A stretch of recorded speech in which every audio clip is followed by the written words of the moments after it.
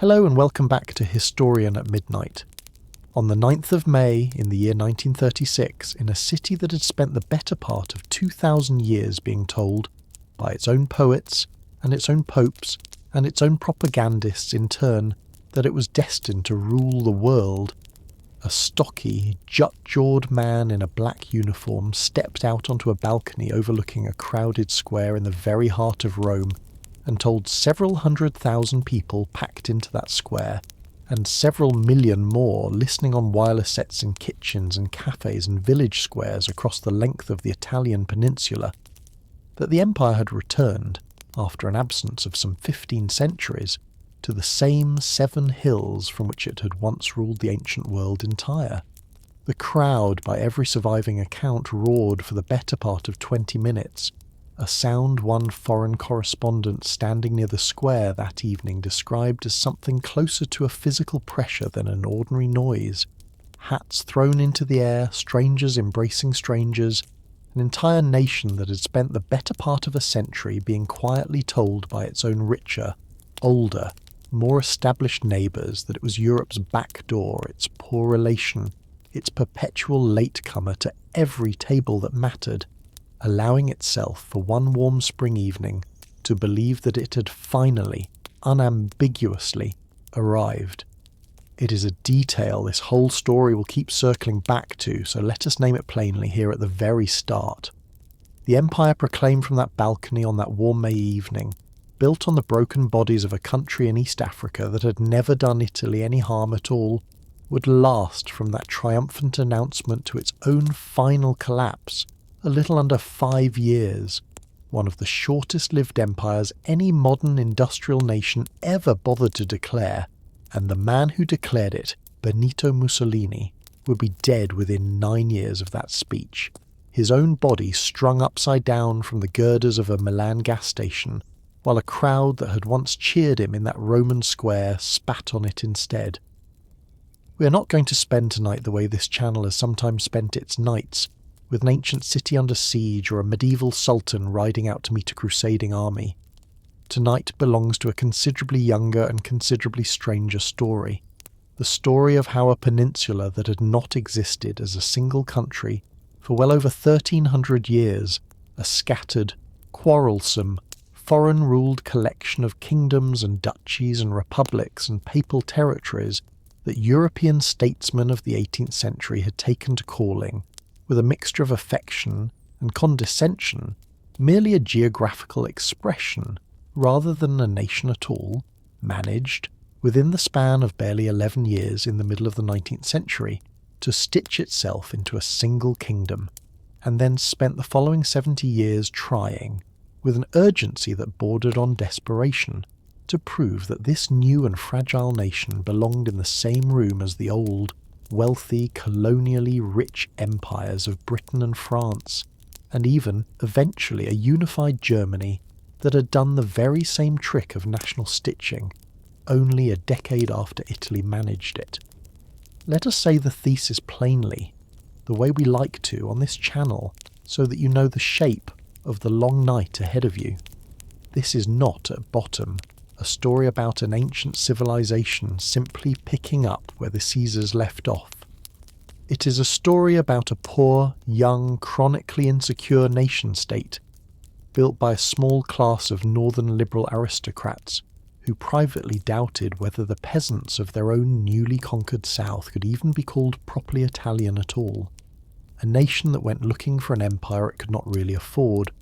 on a continent whose usable pieces had mostly already been claimed by richer and older hands, and that eventually handed the keys of its own colonial ambition to a fascist dictator who promised it the glory of ancient Rome and delivered instead a war it could not win, an empire it could not hold, and a reckoning in the spring of 1945 considerably more brutal than anything the tired old kingdoms of Britain or France would ever be forced to pay for empires of their own. Before we drift into the rest of this long night story together, take a quiet moment to like this video and subscribe, but only if you genuinely enjoy what I do here, because that is the only reason I would ever want you to.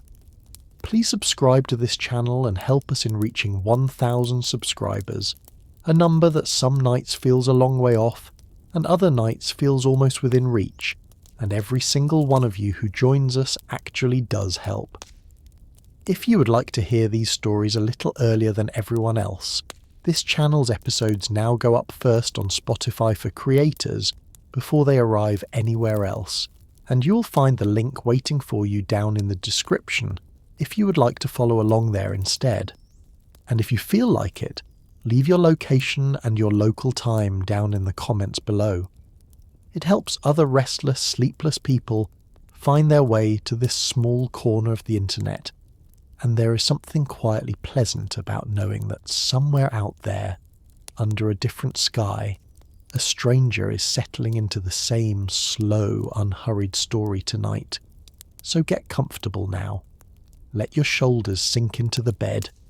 Let your eyes soften even if they stay open a while longer yet, and settle in for a long night with the complete story of the Italian Empire, from a fractured peninsula ruled by foreign kings to a fascist balcony in Rome,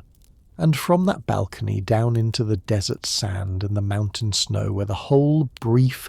desperate project finally came apart. A geographical expression, not yet a country.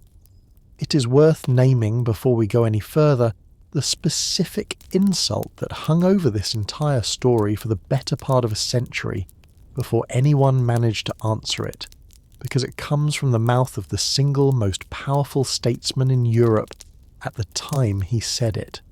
In 1847, an Austrian chancellor named Clemens von Metternich, the same conservative architect who had spent decades after the fall of Napoleon Bonaparte carefully rebuilding a Europe of stable, obedient monarchies out of the wreckage the French Revolution had left behind, dismissed the whole notion of a unified Italian nation in a private diplomatic memorandum with a phrase that would outlive him by considerably longer than his own chancellorship did, describing Italy as nothing more than a geographical expression, a name on a map with no political reality behind it at all, no shared government, no shared army, no shared future, only a shared boot-shaped stretch of coastline that happened, by accident of geography, to jut out into the middle of the Mediterranean Sea. It is worth sitting with how genuinely accurate that insult actually was in 1847, because the peninsula Metternich was describing had not existed as a single unified state since the western half of the Roman Empire itself had finally collapsed in the 5th century, and in the 13th century since it had fractured, reformed, and fractured again into an ever-shifting patchwork of kingdoms, republics, duchies, and papal territories, ruled at various points by Byzantine governors, Lombard warlords, Norman adventurers, Spanish viceroys, Austrian archdukes, and, for one brief Napoleonic interlude this channel has already told you about on another night, by a French emperor who carved out of the northern half of the peninsula a client kingdom of Italy that existed for less than a decade before Napoleon's own final defeat erased it from the map again, a fleeting echo of unification that came and went so quickly that most of the peninsula's own ordinary inhabitants barely had time to register that the word Italy had briefly meant something more than a geographical expression at all. It is worth pausing at some length on exactly what the peninsula looked like in the decades after that Napoleonic interlude finally collapsed, because the Congress of Vienna, the same great diplomatic gathering this channel has already described redrawing the map of a shattered Europe after Napoleon's fall, treated Italy with roughly the same careless, restorative logic it applied everywhere else on the continent, handing territory back to whichever royal family had held it before the French Revolution had come along and disturbed everyone's arrangements, with almost no regard at all for whether the peninsula's own inhabitants had any say in the matter. In the north, the wealthy and strategically vital regions of Lombardy and Venetia, including the great commercial cities of Milan and Venice, were placed under direct Austrian rule, governed from Vienna by officials who regarded the local population with a mixture of bureaucratic indifference and, whenever unrest flared, open military suspicion. To their west, the Kingdom of Sardinia-Piedmont, ruled by the ancient House of Savoy from its capital at Turin, controlled the island of Sardinia itself, along with a mainland territory, stretching across Piedmont and into the county of Nice and the Duchy of Savoy on the French side of the Alps, a comparatively modest but genuinely independent Italian kingdom that would, this story is going to tell you, eventually swallow the entire rest of the peninsula whole. Scattered across the centre of the peninsula sat a handful of smaller duchies, Parma, Modena, and Tuscany among them, most of them ruled by branches of the Austrian imperial family, or by rulers who depended in practice on Austrian military backing to keep their own restless populations quiet, a dependency that made Austria, whatever the formal boundaries on the map suggested, the single dominant power over the whole of northern and central Italy in every way that actually mattered. Rome and the surrounding countryside of central Italy belonged to the Pope himself, ruling not merely as the spiritual head of the Catholic Church, but as a genuine temporal sovereign over the Papal States, a theocratic government whose own administration had, by the middle of the 19th century, earned a reputation among European liberals for corruption, inefficiency, and a stubborn resistance to nearly every modernising reform then sweeping through the rest of the continent. And in the south, covering considerably more than half of the entire peninsula's land area and population, sprawled the Kingdom of the Two Sicilies, ruled from Naples by the Bourbon dynasty, a royal house this channel has already told you about ruling in Spain and in France alike,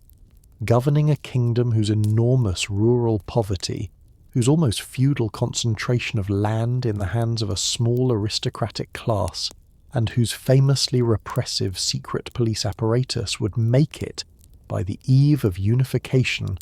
the single most reviled and most frequently caricatured government on the entire European continent among liberal opinion. It is worth pausing too on the sheer practical strangeness of daily life across this fractured peninsula in the decades before unification, because it is easy, looking backward from the vantage of a single unified Italian nation that has now existed for well over a century and a half, to imagine some latent, obvious national identity simply waiting beneath the surface for the right moment to express itself, and the actual lived reality of the 1820s and 1830s offers very little support for that comforting assumption. A traveller moving from Turin to Naples in this period crossed, in the space of a single journey, half a dozen separate customs borders, each one levying its own tariffs and demanding its own paperwork. Exchanged, at every border, one currency for another, since Piedmont, Lombardy, Tuscany, the Papal States, and the Two Sicilies each minted their own coinage with no common standard of value between them, and encountered, village to village and often valley to valley, dialects so different from one another in vocabulary, pronunciation, and grammar that educated Milanese and educated Neapolitans, both nominally speaking Italian, frequently found each other close to unintelligible, without resorting to the more standardized literary Tuscan dialect that a small educated elite across the peninsula had adopted, following the example of Dante centuries earlier, as a shared written language even where no shared spoken one existed. It is worth naming, plainly, the genuinely startling statistic that modern historians of the unification period return to again and again to illustrate just how thin this shared national culture actually was at the moment of political unification, by the most careful estimates available. Something in the range of only 2 or 3 people out of every 100 living on the Italian peninsula in the 1860s could actually speak the standardized Italian language that would soon become their new nation's official tongue. The overwhelming majority of the population speaking, instead, one of dozens of distinct regional dialects, many of them closer, in linguistic terms, to separate languages than to mere regional variations of a single common speech. A nation, in other words, was about to be built considerably faster than a shared national culture, a shared national language, or a shared sense of common identity could plausibly be built to support it, and it is worth holding that mismatch in mind for the whole of the story still to come, because a great deal of what went wrong in the Italian Empire's brief and troubled history traces back, in one way or another, to exactly this gap between the speed of political unification and the much slower, much more stubborn work of actually making a genuinely unified people out of a peninsula that had spent 13 centuries growing apart. It is worth naming too the specific and genuinely brutal economic reality that underlay this cultural fragmentation, because it matters enormously for understanding both the unification movement that was about to sweep the peninsula and the later, more desperate colonial ambitions this whole story is ultimately building toward. The Italian peninsula of the early 19th century was, by nearly every economic measure available to us, one of the poorer corners of Western Europe, its agriculture still overwhelmingly organised along semi-feudal lines in the south, where a small class of absentee aristocratic landowners controlled vast estates called latifundia, worked by desperately poor peasant labourers who owned no land of their own and had little realistic hope of ever acquiring any, and where malaria, endemic across large stretches of the southern and central countryside, killed and weakened rural populations on a scale that would not be seriously addressed for another century still. The north fared somewhat better, its agriculture more intensive, and its cities, Milan and Turin especially, beginning by the middle of the century to develop the first genuine stirrings of industrial manufacturing. But even there, Italy lagged years, and in some respects decades behind the industrial transformation already well underway in Britain, in Belgium, and in parts of northern France and the German states, a gap that a unified Italian kingdom, once it finally came into existence, would spend the following half-century trying, with only partial success, to close. The profits of a nation that did not yet exist. It is worth pausing before we follow the actual political and military mechanics of unification any further on the small but genuinely remarkable circle of writers, exiles and revolutionary conspirators who spent the decades before 1848 doing the patient, unglamorous work of convincing a scattered, dialect-divided, largely illiterate peninsula that it was, in fact, a single nation with a single destiny, because without their work, the political unification that followed would have had almost no popular idea to attach itself to at all. Chief among them, and by far the most influential in the long run, was a Genoese lawyer's son named Giuseppe Mazzini, who spent the greater part of his own adult life in exile from a peninsula whose various governments had repeatedly imprisoned, expelled, and, on at least one occasion, sentenced him to death in absentia for the crime of conspiring toward exactly the unified republican Italian nation this story is about to describe coming into being, though not, as we will see, on anything like the terms Mazzini himself had spent his life imagining. In 1831, from exile in Marseille, Mazzini founded a secret political society he called Young Italy, dedicated in its own founding manifesto to the creation of a single, unified, democratic Italian republic, stretching from the Alps to the southern tip of Sicily, governed not by any king or pope but by the sovereign will of the Italian people themselves, a genuinely radical vision for its time that combined, in Mazzini's own restless and deeply moralistic writing, the practical mechanics of conspiratorial revolution with an almost religious sense of national mission. Mazzini himself frequently describing the coming Italian nation in language that borrowed as heavily from Christian theology as from Enlightenment political philosophy, a chosen people awakening to its own historic destiny after centuries of foreign subjugation and internal division. It is worth naming honestly, because this whole channel tries to hold both hands open at once, rather than settle for the more flattering version of any story, that Mazzini's own record as a practical revolutionary organiser was, across the decades, one of almost unbroken failure.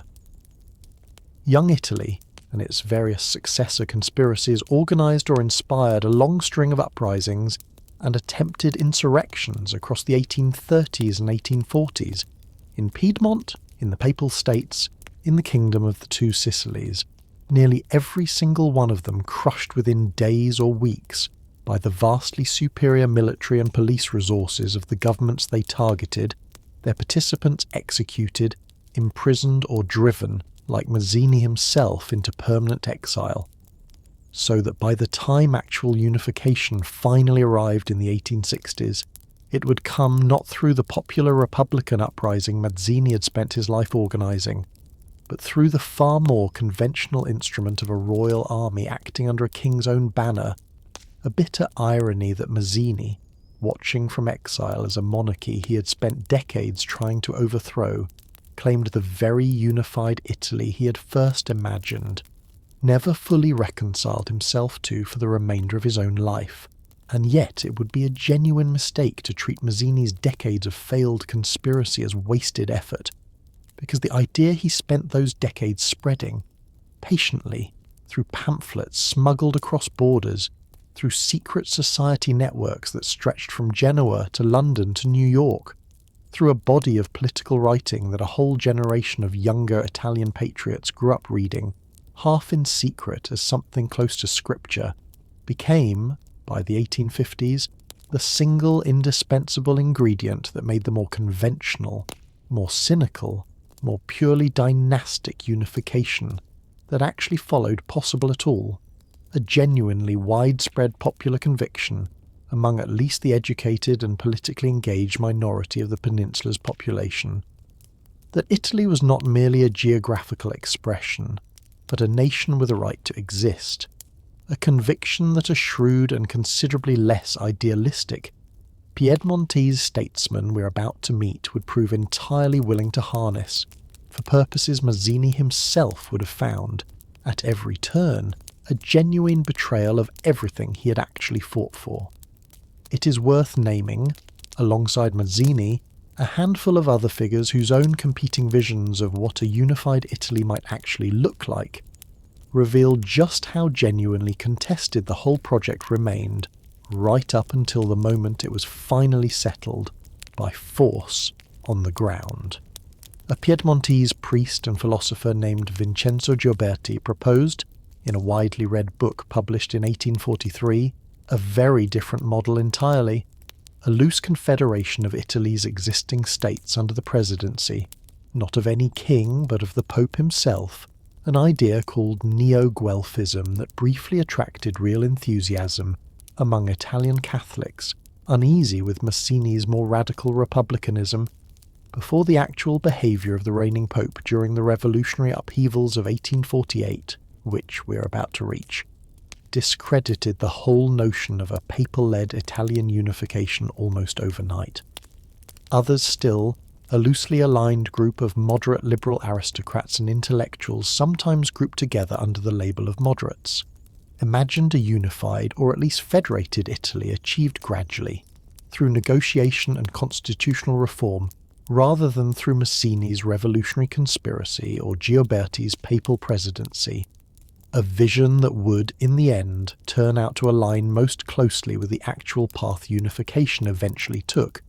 though even the moderates themselves would find, once the process was finally set in motion, that it moved considerably faster and considerably more violently than most of them had originally intended or expected. It is worth pausing now on the extraordinary and ultimately disappointing eruption of 1848 itself, the same continent-wide wave of popular revolution this channel has already described sweeping through the German states and toppling, however briefly, the old order in Paris and Vienna alike. because on the Italian peninsula that same wave produced for a few genuinely dizzying months something that looked very much like the unified national uprising Mazzini had spent 17 years trying to organise, only for it to collapse by the following year, in a sequence of defeats so total and so demoralising that it would take more than a decade for Italian nationalism to fully recover its nerve. Revolution broke out first in Sicily in January of 1848, spreading within weeks to Naples, to the Papal States, and to the Austrian-ruled cities of the north, where the population of Milan rose in a genuinely remarkable 5 days of street fighting in March, driving the Austrian garrison out of the city entirely through barricade warfare fought overwhelmingly by ordinary artisans, students and shopkeepers rather than by any organised military force at all. Sensing an opportunity to expel Austria from northern Italy once and for all, and to position his own kingdom at the head of a broader national movement,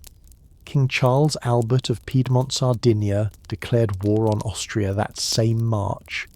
marching his own army into Lombardy under a tricolour flag and a set of promises about Italian liberation that briefly made him, to a great many ordinary Italians watching from Milan to Naples, the closest thing the unification movement had yet produced to a genuine national hero. It is worth naming too the specific and rather remarkable episode involving the reigning Pope Pius IX,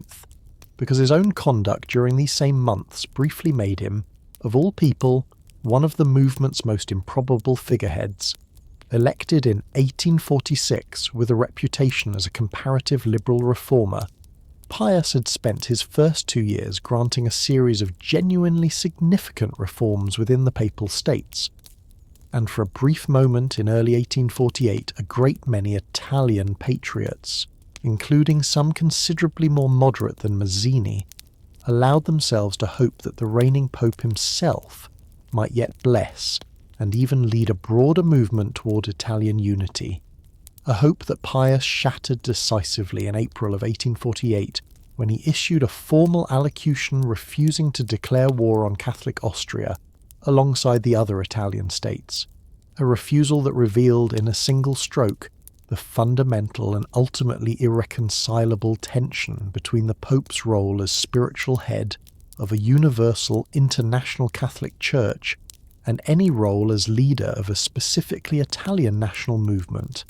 and that pushed Pius, within months, into an increasingly conservative and increasingly hostile posture toward Italian nationalism that would harden over the following decades into one of the unification movement's single, most stubborn and most bitter obstacles. It is worth naming plainly and in sequence exactly how completely this whole extraordinary uprising then collapsed, because the speed and totality of its failure would shape, in ways both practical and psychological, everything that came after.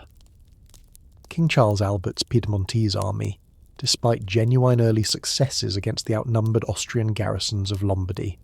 was decisively defeated by a reorganised and reinforced Austrian force under the veteran Field Marshal Joseph Radetzky at the Battle of Custoza in July of 1848, and again, still more decisively, at the Battle of Novara in March of 1849, a second defeat so total that Charles Albert abdicated his own throne on the battlefield itself, handing the crown to his young son, Victor Emmanuel II, and departing into an exile from which he would never return, dying in Portugal only months later, a broken man whose own name would nonetheless be remembered, in the more forgiving retrospect of a unified Italy still 11 years away, as the first king who had genuinely tried. In Rome, a short-lived Roman Republic, proclaimed after Pope Pius fled the city in disguise, held out through the spring and early summer of 1849 under the leadership of Mazzini himself, finally returned from decades of exile to see his lifelong dream briefly, incompletely realised, and defended militarily by a charismatic guerrilla commander named Giuseppe Garibaldi,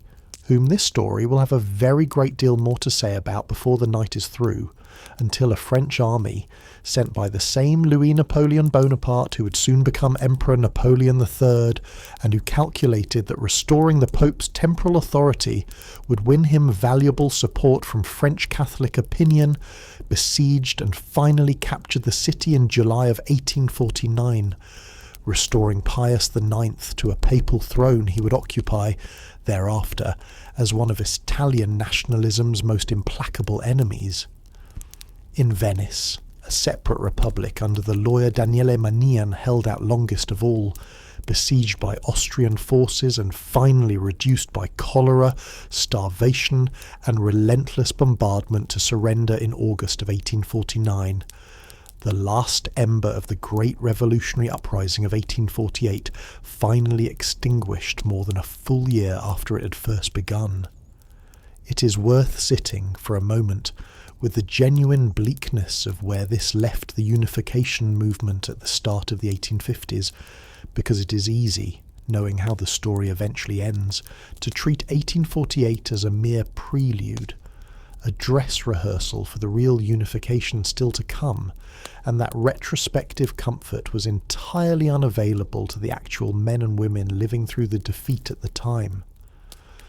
Mazzini was back in exile, his lifelong dream of a democratic Italian republic in ruins for the second time in his life. Garibaldi, his wife Anita dying of exhaustion and illness during the desperate retreat from a fallen Rome, fled the peninsula as a hunted fugitive, eventually finding refuge as far away as New York, where he spent a period of his own exile working, of all things, as a candle maker on Staten Island. A detail later Italian patriotic biography would find considerably less flattering to dwell on than his battlefield exploits. Austrian power over Lombardy and Venetia stood not merely intact, but reinforced. Field Marshal Radetzky's reconquest of northern Italy, so thorough and so celebrated back in Vienna, that the composer Johann Strauss the Elder wrote, in the old marshal's honour, a triumphant piece of military music that remains, to this day, one of the most recognisable pieces of Austrian orchestral repertoire, an uncomfortable little historical footnote for any modern Italian listener who happens to know what exactly that cheerful march was originally written to celebrate. And across the whole of the peninsula, the various restored monarchs, badly frightened by how close popular revolution had come to sweeping them away entirely, rolled back what liberal reforms they'd granted in the panic of 1848 and settled into a period of renewed and often intensified political repression, with one solitary and, as it would turn out, genuinely decisive exception, the small northern kingdom of Piedmont Sardinia, whose young new king, Victor Emmanuel II, alone among the peninsula's rulers, chose to preserve the liberal constitution his own defeated father had granted during the brief, hopeful spring of 1848, a decision that would make Piedmont over the following decade the one genuinely stable, genuinely constitutional government anywhere on the Italian peninsula, and that would give it, when the moment for unification finally came again, a legitimacy and a reputation for good governance that none of its rivals for leadership of a future Italian nation could begin to match. The blacksmith of unification. It is worth pausing now on the single figure this whole story owes more to than to any other, a man who never once, in his entire political career, fired a rifle in anger or led a single company of soldiers into battle, and who nonetheless did more than Mazzini's decades of conspiracy or Garibaldi's decades of fighting to actually build the Italian nation, both of those more romantic figures had spent their lives dreaming about.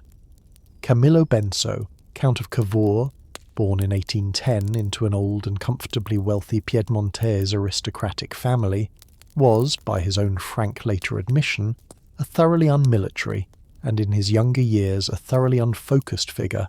a restless younger son packed off, in the customary fashion of his class, into a military academy and briefly into the army itself, before resigning his commission in his early 20s out of what he himself described as sheer boredom, and spending the following 2 decades of his life managing his own family's agricultural estates, dabbling in scientific farming methods imported from England, speculating with real success in railway shares and government bonds, founding and editing a liberal newspaper, and travelling repeatedly through Britain, France, Switzerland and Belgium, absorbing with a genuinely voracious and unusually practical curiosity the specific mechanics of how those wealthier and more industrially advanced nations actually organised their banking systems, their railways, their parliamentary institutions and their armies. It is worth naming plainly exactly what set Cavour apart from nearly every other figure in this entire story, because it explains everything that follows. Where Mazzini was a romantic and a moralist, and Garibaldi was, at bottom, a soldier and an adventurer, Cavour was, first and always, an economist and a pragmatist, a man who believed, with genuine and unwavering conviction, that Italian unification, if it ever came, would be won not through popular insurrection or stirring appeals to national destiny, but through the patient, unglamorous, and often quite cynical instruments of finance, railways, foreign alliances, and, when absolutely necessary, war fought on terms calculated with the same careful attention to cost and benefit that Cavour brought to managing his own family's farms. Appointed Prime Minister of Piedmont Sardinia in 1852, Cavour spent the following several years transforming his small kingdom, by the standards of the rest of the Italian peninsula, into something close to a modern European state, expanding its railway network faster than any other Italian government would have dared even attempt, modernising its banking system, reducing tariffs to encourage trade, and crucially cultivating, through his own liberal newspaper and through Piedmont's genuinely functioning constitutional parliament, an international reputation as the one corner of Italy capable of responsible, modern, non-despotic self-government, a reputation Cavour understood with real strategic clarity was worth considerably more to his ultimate ambitions than any single battlefield victory, because it made Piedmont, and Piedmont alone among the Italian states, a plausible partner for the great liberal powers of Western Europe, whose support any eventual unification project would require. It is worth naming too the genuinely audacious and, on its face, almost inexplicable decision Cavour made in 1855, when he committed a Piedmontese expeditionary force of some 15,000 men to fight alongside Britain and France in the Crimean War, then raging against Russia on the far side of Europe, a conflict in which Piedmont itself had no direct territorial interest whatsoever, and that cost the lives of several thousand Piedmontese soldiers, the great majority of them, in a grim foreshadowing of colonial campaigns still decades in this story's future, to cholera rather than to Russian bullets. The calculation behind that costly and superficially pointless intervention was entirely Cavour's own, and it paid off with a precision that even he could not have fully anticipated at the time. By fighting and dying alongside British and French troops at the siege of Sevastopol, Piedmont earned itself a seat, however modest, at the post-war Congress of Paris in 1856, where Cavour, in a diplomatic manoeuvre that scandalised the assembled representatives of Austria and the older conservative powers, used his brief moment on the international stage to raise, formally and publicly, the question of Austrian domination over northern Italy, planting the Italian question, for the first time in nearly a decade, squarely in front of the assembled great powers of Europe, and securing, in the process, the personal attention and growing sympathy of the one European ruler whose military support Cavour had already concluded was indispensable to any realistic hope of expelling Austria from Italian soil by force. it is worth pausing at some length on the specific and genuinely strange diplomatic courtship that followed between Cavour and that ruler, the French Emperor Napoleon III, nephew of the first Napoleon Bonaparte. This channel has already told you a great deal about because it produced in 1858 one of the more remarkable secret conferences in the whole of 19th century European diplomacy. Napoleon III, a man whose own political career had been built in no small part on a carefully cultivated public image as his famous uncle's heir, harboured a genuine, if characteristically self-serving sympathy for the cause of Italian nationalism, having himself, as a young man, briefly fought alongside Italian revolutionaries during the very uprisings of the early 1830s that this story has already described Mazzini organising, and Cavour, recognising in that youthful sympathy a genuine diplomatic opening, arranged through a series of secret intermediaries a clandestine personal meeting with the French Emperor at the small spa town of Plombières-les-Bains in July of 1858, ostensibly a chance encounter between two men taking the waters, in reality a carefully planned summit at which the two leaders, meeting alone and leaving behind no official written record of their conversation, worked out in remarkable and remarkably cynical detail the precise terms of a secret alliance. France would provide military support if Piedmont could manoeuvre Austria into declaring war first. The resulting conflict would drive Austria out of Lombardy and Venetia entirely, and in exchange for French assistance, Piedmont would cede to France the territories of Nice and Savoy, the very same alpine homelands of the ruling House of Savoy itself, a territorial price Cavour accepted with a coolness that reveals, better than almost anything else in his career, exactly how unsentimentally transactional his approach to the whole unification project actually was. It is worth naming, honestly, that this entire secret arrangement amounted in its essential mechanics to Cavour deliberately engineering a war under false pretences, manufacturing, through a series of calculated provocations across the following months, a border crisis specifically designed to goad the notoriously proud and notoriously easily provoked Austrian government into declaring war first, so that Piedmont could present itself to European opinion, and crucially to Napoleon III's own French public, as the innocent victim of unprovoked Austrian aggression, rather than as the calculating instigator it actually was. The strategy worked with an almost embarrassing predictability. Austria, alarmed by Piedmontese military mobilization along their shared border, and pressed by its own hawkish generals to strike before Piedmont could fully prepare, issued an ultimatum in April of 1859 demanding immediate Piedmontese demobilization, an ultimatum Cavour, having achieved exactly the diplomatic positioning he had spent the better part of a year engineering, rejected within days, and Austrian troops crossed into Piedmontese territory before the month was out, giving Napoleon III the clean pretext for war his own secret Plombières commitment required. The war that followed, fought across the summer of 1859 chiefly in the plains of Lombardy, produced two enormous and enormously bloody battles at Magenta in June and at Solferino later that same month, the latter involving something in the range of 250,000 combined French, Piedmontese and Austrian troops, and resulting in casualties so appalling, some 40,000 men killed or wounded in a single day of fighting, that a young Swiss businessman named Henry Dunant, who happened to witness the battle's aftermath firsthand while travelling through the region, was so horrified by the scenes of wounded and dying soldiers, left largely without medical care, that he was moved, in the years that followed, to found the organisation that would eventually become the International Committee of the Red Cross,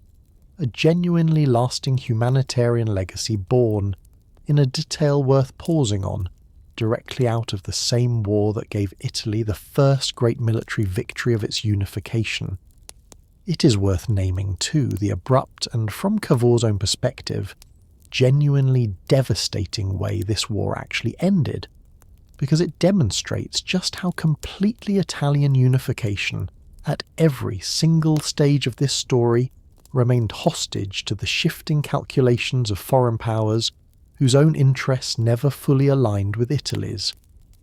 Napoleon III, shaken by the scale of the casualties at Solferino, increasingly worried about the domestic political costs of a prolonged war,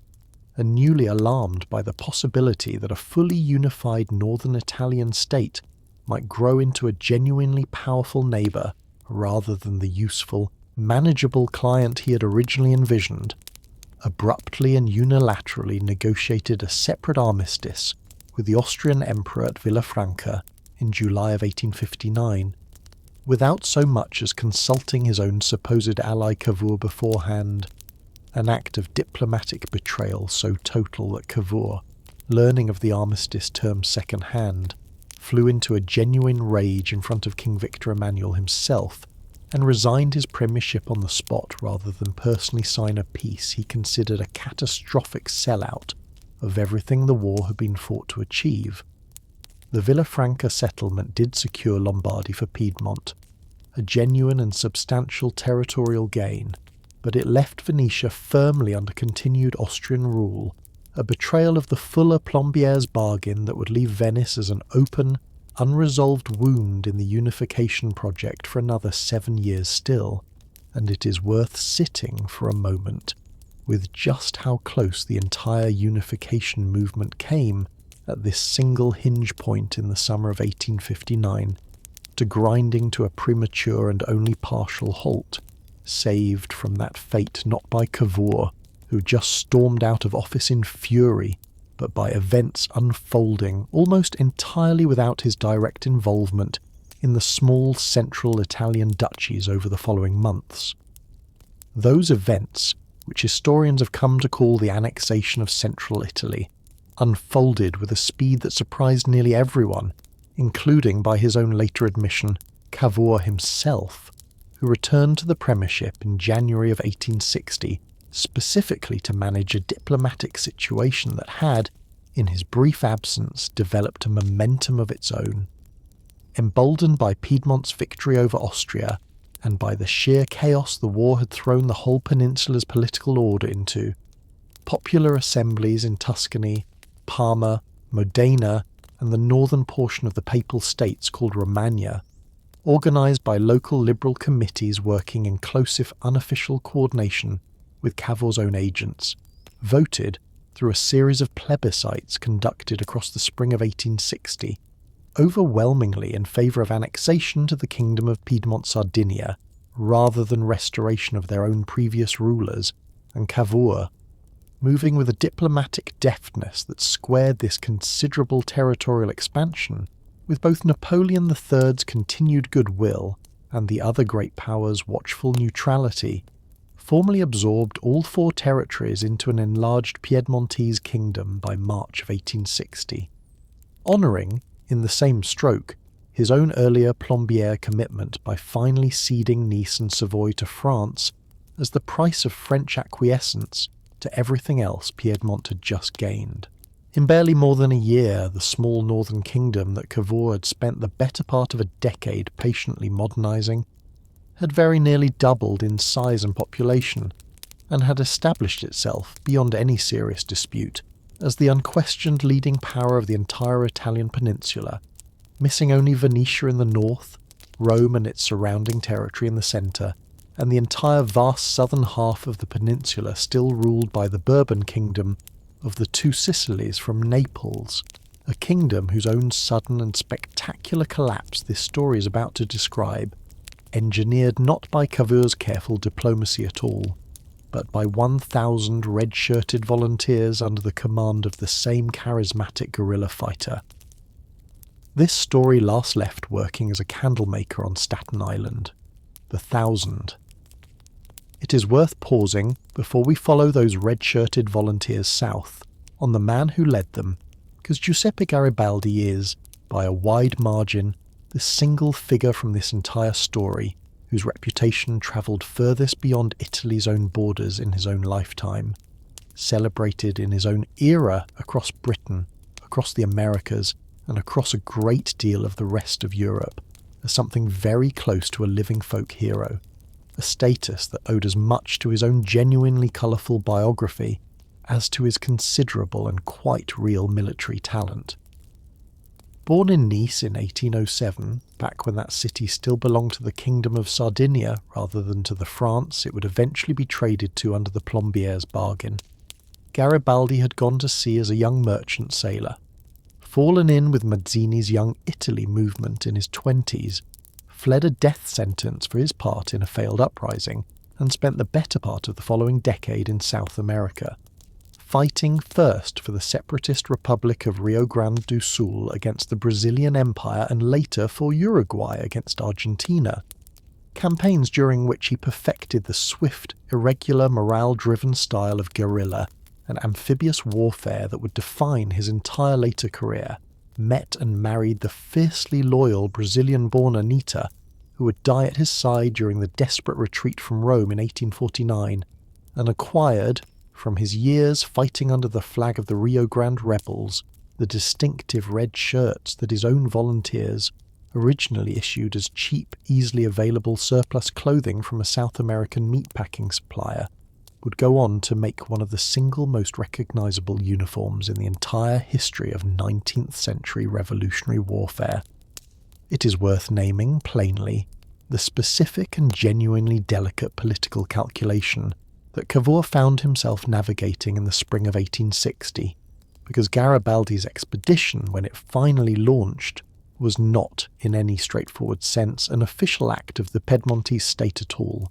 and understanding the studied ambiguity Cavour maintained toward it tells us a great deal about how this entire unification project actually worked in practice. When a popular uprising broke out in Sicily that April against Bourbon rule, Garibaldi, restless in the aftermath of the central Italian annexations he had played only a minor role in, began organising, with volunteers and funding drawn from liberal and nationalist sympathisers across the peninsula, and notably, from outside it as well, an expeditionary force to sail south and support the Sicilian rebels directly, a plan Cavour privately found both alarming and, if it succeeded, potentially extremely useful, and that he responded to with a carefully calculated public neutrality, neither officially sanctioning the expedition, which would have meant open Piedmontese aggression against another sovereign state, and risked provoking exactly the kind of great power intervention Cavour had spent a decade trying to avoid, nor genuinely attempting to stop it,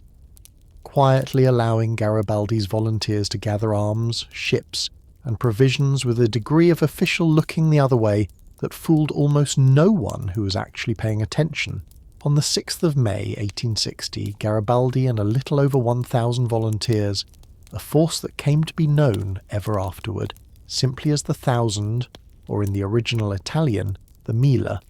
boarded two aging steamships at the small port of Quarto near Genoa and sailed south for Sicily.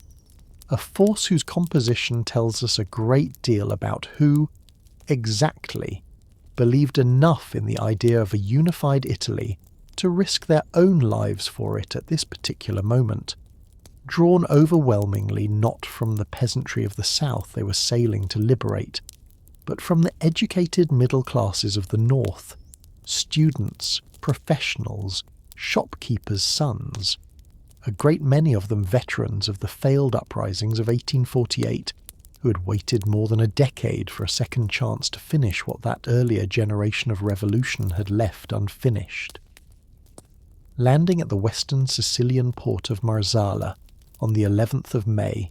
in a detail later Italian patriotic memory would find almost too poetic to be true, the Thousand's ships slipped past a small Bourbon naval patrol partly because two British warships happened to be anchored in the same harbour at that exact moment, their mere presence enough to make the Bourbon captain hesitate before opening fire on ships that might, for all he could tell in the confusion, have been under some form of British protection, a small stroke of genuinely consequential luck that Garibaldi's own extraordinary self-confidence and his volunteers' own considerable dash would spend the following months turning into one of the most improbable military campaigns of the entire 19th century. It is worth naming, honestly and without exaggeration, just how lopsided the actual military balance appeared on paper as this campaign began, because the scale of what followed genuinely does deserve the word extraordinary rather than merely successful. The Kingdom of the Two Sicilies fielded a standing army of well over 100,000 men, a real and reasonably well-equipped force on paper, against Garibaldi's 1,000 volunteers, most of them armed with a mismatched assortment of outdated muskets and precious little artillery at all, and yet within a matter of weeks that overwhelming numerical disadvantage had scarcely mattered, because the Bourbon army that should have crushed the 1,000 almost immediately turned out to be riddled at nearly every level of its command structure, with the same corruption, demoralization, and sheer administrative rot that had made the Kingdom of the Two Sicilies for a generation already the most reviled government on the Italian peninsula among liberal opinion, its senior officers frequently more concerned with preserving their own positions and property than with actually fighting its rank-and-file soldiers, drawn overwhelmingly from an impoverished and resentful peasantry with little personal loyalty to a Bourbon monarchy that had done remarkably little for them, disturbingly quick to surrender, desert, or simply melt away whenever Garibaldi's own smaller but far more motivated force appeared. At the Battle of Calatafimi on the 15th of May, barely 4 days after landing, Garibaldi's outnumbered volunteers routed a much larger Bourbon force through a combination of sheer aggressive momentum and Garibaldi's own instinctive genius for morale, reportedly telling his own men, as they hesitated before a difficult uphill assault, that here they would make Italy or die trying, a line that, whether recorded with perfect accuracy or polished slightly by the retelling, captures precisely the theatrical all-or-nothing spirit that Garibaldi brought to every engagement of this entire campaign. Palermo itself, Sicily's own capital, fell to the 1,000 by the end of May, after several days of brutal street fighting that Garibaldi's volunteers, reinforced by local Sicilian insurgents who flocked to join what increasingly looked like a genuinely unstoppable movement, ultimately won, and by the end of July the whole of Sicily lay under Garibaldi's control, governed for the following weeks, not in the name of King Victor Emmanuel at all, but as an independent dictatorship Garibaldi himself proclaimed in the name of Victor Emmanuel as future king of a united Italy. A careful piece of political theatre that let Garibaldi rule as an effectively sovereign revolutionary authority while still nominally and strategically keeping his conquest tethered to the Piedmontese crown. It is worth pausing here on the considerably less romantic and considerably more uncomfortable undercurrent running beneath this whole triumphant Sicilian campaign, because it would resurface in far darker form once unification was actually complete.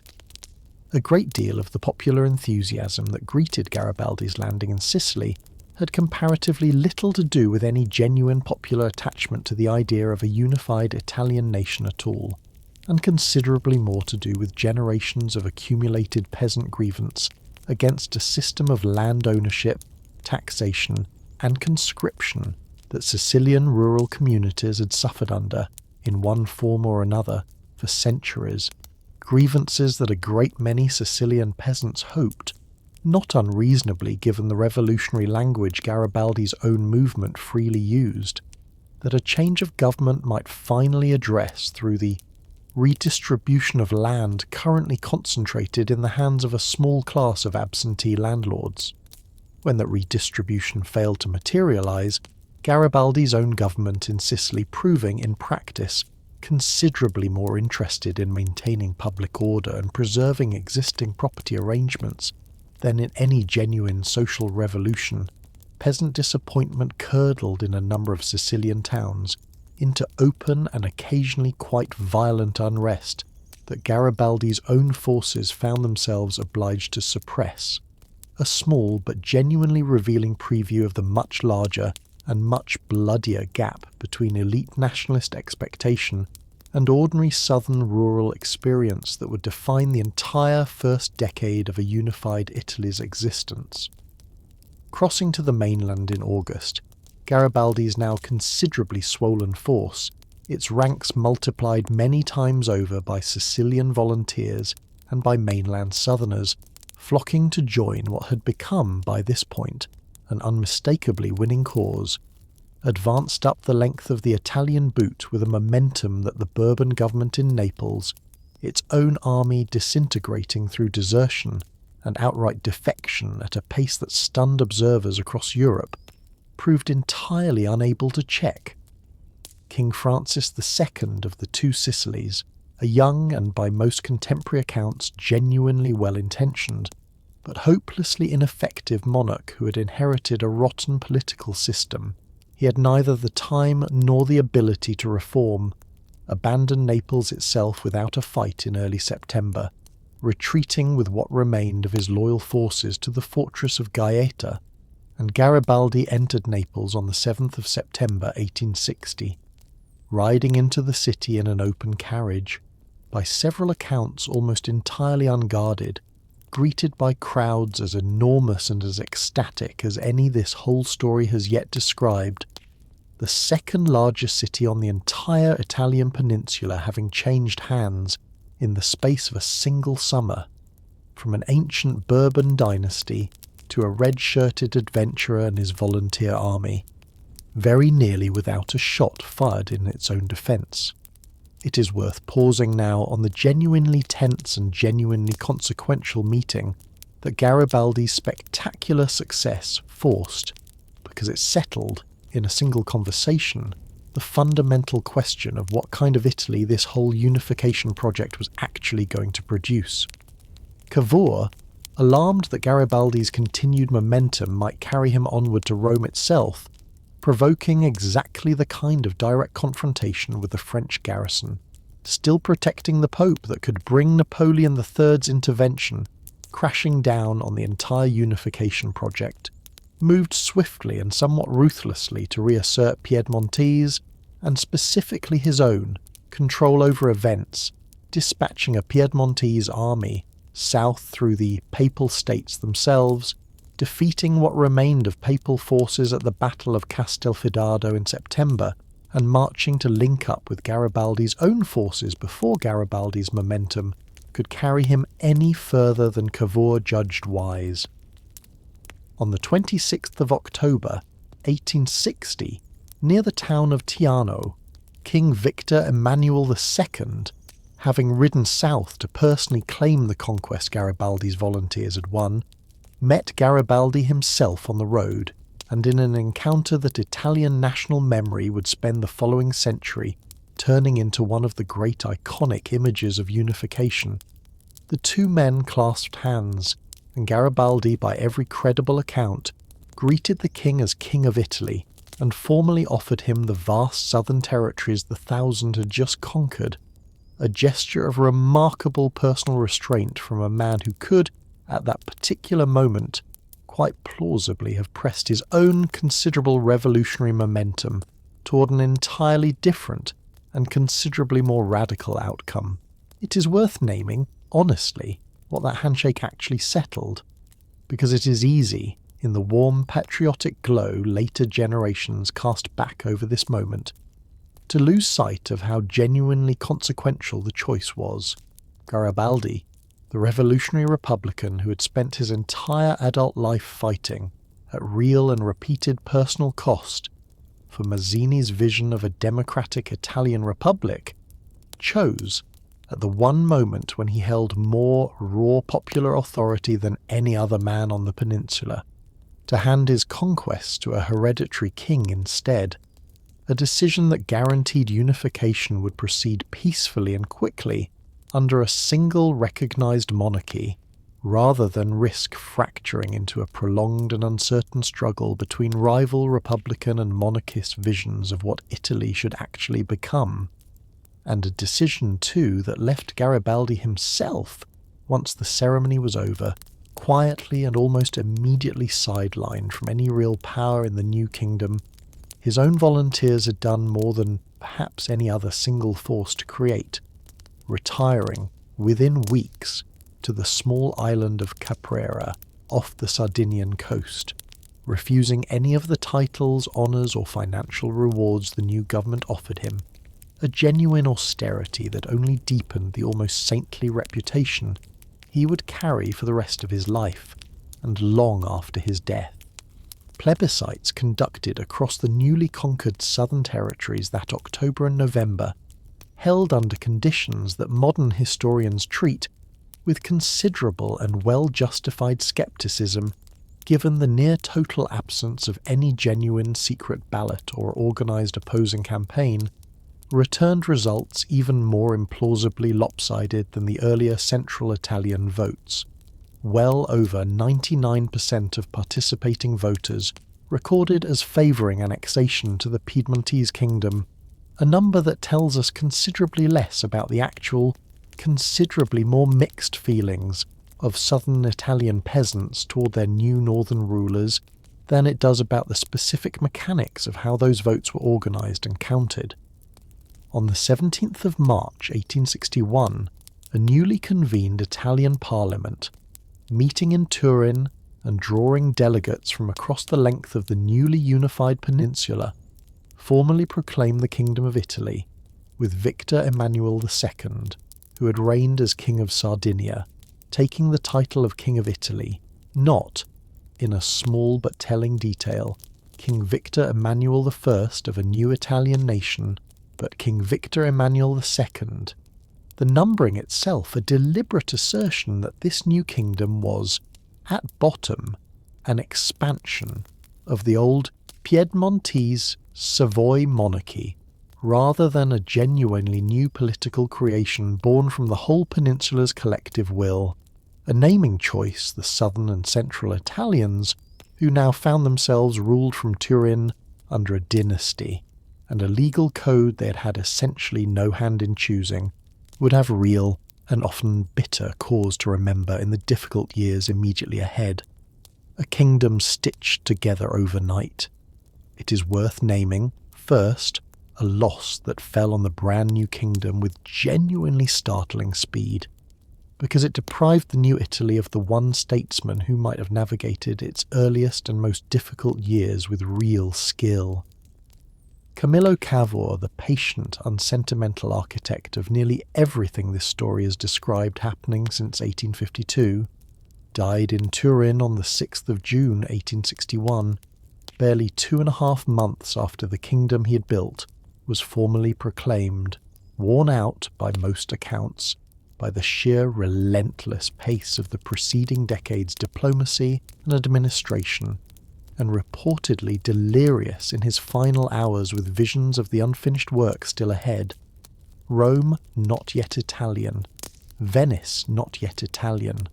a fragile new state not yet remotely reconciled to itself. It is worth sitting for a moment with the genuine bad luck of that timing, because the new Kingdom of Italy would spend its first difficult decade without the one figure who had,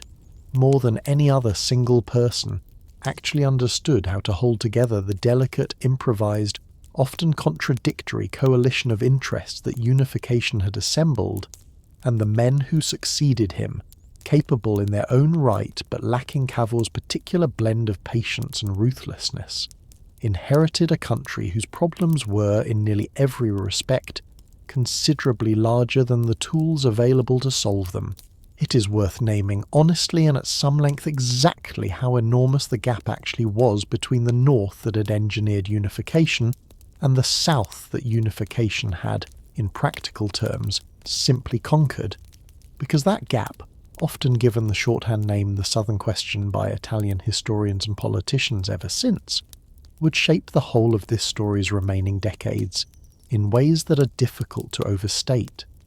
The new kingdom's government, its legal codes, its parliamentary institutions, and its senior administrative and military personnel were,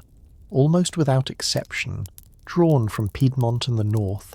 transplanted wholesale onto a south whose own very different social, economic and administrative traditions had developed across centuries of separate Bourbon rule, along entirely different lines, and northern administrators arriving to govern the new southern provinces frequently regarded the populations they had been sent to administer with an open contempt that several surviving official reports from the period express in language modern readers find genuinely startling, describing southern Italian peasants in terms barely distinguishable from the language European colonial administrators of this same era were using to describe the populations of Africa and Asia: backward, ignorant, scarcely civilized, a people requiring firm northern tutelage before they could be trusted with the full rights of Italian citizenship. It is worth naming plainly, because it matters enormously for understanding the colonial ambitions this whole story is eventually building toward, that a great many of the new kingdom's own northern elite privately harboured real doubts about whether the peasantry of the newly conquered south could even be considered properly, fully Italian at all, a domestic prejudice that would echo uncomfortably in the racial hierarchies Italy's own colonial administrators would go on to construct within a few decades in East Africa. That gap, and the specific and often brutal way the new kingdom chose to close it, produced, within months of unification, a conflict considerably larger and considerably bloodier than the relatively brisk military campaigns that had actually created the kingdom in the first place. Across the southern provinces, a wave of armed resistance broke out almost immediately against the new government, a resistance the new Italian state from the very start insisted on calling brigandage, a term that framed the fighters involved as mere criminal bandits, rather than as participants in anything resembling genuine political resistance, and that modern historians have, over the following century and a half, worked hard to complicate, because the movement that actually unfolded across the South between 1861 and roughly 1865 drew together, in an uneasy and often internally contradictory coalition, genuine common criminal gangs who had always operated in the South's remote rural terrain, peasants driven to armed resistance by grievances over land, taxation, and above all a newly imposed and deeply unpopular system of national military conscription that took young men away from desperately poor rural families for years at a stretch, and Bourbon loyalists, some of them former soldiers of the defeated King Francis II, who saw in this popular unrest a genuine opportunity to restore the old dynasty. All of it further complicated by covert support and financing that the exiled Bourbon court, from its refuge in Rome under papal protection, funneled to the resistance for years. The new Italian government's response was, by any honest reckoning, a war waged with a severity that stands in genuine tension with the liberal, constitutional self-image the Piedmontese-led kingdom liked to present to the rest of Europe. Something in the range of 120,000 regular Italian troops, more than the entire force Garibaldi and Cavour together had needed to conquer the south in the first place, were deployed across the southern provinces to suppress the uprising. Martial law was declared across large stretches of the affected countryside, and the fighting, by the most careful modern estimates, killed somewhere in the range of several thousand to, by some high accounts, over 10,000 people before it was finally, brutally suppressed by 1865, a death toll that a great many standard, more triumphant tellings of the unification story simply leave out entirely, and that this channel, holding both hands open at once the way it always tries to, is not going to leave out here. It is worth naming, too, the specific and genuinely staggering demographic consequence that this whole difficult, unequal, often violently mismanaged process of unification produced over the following half-century, because it is one of the single largest population movements in modern European history, and it reshaped entire cities on the other side of the Atlantic Ocean. Beginning in earnest in the 1880s and accelerating dramatically through the early years of the 20th century, something in the range of 13 million Italians, the overwhelming majority of them from the impoverished rural south and from Sicily, left the newly unified kingdom that had promised them, at least in theory, full citizenship in a modern European nation, and sailed instead for the Americas, for Argentina, for Brazil, and above all for the United States, where by the early 1900s Italian immigrants were arriving at Ellis Island in numbers exceeding any other single national group, crowding into tenement neighborhoods in New York, Chicago, and a dozen other American cities that would, within a generation, become permanent and defining features of those cities' own cultural landscape. It is worth pausing, honestly, on what that emigration actually represented, because it is, in the plainest possible terms, one of the new kingdom's clearest failures made visible. A government that had promised, in the heady rhetoric of the unification years, to lift the South out of the poverty and misrule it had suffered under Bourbon rule, instead presided, across its first half-century of existence,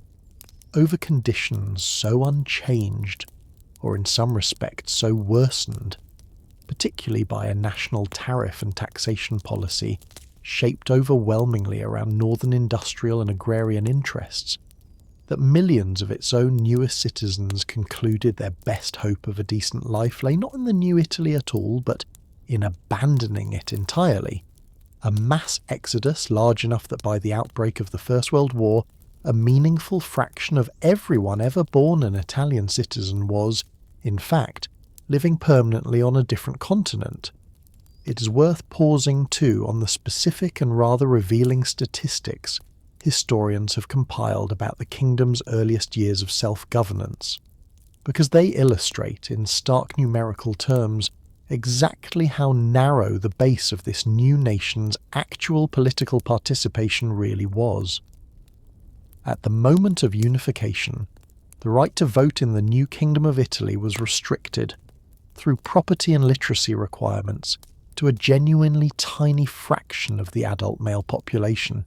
something in the range of 2% of the total population of the entire kingdom. A franchise so narrow that the new Italian parliament, for all its liberal constitutional trappings, represented in practice an extremely thin slice of wealthy, educated, overwhelmingly northern and central Italian men,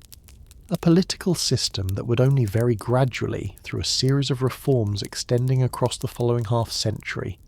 expand toward anything resembling genuinely broad popular representation, and it is worth holding that narrowness in mind for the whole of the rest of this story, because the same small governing class that had engineered unification through diplomacy and conquest, rather than popular revolution, would go on, across the following decades, to make nearly every major decision about Italy's foreign wars and its colonial ambitions with a similarly narrow circle of voices actually consulted. The last two pieces. It is worth naming briefly the two remaining territories still missing from the new kingdom's map in the years immediately after 1861, because completing the unification project would require two further wars, fought on terms that, once again, depended far more on the shifting calculations of larger foreign powers than on anything Italy itself could accomplish alone. Venetia, still firmly under Austrian rule, finally passed to Italy in 1866, not through any Italian military triumph of its own, because the Italian army, fighting as Prussia's ally in the same 7 weeks' war this channel has already told you about, suffered a genuinely humiliating defeat at the Battle of Custoza that June, an eerie echo of the identical defeat an earlier Piedmontese army had suffered on almost exactly the same ground back in 1848, and the fledgling Italian navy fared even worse only weeks later,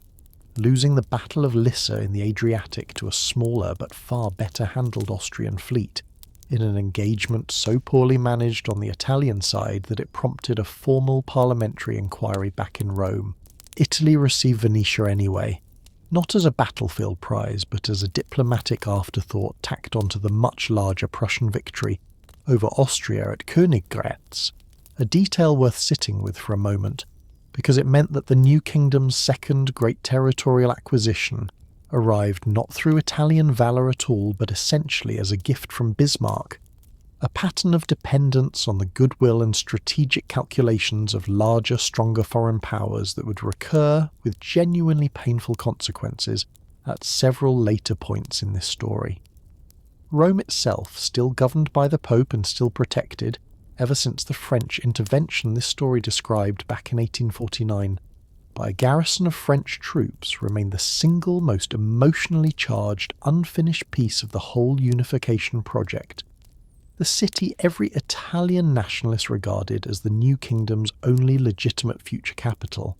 sitting tantalisingly outside Italian control for nearly a full decade after unification was otherwise complete. Garibaldi himself, restless as ever in his island retirement, attempted twice, in 1862 and again in 1867, to march on Rome at the head of volunteer forces entirely independent of the Italian government's own official sanction, and was, on both occasions, halted not by papal or French forces at all, but by the Italian government's own army, deployed specifically to stop him.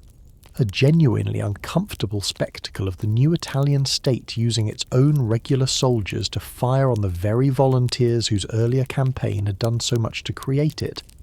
Garibaldi himself wounded by Italian government troops at the Battle of Aspromonte in 1862, in an episode that strained for years afterward the always somewhat uneasy relationship between the old revolutionary hero and the monarchist state that had absorbed his conquests. The opportunity Italy had been waiting for finally arrived in the late summer of 1870, when the Emperor Napoleon III, whose French garrison had guarded Rome for over 2 decades, was forced to withdraw those troops back to France entirely, needing every available soldier for the catastrophic war against Prussia. This channel has already told you a great deal about a war that would, within weeks, end the Second French Empire altogether and remove, at a single stroke, the one foreign power that had stood between Italy and its own long-claimed capital. On the 20th of September 1870,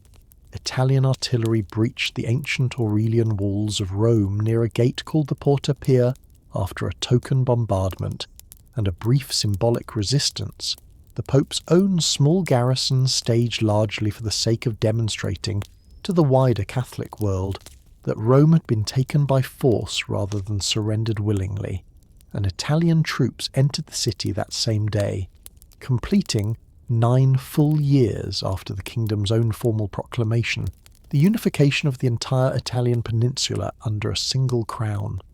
It is worth naming plainly the genuinely bitter and genuinely lasting rupture this final conquest created between the new Italian state and the Catholic Church, because it would remain unresolved for nearly 60 years and would shape, in ways both large and small, the whole of this story's remaining chapters. Pope Pius IX, who had begun his own papacy in 1846 with a brief flirtation with liberal reform, this story has already described collapsing amid the chaos of 1848, refused to recognise the loss of Rome and the surrounding papal states as legitimate in any sense at all, declared himself a prisoner within the walls of the Vatican rather than accept even the generous territorial and financial guarantees the new Italian government offered him, and forbade, through a formal papal decree, faithful Catholics anywhere in Italy from participating in the political life of the new kingdom at all, a prohibition that would keep a great many devout Italian Catholics formally estranged from their own national government for the following half-century, a genuinely deep fracture in the new nation's own civic life that Mussolini, when this story eventually reaches him, would find considerable political advantage in finally healing, a great power without an empire. It is worth pausing now that the peninsula itself was finally, fully unified on the specific and genuinely uncomfortable position the new Kingdom of Italy found itself occupying on the wider European stage across the 1870s and 1880s, because it is the position that drives nearly everything else this story still has left to tell. Italy had, through a combination of genuine sacrifice and a fair amount of sheer diplomatic good fortune, joined the select company of European great powers, seated, at least in theory, alongside Britain, France, Germany, Austria-Hungary and Russia, at the various international conferences and diplomatic gatherings where the fate of the wider world was increasingly being decided, and yet it remained, by nearly every measure that actually mattered, the weakest and the poorest member of that select company by a considerable margin, its industrial base a fraction of Britain's or Germany's, its treasury chronically strained by the debts unification and the long counterinsurgency war in the south had piled up, its own army and navy, as the humiliations of Custoza and Lissa in 1866 had just demonstrated considerably less capable in practice than its formal great power status implied. It is worth naming plainly the specific and genuinely painful psychological weight that this gap between formal status and actual strength placed on an entire generation of Italian statesmen, journalists and educated public opinion, a condition some modern historians have come to call, with real justification, a kind of national inferiority complex, a persistent, gnawing anxiety that Italy was, in the eyes of its wealthier and more established neighbours, still not quite a serious nation at all, still faintly ridiculous, still the poor relation who had talked its way into the Great Powers Club through a run of lucky diplomatic breaks rather than earning its seat through genuine strength. And it is this anxiety, more than any single strategic calculation, that would drive Italy, again and again over the following 7 decades, toward wars and colonial ventures that its own actual resources could rarely support, in a repeated and often self-defeating effort to prove, to itself as much as to anyone else, that it truly belonged among the great powers of the age. It is worth naming specifically why an empire came to seem, to this anxious new governing class, like the single most obvious and most necessary proof of genuine great power status, because the logic, however flawed in retrospect, was one every major European capital of this era shared to one degree or another. By the 1870s and 1880s, the scramble for colonial territory, particularly across the African continent, had become the defining preoccupation of European great power diplomacy, Britain and France already possessing vast overseas empires built up across the preceding 2 centuries, and a newly unified Germany, this channel has already told you, beginning to assemble a colonial empire of its own, specifically because its own leadership judged, correctly as it turned out, that a modern industrial great power without colonies would be regarded by its rivals as something less than a genuine peer. Italian statesmen watched this unfolding continental competition with real and growing anxiety, reasoning, with a logic that a great many of them stated quite explicitly in parliamentary debate, that a united Italy that failed to acquire colonial territory of its own, while every other major European power raced to claim what remained of the unclaimed world, would confirm, permanently and publicly, exactly the second-tier status Italy's own governing class most feared. And it is worth naming too the specific and painfully concrete humiliation in 1881 that turned this abstract anxiety into active policy. France, with barely any advance warning to Rome, seized the North African territory of Tunisia, a stretch of the Mediterranean coastline that a substantial community of Italian settlers and merchants had long regarded as naturally within Italy's own sphere of future expansion, and the French annexation, executed with what Italian public opinion widely and furiously regarded as calculated diplomatic contempt for Italy's own interests, produced a wave of genuine national outrage that pushed Italy within a year into signing the Triple Alliance with Germany and Austria-Hungary in 1882, a defensive pact with the very same Austria that Italy had spent the preceding 2 decades fighting wars to expel from its own territory,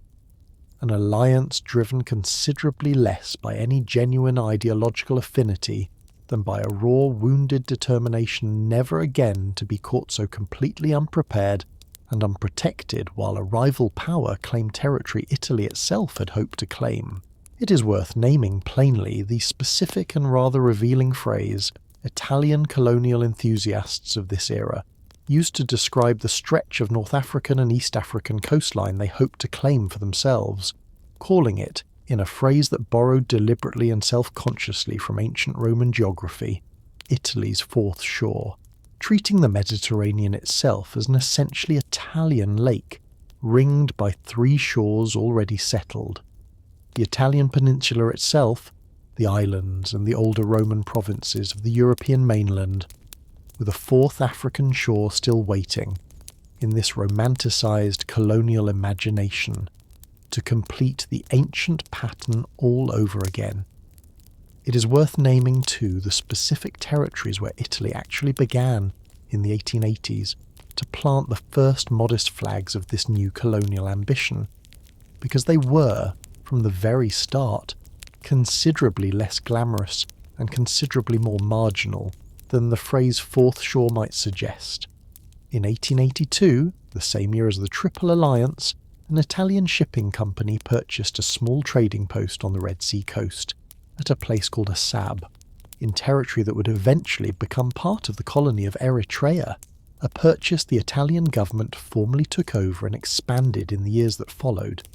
gradually extending Italian control along the coastline and, in 1885, occupying the strategically valuable port of Massawa as well, moves that brought Italy into direct contact and increasingly direct rivalry with the ancient Christian kingdom of Ethiopia, whose own highland territory bordered these new Italian coastal holdings, and whose own emperors had spent centuries successfully resisting every previous attempt by any outside power, European or otherwise, to conquer them. It is worth pausing here on the specific and genuinely disastrous first military encounter this new Italian colonial venture produced, because it establishes, well over a decade before the far larger catastrophe this story is building toward, a pattern of Italian colonial military overconfidence meeting a considerably better organised African resistance than Italian planners had anticipated. In January of 1887, at a place called Dogali, a column of some 500 Italian soldiers marching to relieve a besieged Italian outpost was ambushed and virtually annihilated by a much larger Ethiopian force under the local Ras, or regional lord, Alula Ngida,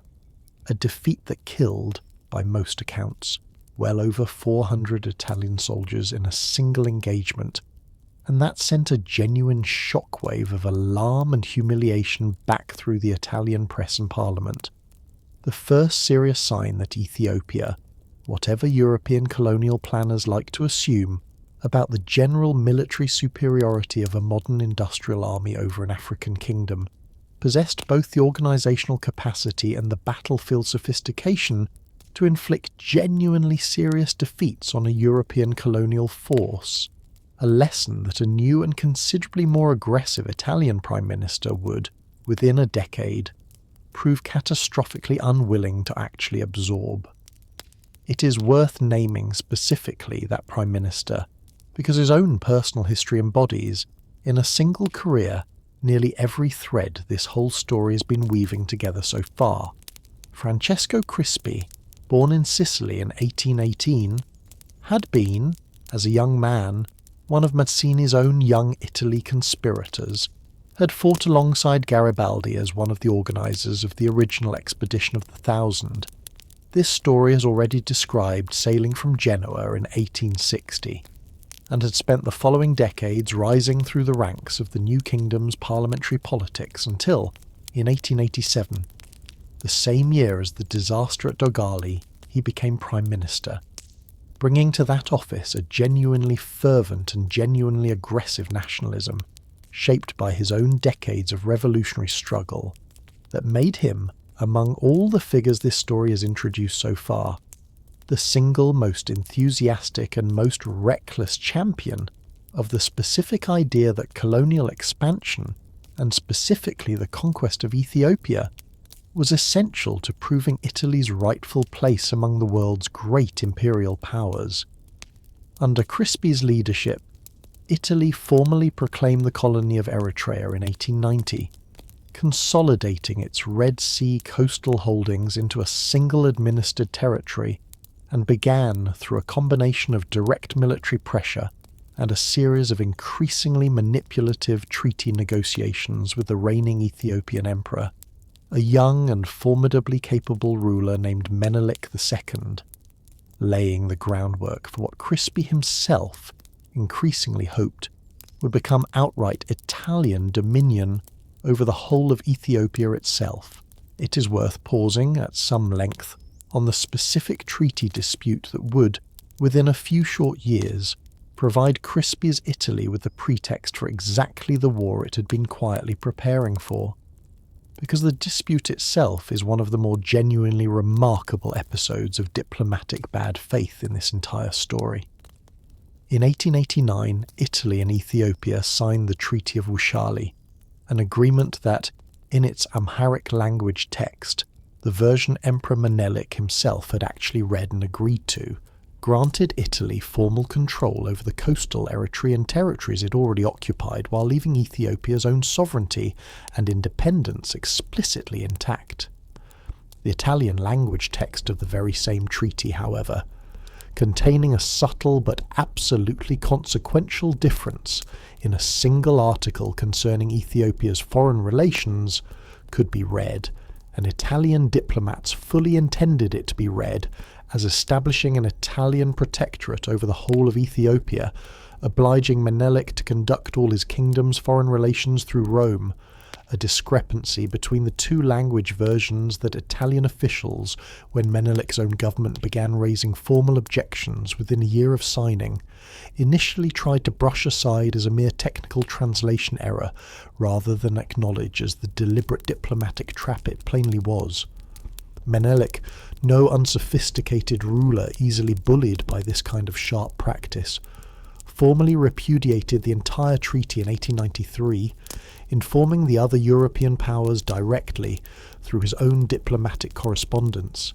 exactly what Italy had attempted to do. A repudiation Crispi's government in Rome received not as a legitimate grievance calling for renewed negotiation, but as an intolerable insult demanding a military response. And it is out of that manufactured, mistranslated pretext, layered over Crispi's own long-standing colonial ambition and Italy's own decades of accumulated great power insecurity, that the catastrophe this whole story has been building toward from its very first paragraph finally began to take shape. Adwa. It is worth pausing before we follow the actual armies into the mountains of northern Ethiopia on exactly how badly Crispi's government underestimated the adversary it was about to face, because the entire catastrophe that followed rests on a chain of overconfident assumptions that modern historians have had a full century and more to pick apart in careful and often damning detail. Emperor Menelik II was not, whatever the racial condescension of contemporary European colonial thinking assumed about African rulers as a matter of course,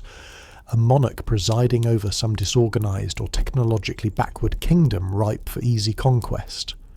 Menelik had spent the years since his own accession to the Ethiopian throne in 1889 methodically consolidating and modernizing his own military forces, purchasing, through a combination of trade relationships and, in a detail that would come back to haunt Italy directly, arms deals brokered in part through French and Russian intermediaries, eager to check growing Italian influence in the Horn of Africa, tens of thousands of modern rifles and a considerable quantity of modern artillery, so that the Ethiopian army Italy would eventually face in the field was, in terms of its actual weaponry, very nearly as well armed as the Italian force sent against it,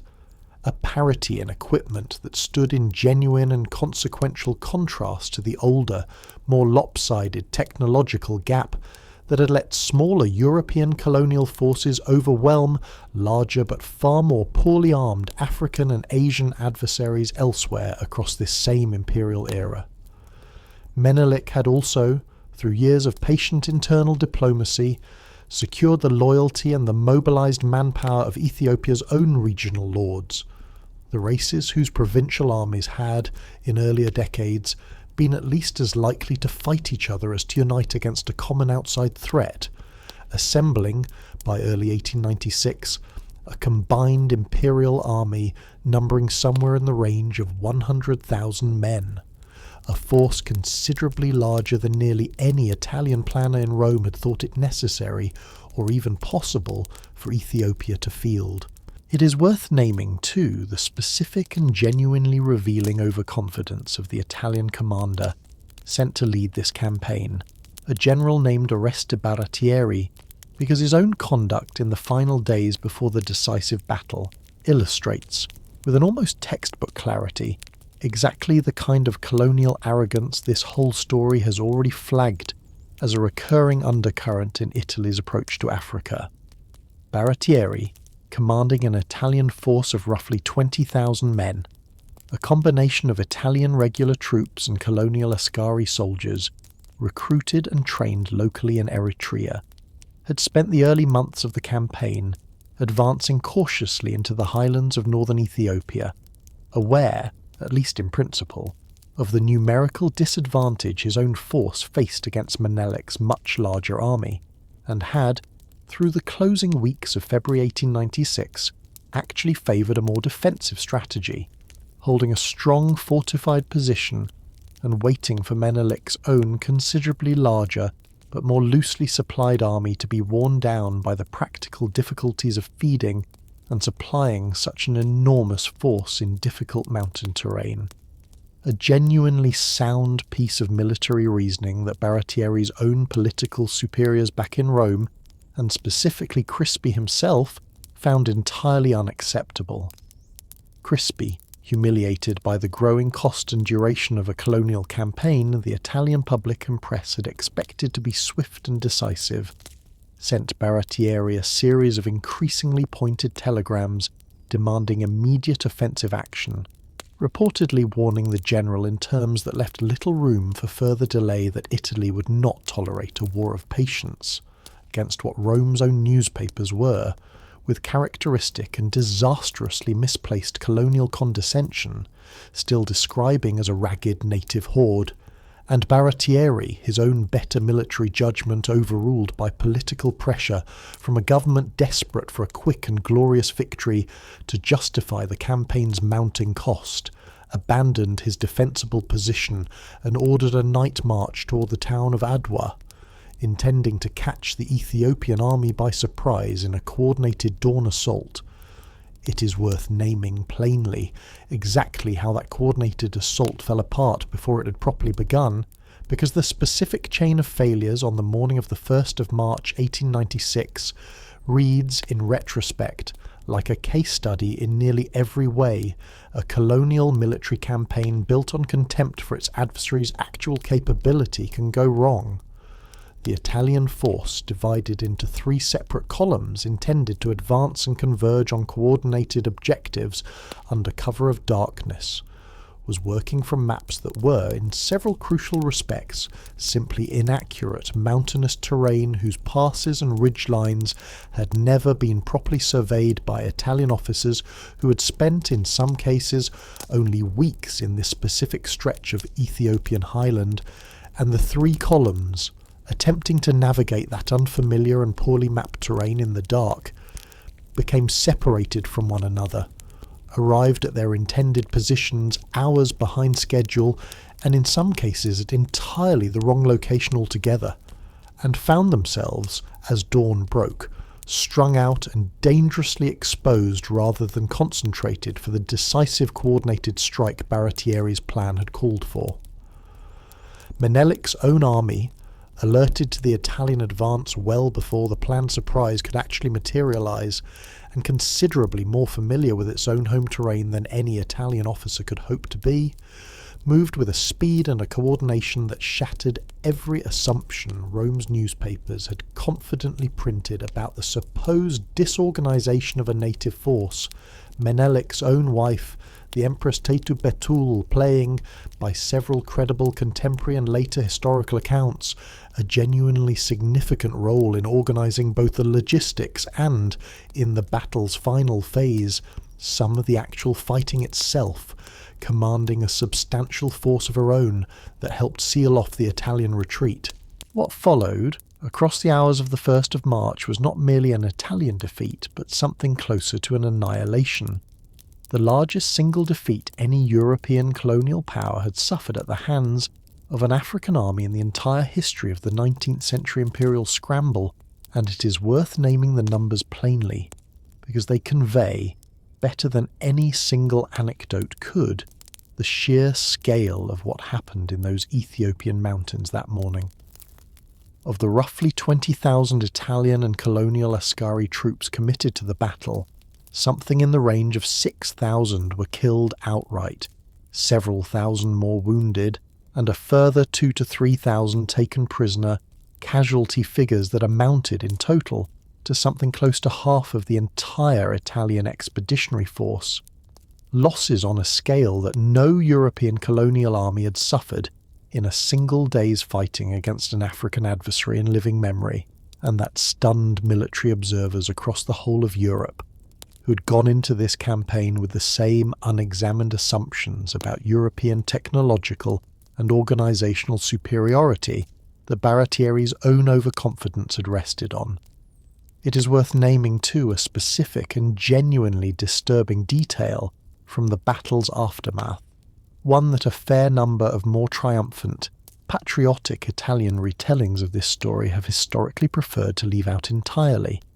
Several hundred Italian prisoners taken in the fighting, and specifically a substantial number of the Eritrean Askari soldiers captured while fighting on Italy's side,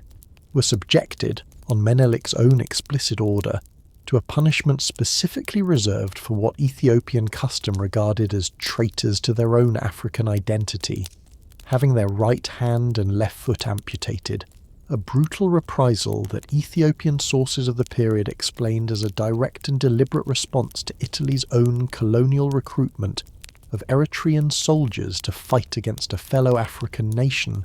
and that stands, alongside everything else this battle produced, as one more reminder that no single side of this entire imperial story gets to claim an uncomplicated moral high ground. However righteous the underlying Ethiopian cause of national self-defence against an unprovoked invasion plainly was, it is worth pausing at some length on the sheer political shockwave this single battlefield defeat sent back through Italy itself, because the domestic consequences of Adwa reshaped Italian politics for a full generation afterward, and they explain a great deal about why the whole idea of an African empire would remain, for the following 40 years, a genuinely raw and genuinely unresolved national wound rather than a settled historical episode. News of the defeat reached Rome within days, and the public reaction, once the scale of the catastrophe became clear, was one of genuine, widespread national shock and humiliation, crowds gathering in cities across the peninsula in scenes of open grief and open fury, newspapers that had, only weeks earlier, been confidently predicting a swift colonial triumph, now filled with furious recriminations over exactly who bore responsibility for a defeat so total and so unexpected. Crispy, whose entire political identity had been built, across the preceding decade, on precisely the aggressive colonial nationalism that Adwa had just discredited so completely and so publicly, was forced to resign the premiership within days of the news reaching Rome, his own long and genuinely remarkable career, stretching all the way back to Mazzini's Young Italy and Garibaldi's Thousand, ending in disgrace and humiliation rather than in the triumphant completion of a Roman imperial revival he had spent his final years in office actively pursuing. The peace treaty that followed, signed at Addis Ababa later that same year, formally and explicitly recognised the full and complete independence of Ethiopia, the only African nation, alongside Liberia, that would successfully preserve its sovereignty against European conquest throughout the entire continent-wide colonial scramble of this era, a distinction Ethiopia holds to this day, and that traces directly back to the specific morning in the mountains near Adwa, when Menelik's army did what no other African force against a determined European colonial invasion of this scale had yet managed to do. It is worth sitting for one final moment with how this single defeat actually functioned in the wider arc of the story this whole night is telling, because it is genuinely essential to understanding everything still to come. Adwa did not end Italian colonial ambition in East Africa outright.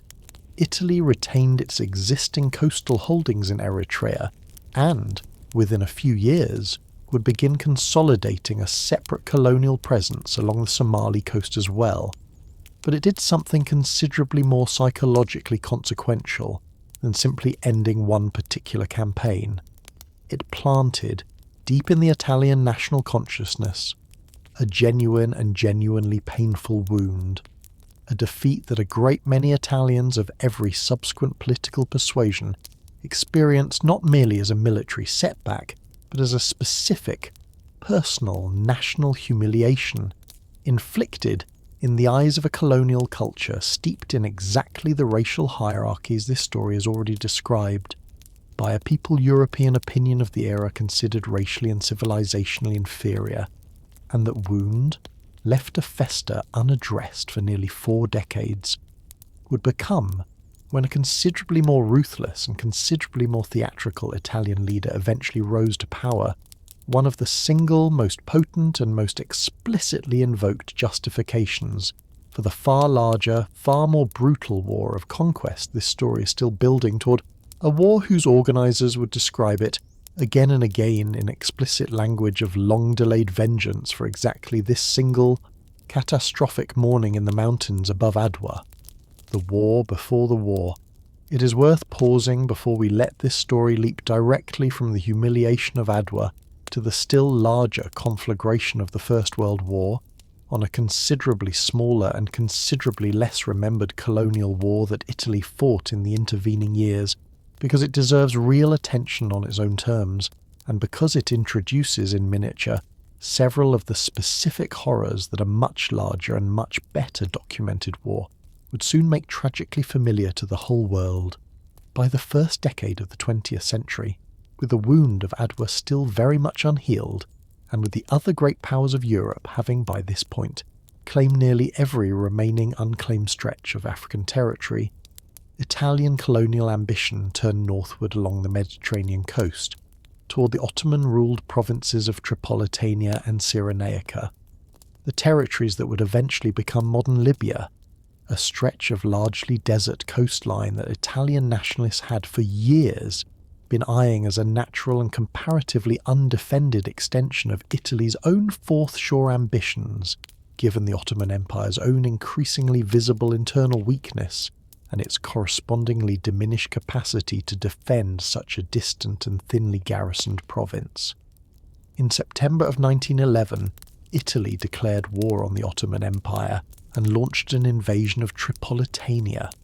a campaign that the Italian government of the day, led by a considerably more cautious Prime Minister than the disgraced Crispi had been, expected to be swift, given the genuine and by this point undeniable disparity in military strength between a modern industrial European power and an Ottoman Empire that European observers of the period had taken, for decades already, to calling the sick man of Europe. It is worth naming plainly the specific and genuinely significant historical first this brief colonial war produced, because it marks, in a detail worth pausing on for its own sake, an entirely new chapter in the history of warfare itself. On the 1st of November 1911, an Italian pilot named Giulio Gavotti, flying a fragile single-seat monoplane over Ottoman positions near the Libyan town of Ain Zara, leaned out of his open cockpit and dropped, by hand, 4 small grenade-like bombs onto the Ottoman camp below, an action so modest in its actual military effect, causing, by most accounts, no significant casualties at all, that it would scarcely merit mention in any other context, and that nonetheless stands, by the consensus of military historians ever since, as the first aerial bombardment in the history of human warfare, a grim technological first that this small, largely forgotten colonial war can claim credit for years before the trenches of the First World War would make aerial bombing a routine and considerably more lethal feature of the modern battlefield. The war itself, though militarily one-sided in the Italian favour along the coast, where Italian naval power and modern artillery secured the major ports of Tripoli and Benghazi with comparative ease, proved considerably more difficult and considerably more brutal in the interior, where Ottoman forces, reinforced by local Arab and Berber tribal fighters who would go on over the following 2 decades to wage a long and genuinely fierce guerrilla resistance against Italian rule, inflicted real and repeated losses on the occupying Italian army, and it is worth naming honestly the specific atrocities this war produced on the Italian side, because they establish, well before the far larger horrors of the Ethiopian campaign this story is still building toward, a pattern of colonial brutality that Italian forces would return to again and again whenever local resistance proved more stubborn than Rome's own colonial planners had anticipated. In October of 1911, following an uprising by the local Arab population of Tripoli's own outskirts that killed a number of Italian soldiers, Italian forces carried out a large-scale reprisal massacre against the civilian population of the surrounding oases, executions that killed, by various contemporary and later estimates, somewhere between several hundred and several thousand Libyan Arab civilians, a brutal collective punishment that foreign journalists present in Tripoli at the time reported back to a wider European public with genuine horror, and that stands as one of the earliest documented instances of the kind of indiscriminate colonial violence against civilian populations that would become, tragically, an increasingly routine feature of Italy's African colonial ventures across the following 3 decades. The war formally concluded in October of 1912 with the Treaty of Auchi, under which the Ottoman Empire, already distracted by a separate and considerably more dangerous conflict breaking out in the Balkans that same autumn, ceded formal sovereignty over Tripolitania and Cyrenaica to Italy, giving Italy, on paper, its largest single colonial acquisition to date, a territory that Italian propaganda immediately began describing, with the same self-consciously classical framing that had characterized Italian colonial rhetoric from the very start, as the Fourth Shore finally and properly claimed the restoration of Roman North Africa to Roman hands after some 14 centuries.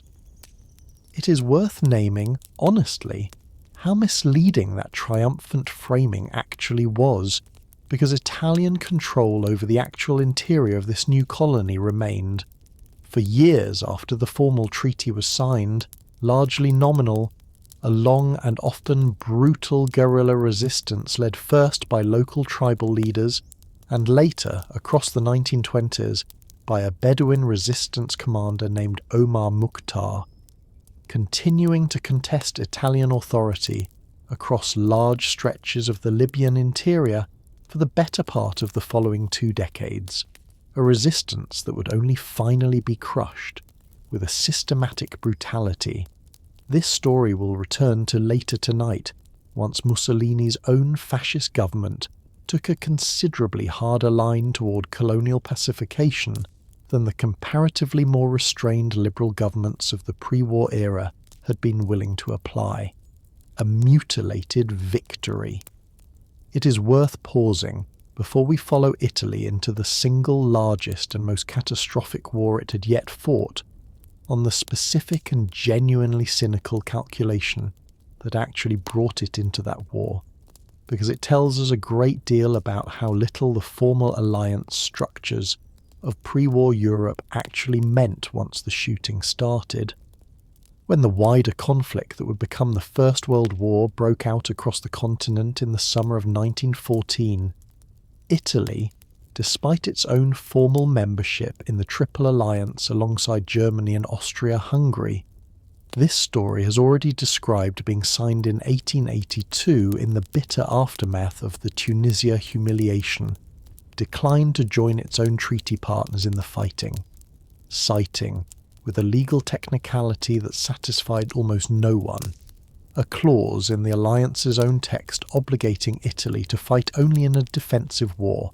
and arguing, not without some genuine legal basis, that Austria-Hungary's own invasion of Serbia had been the aggressive act that started the whole conflagration, rather than a defensive response to any attack on Austria-Hungary itself. What followed, across the following 10 months of formal Italian neutrality,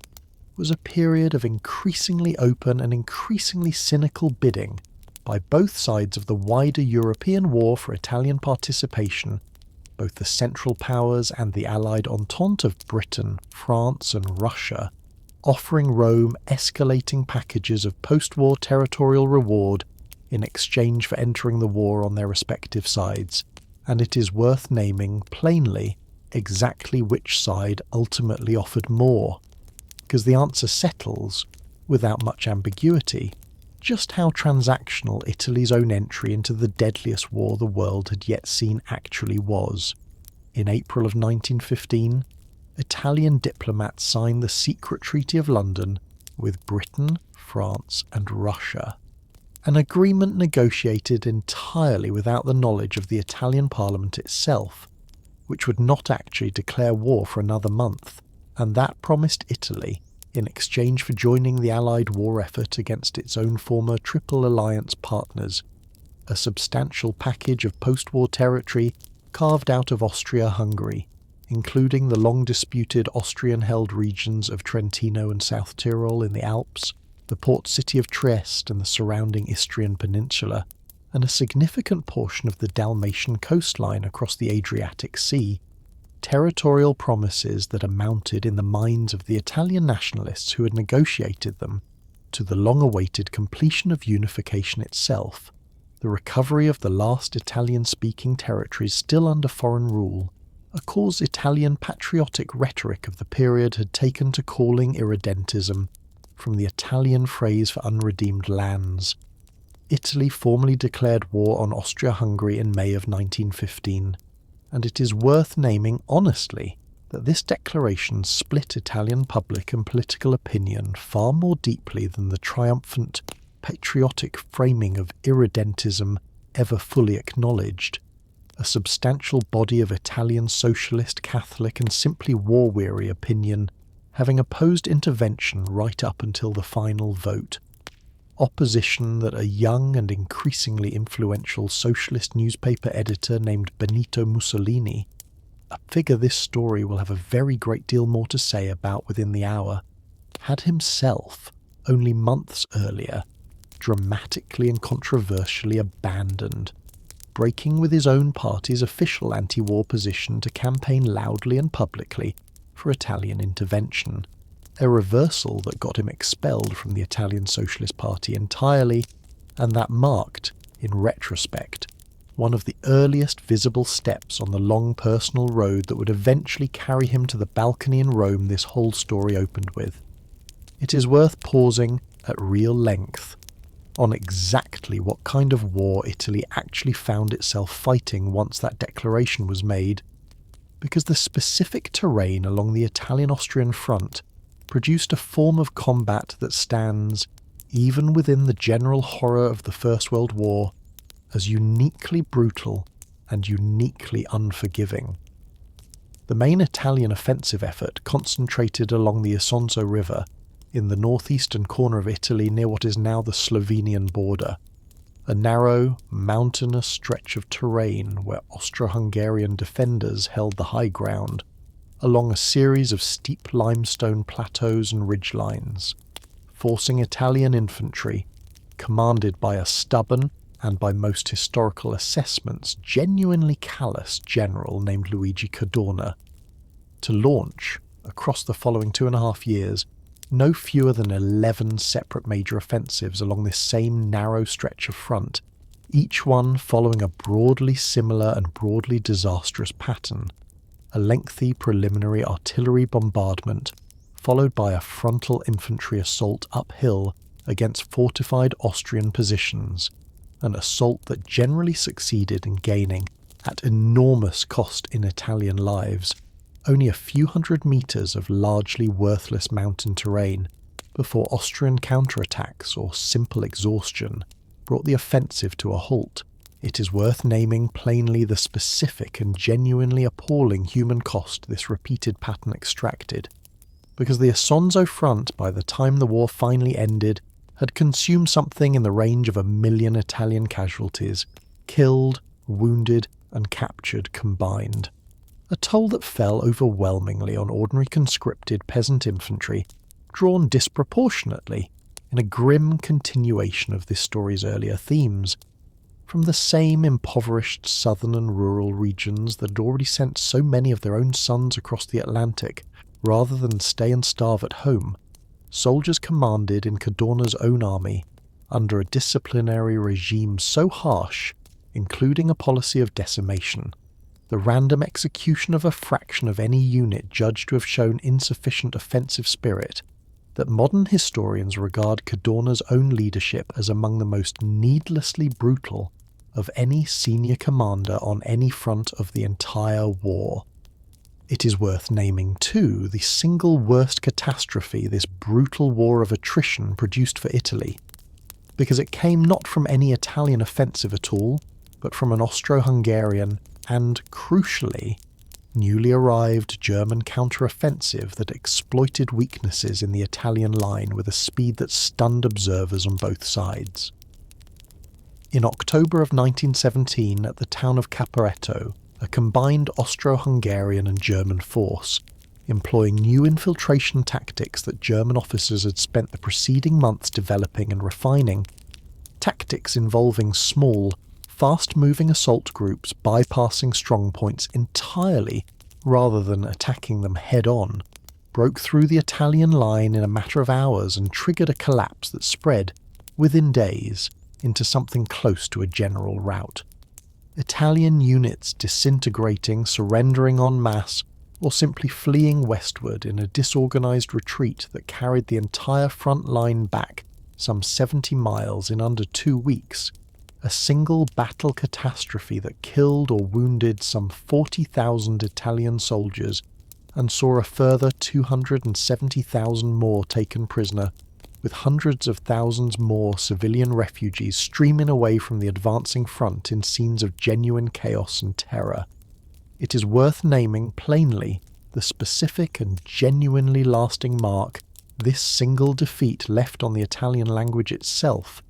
because the very word Caporetto entered ordinary Italian usage and remains in use to this day as a general shorthand for any sudden, total, humiliating collapse, a linguistic legacy. Few battles anywhere in the history of modern warfare can claim,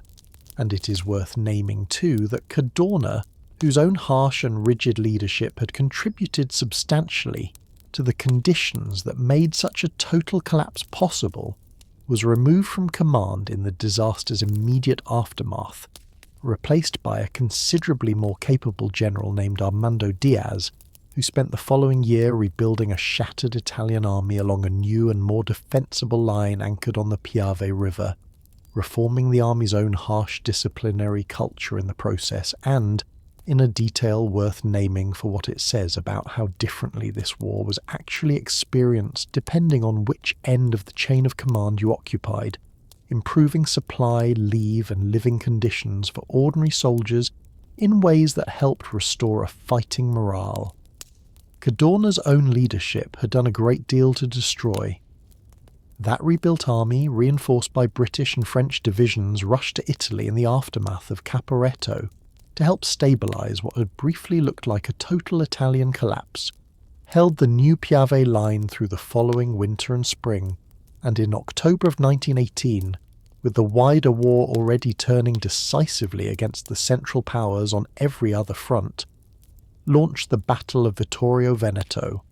a coordinated offensive that finally broke the exhausted, and by this point rapidly disintegrating Austro-Hungarian army entirely. An Austro-Hungarian empire that was, in these same weeks, coming apart along its own internal ethnic fault lines, with a speed that made effective military resistance increasingly impossible, regardless of what was happening on the battlefield itself. Austria-Hungary signed an armistice with Italy at the Villa Giusti on the 3rd of November 1918, 8 days before the wider war's own final armistice on the Western Front, and Italy, having entered the war in the hope of completing its own national unification, could at last claim, technically, a genuine and hard-won military victory, one that had cost, across the full 3.5 years of fighting, something in the range of 600,000 Italian dead and over 1 million more wounded, a genuinely staggering toll for a nation of Italy's comparatively modest population and comparatively limited industrial resources. It is worth pausing now on the specific and genuinely bitter disappointment that followed this costly victory at the peace conference held at Paris the following year, because the gap between what Italy had bled for and what it actually received at that conference table would do more than perhaps any other single factor to poison Italian politics for the following 4 years, and to hand Mussolini's rising fascist movement its single most effective piece of nationalist grievance. Italy did receive, under the peace settlement, the Alpine territories of Trentino and South Tyrol, and the port city of Trieste, substantial and genuinely significant gains that finally completed the irredentist project of recovering Italy's last Austrian-held territories, but the far more ambitious Dalmatian and broader Adriatic claims the secret Treaty of London had promised in 1915 were, by 1919, largely blocked by an American president, Woodrow Wilson, whose own idealistic doctrine of national self-determination for the various peoples of the collapsed Austro-Hungarian Empire ran directly counter to Italy's own claims on territory populated overwhelmingly by South Slavic,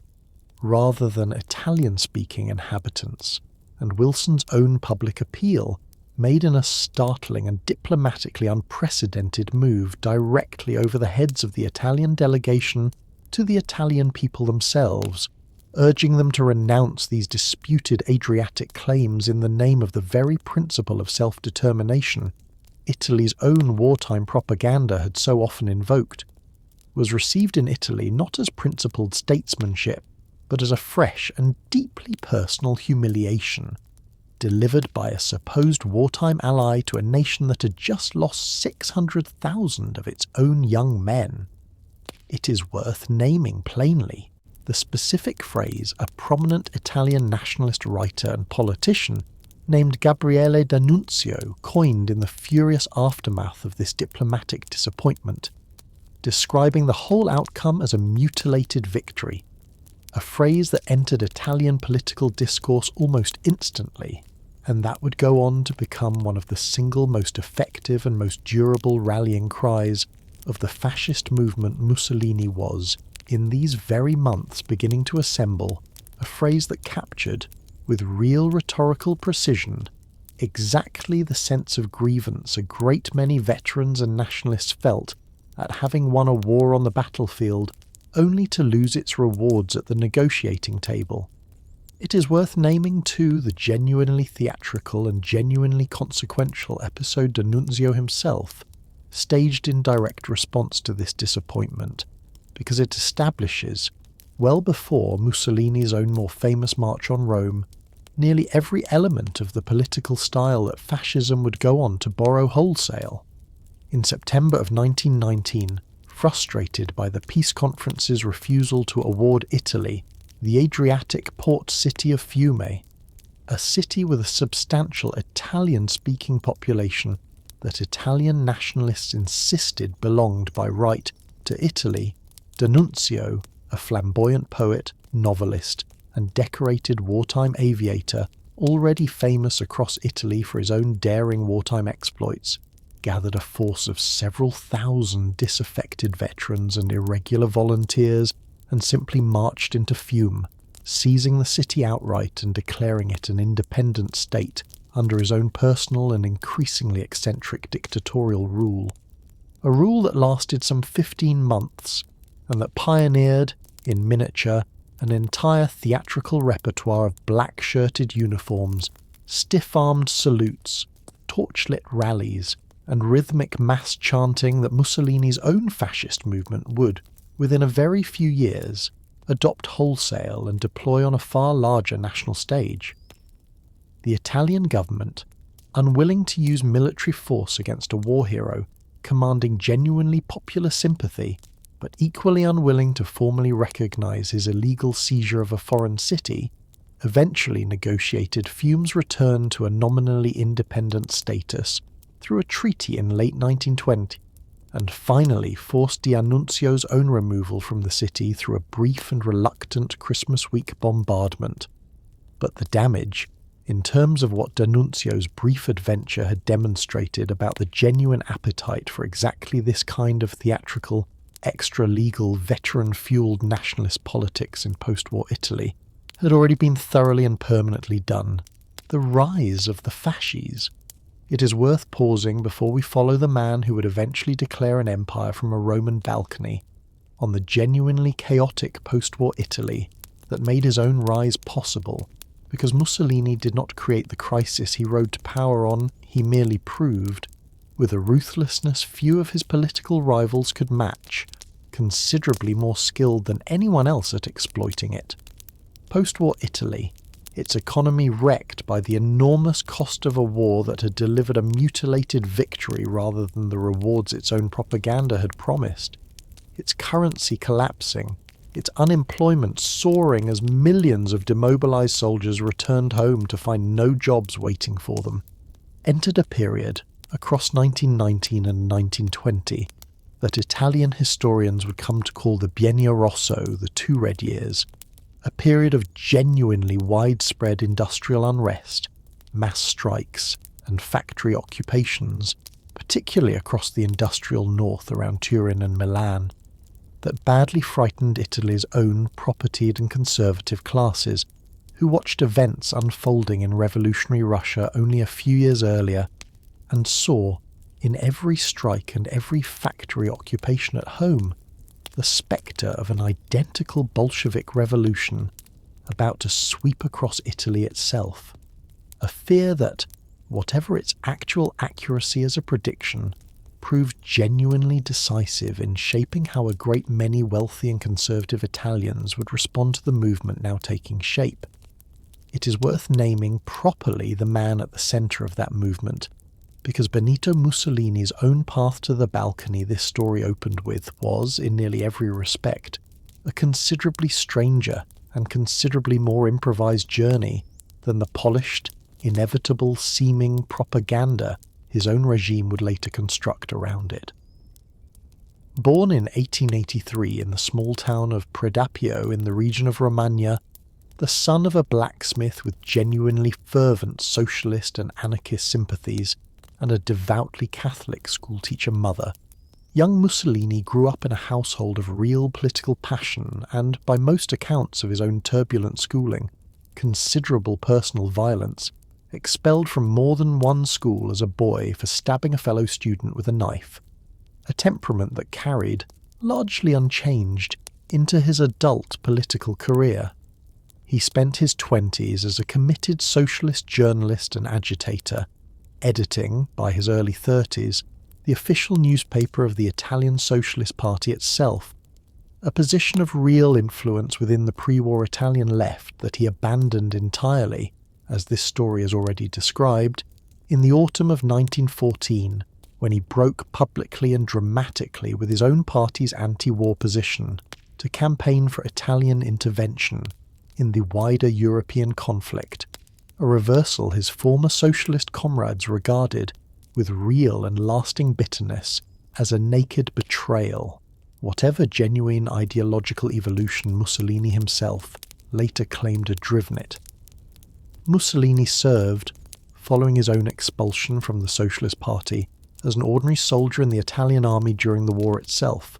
wounded in 1917 by the accidental explosion of a mortar shell during a training exercise, an injury serious enough to end his own active military service and to leave him carrying, for the rest of his life, some 40 small metal fragments still embedded in his body.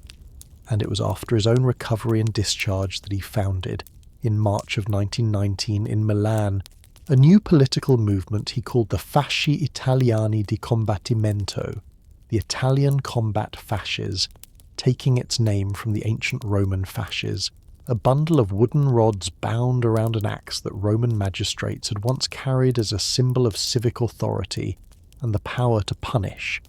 a deliberately classical and deliberately loaded symbol that would give the entire movement its enduring name, and that captured, in a single ancient image, the twin themes of unity through binding together and authority through the threat of violence that would define fascism's entire political style from its very first weeks.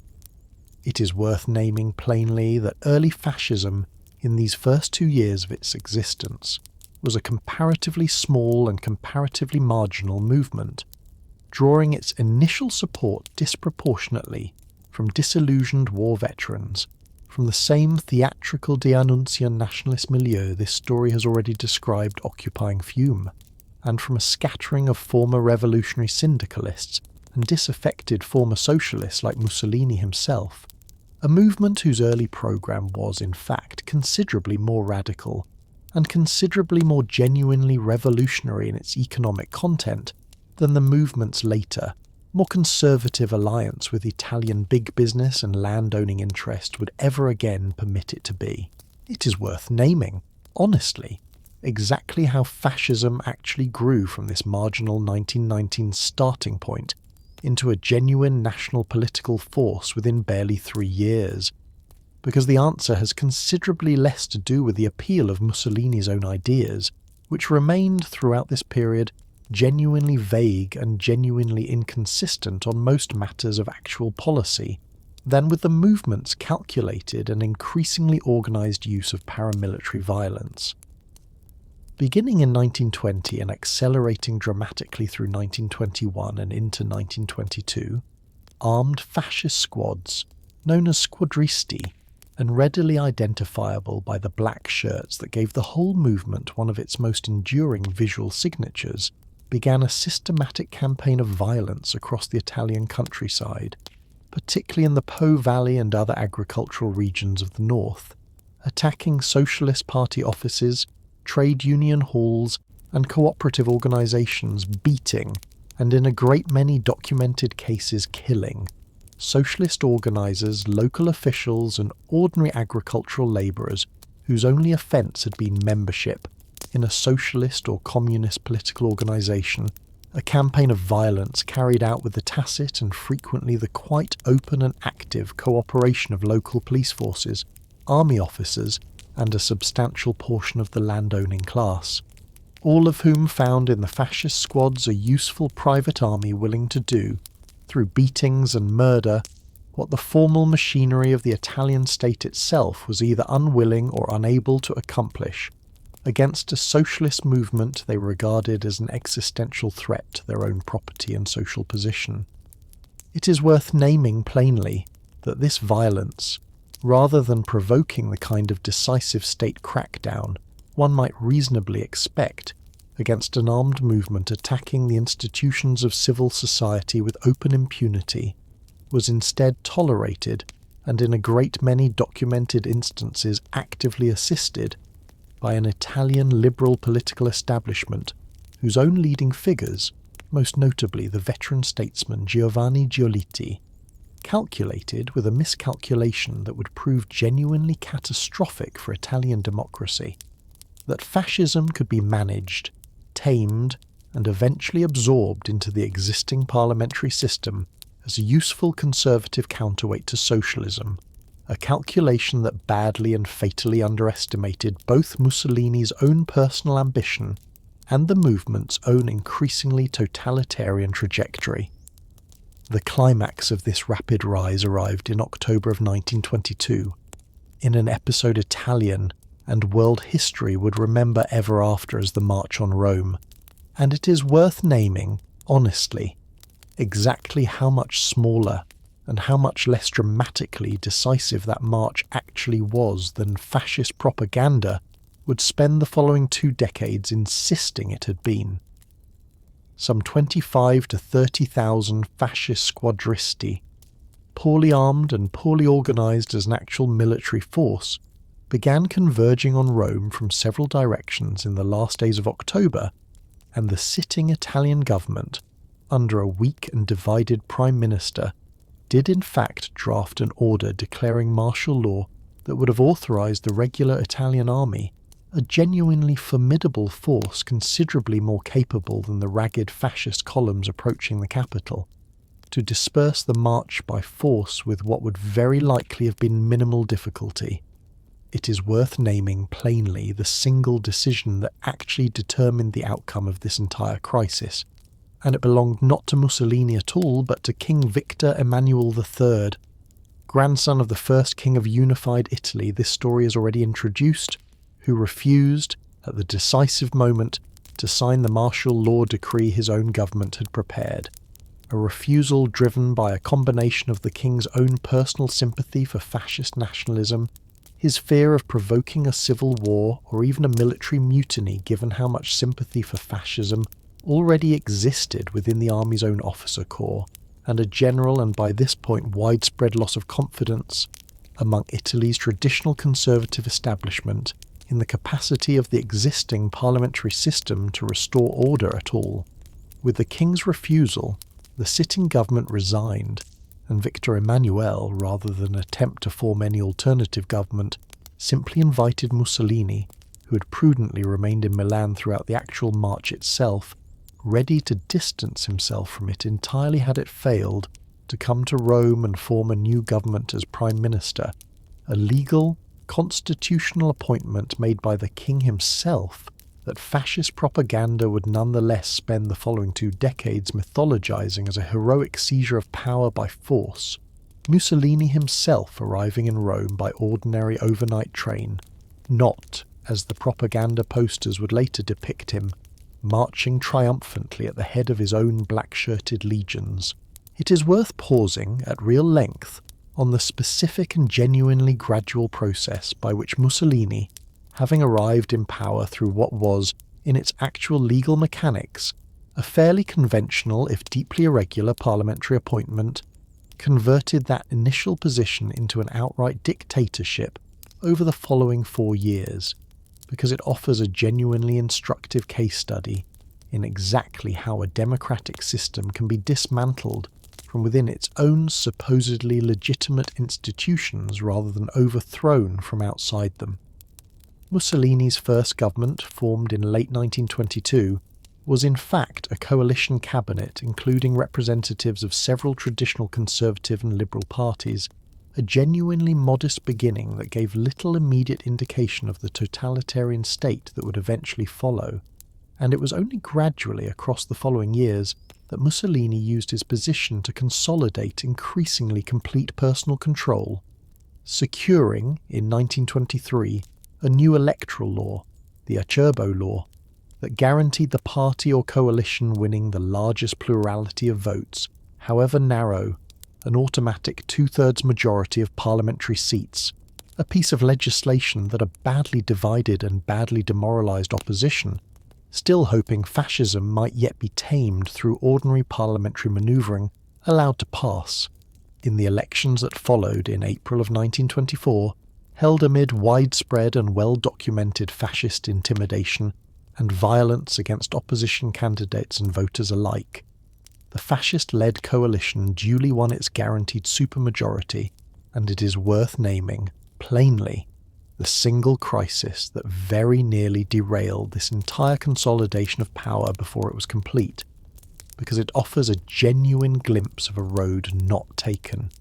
In June of 1924, a courageous socialist deputy named Giacomo Matteotti,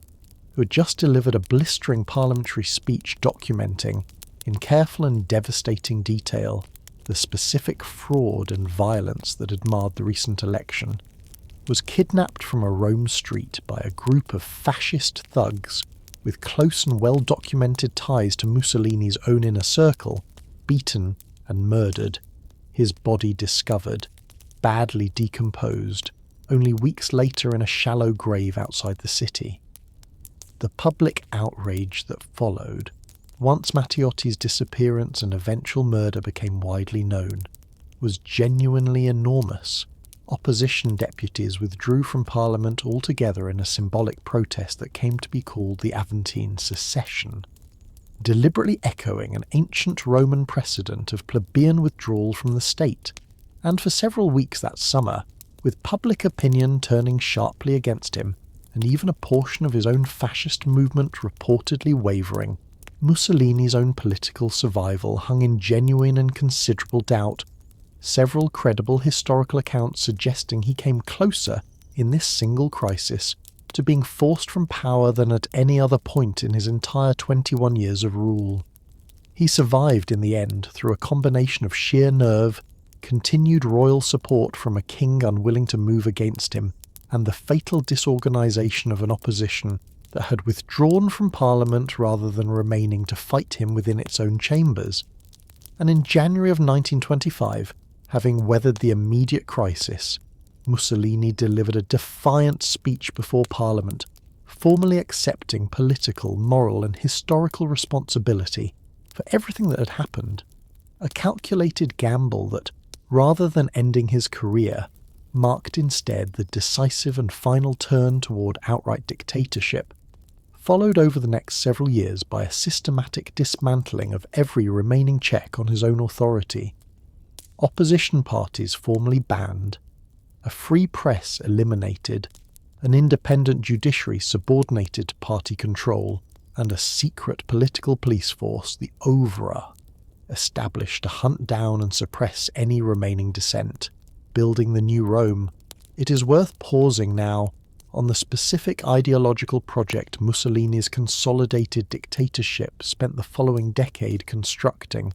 because it is the ideological engine that would eventually drive Italy toward the empire this whole story opened with, and understanding it requires taking seriously, rather than simply dismissing as empty theatre, just how seriously fascism's own leadership actually believed in it. Central to fascist ideology was a concept Italian propaganda called Romanità, a deliberate and increasingly obsessive cultivation of ancient Roman imagery, symbolism, and historical memory, Mussolini's own regime commissioning archaeological excavations across Rome specifically to expose and celebrate ancient imperial monuments, demolishing entire medieval and Renaissance neighbourhoods in the process to carve a grand triumphal avenue, connecting the Colosseum to Mussolini's own headquarters at the Palazzo Venezia, the very balcony this story opened with, adopting the ancient Roman salute, the stiff extended arm, as the fascist movement's own standard greeting, and constructing an entire state mythology in which fascist Italy was cast, explicitly and relentlessly, as the direct spiritual and political heir of the ancient Roman Empire, destined to restore, after some 15 centuries of decline and foreign humiliation, Roman greatness to the Mediterranean world.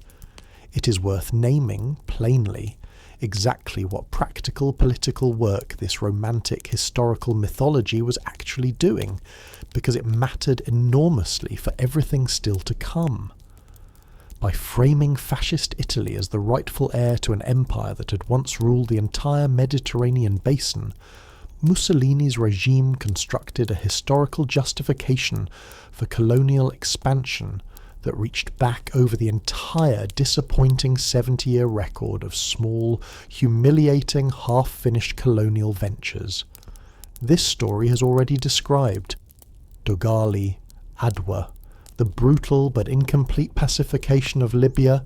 and recast them not as evidence of Italian weakness,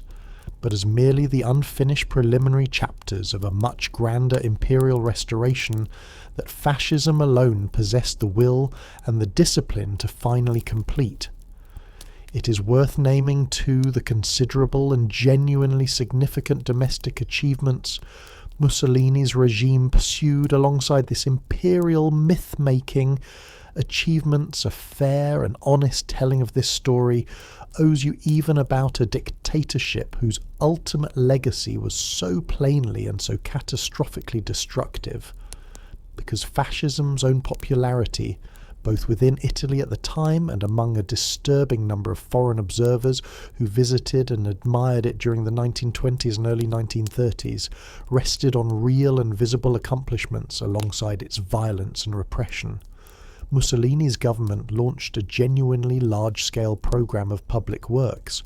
draining, most famously, the malaria-infested Pontine marshes south of Rome, and establishing new agricultural towns on the reclaimed land, expanded and modernized Italy's railway network with a genuine efficiency that gave rise to the famous, if somewhat exaggerated, claim that Mussolini had, at least, made the trains run on time, and pursued an ambitious program the regime called the Battle for Grain, aimed at achieving national self-sufficiency in wheat production,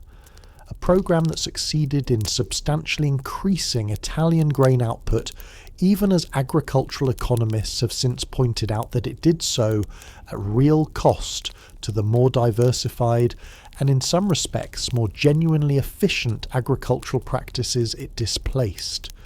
It is worth naming too the single most consequential and, from the regime's own perspective, most successful domestic political achievement of Mussolini's entire rule, because it resolved a wound this story described opening back in 1870 and left entirely unhealed for the following 59 years. In February of 1929, Mussolini's government signed the Lateran Treaty with Pope Pius XI, formally resolving the long and bitter estrangement between the Italian state and the Catholic Church that had persisted ever since Italian troops breached the walls of Rome at the Porta Pia, recognising the tiny independent sovereign territory of Vatican City as the Pope's own remaining domain, providing the Church with substantial financial compensation for the papal states it had lost in 1870, and establishing Catholicism as the official state religion of Italy, an agreement that finally lifted the decades-old papal prohibition on faithful Catholics participating in Italian political life, and that won Mussolini's regime at a single stroke the genuine goodwill of the Catholic Church and of the millions of devout Italian Catholics who had remained estranged from their own national government for 2 full generations. A diplomatic and political triumph so significant that it stands to this day as one of the very few genuinely lasting institutional achievements of the entire fascist period, the basic framework of church-state relations it established remaining largely in place in Italy for decades after fascism itself had been utterly destroyed. Revenge in the Horn of Africa. It is worth pausing now on the specific decision that finally carried this whole long story back to the balcony in Rome it opened with, because by the early 1930s, with his domestic dictatorship fully consolidated and the Lateran Treaty behind him, Mussolini turned his own attention, with an urgency that grew steadily more explicit in his own public speeches, back toward the single unfinished piece of Italian colonial ambition that had haunted the national imagination for nearly 40 years, the conquest of Ethiopia,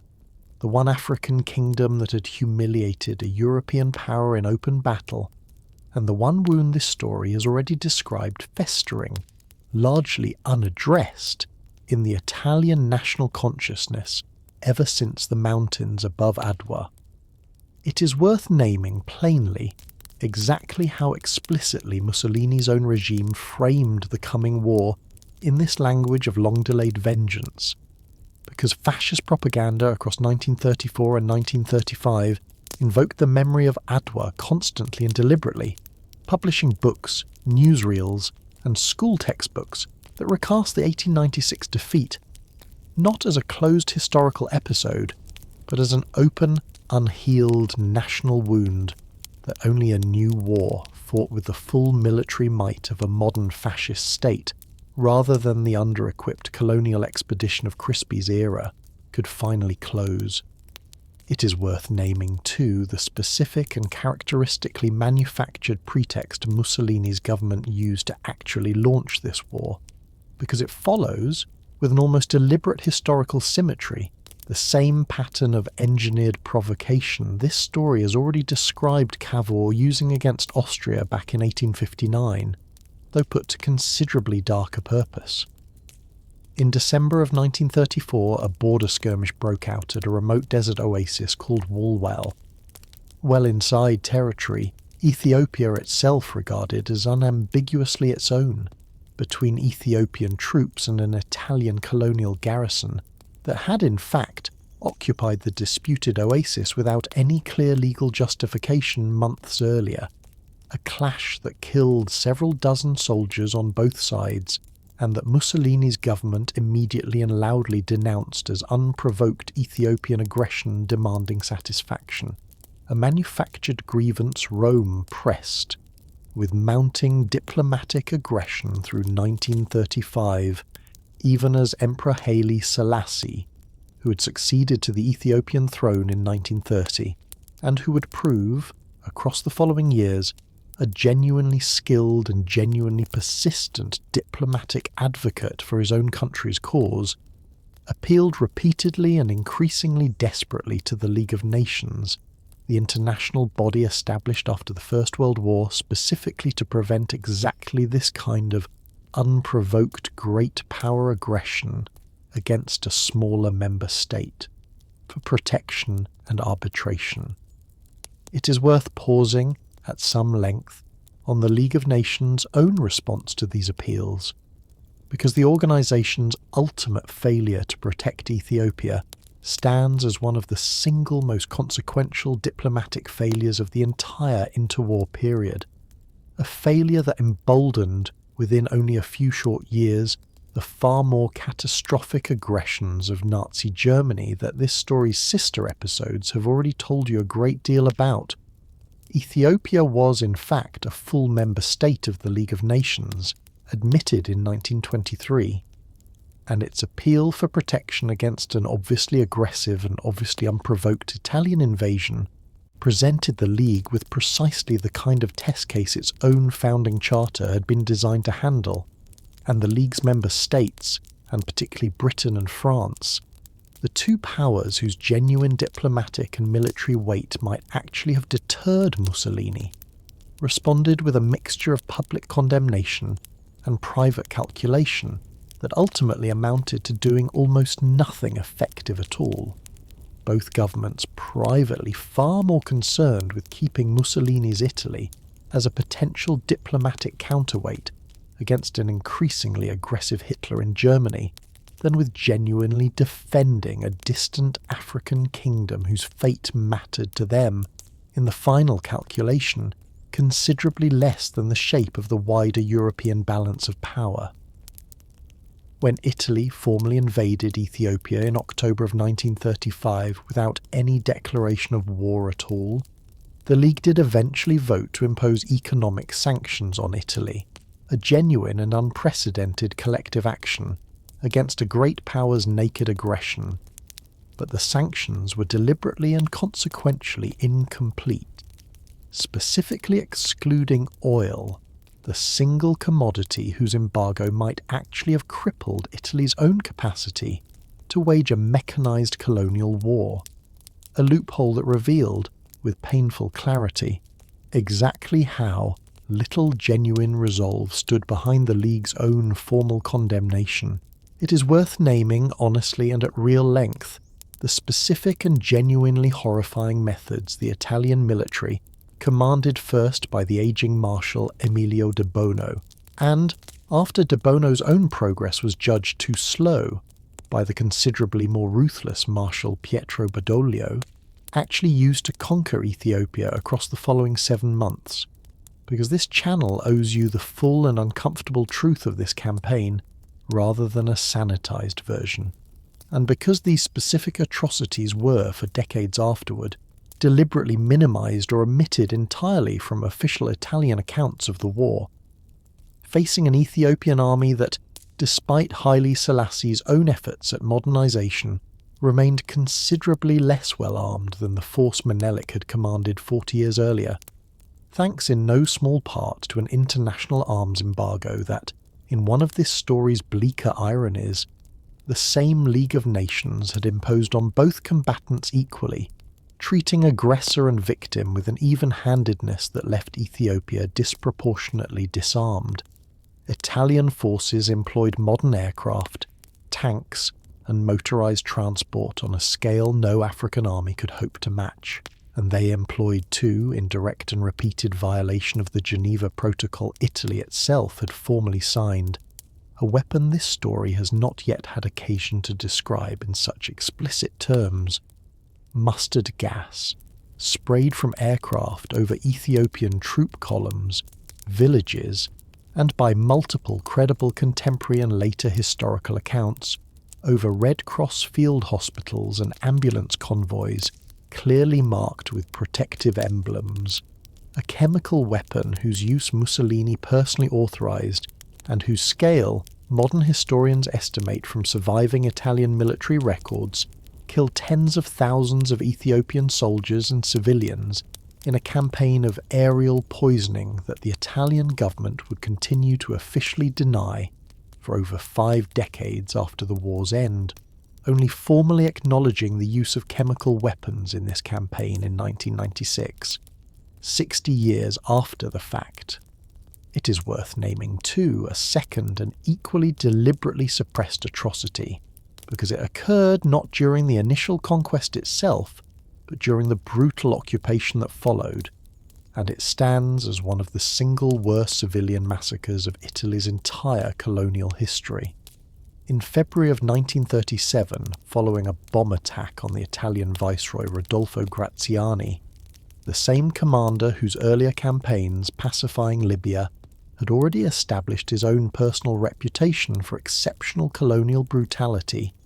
Italian forces and armed fascist civilian militia in Addis Ababa carried out several days of indiscriminate reprisal killing against the city's own Ethiopian population, a massacre modern historians estimate killed somewhere between several thousand and, by some more recent and more careful estimates, as many as 30,000 Ethiopian civilians, men, women and children alike, in a wave of violence so extensive and so far outside the customary conduct even of colonial warfare,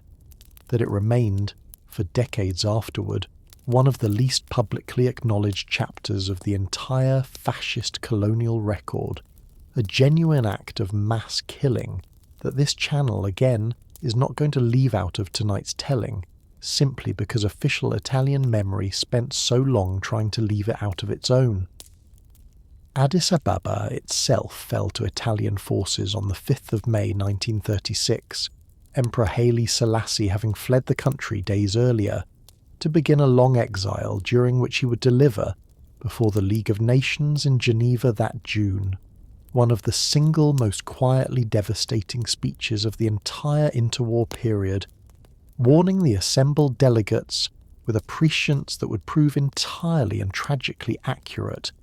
that the failure to defend Ethiopia today would mean, inevitably, that no small nation anywhere in the world could count on the League's protection tomorrow, a warning met by several documented accounts, with jeers and heckling from Italian journalists present in the gallery, rather than with any renewed resolve from the assembled great powers. And it was 4 days after that fall of Addis Ababa, on the 9th of May 1936, that this whole story's opening scene finally arrives at its full context. Mussolini stepped out onto the balcony of the Palazzo Venezia before the same enormous ecstatic crowd this story described at the very start of tonight's telling, and formally proclaimed the birth of the Italian Empire, announcing that King Victor Emmanuel III would now also carry the title of Emperor of Ethiopia, and that the new Italian East Africa, combining conquered Ethiopia with the older colonies of Eritrea and Italian Somaliland into a single unified colonial administration, represented in Mussolini's own explicit words to that roaring crowd, the definitive and permanent restoration of the empire to the fatal hills of Rome after an absence of 15 centuries, a phrase that fascist propaganda would repeat in one form or another on posters, in newsreels, and in school textbooks for as long as the empire itself would last, a span of time. This story has already told you, and will now spend its final hour explaining in full, considerably shorter than almost anyone cheering in that square that evening could possibly have imagined. It is worth pausing for just a moment on the sheer scale of genuine popular enthusiasm this proclamation actually generated across Italy, because it is important. In the spirit of honesty, this whole channel tries to hold too, not to pretend that the empire was simply imposed on an unwilling or indifferent population by a dictator acting entirely alone. The conquest of Ethiopia was, by nearly every contemporary account and by the careful assessment of historians ever since, the single most genuinely popular undertaking of Mussolini's entire 21 years in power, uniting behind it not merely committed fascists, but a very substantial cross-section of ordinary Italians, including a great many who had remained privately sceptical of other aspects of the regime, all drawn together by exactly the combination this story has been tracing all night: the specific and long-nursed desire for vengeance over Adwa, the genuine pride of a poor nation that had spent 70 years being told it did not really belong among the great imperial powers finally acquiring an empire on a scale that briefly rivaled Britain's own African holdings, and the effectiveness of a propaganda apparatus that had spent over a decade building precisely the Romanitar mythology this triumph now seemed, however briefly and however brutally, to actually fulfill. Italian women across the country, in a mass mobilization campaign the regime organized and publicized with real fanfare, donated gold wedding rings to help fund the war effort, receiving in exchange steel replacement rings inscribed with patriotic slogans,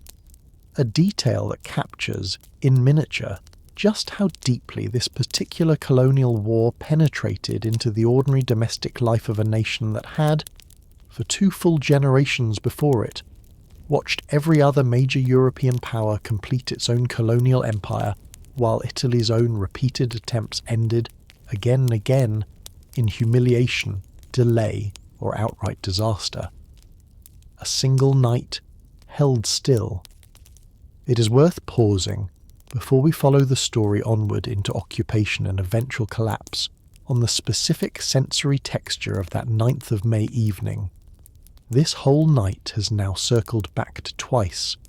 because it is worth actually dwelling inside it for a moment rather than simply naming it as a plot point,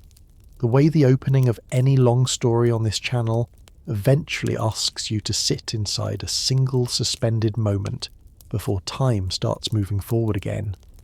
Piazza Venezia itself, in the heart of Rome, had been filling since the late afternoon, ordinary Romans arriving on foot and by tram from every quarter of the city, factory workers still in their work clothes standing shoulder to shoulder with clerks in their good jackets, and mothers who had brought their children specifically so that, years later, those children could say they had been there. The crowd packed dense enough by early evening that later estimates would place several 100,000 bodies inside a square that, under ordinary circumstances, comfortably held a small fraction of that number.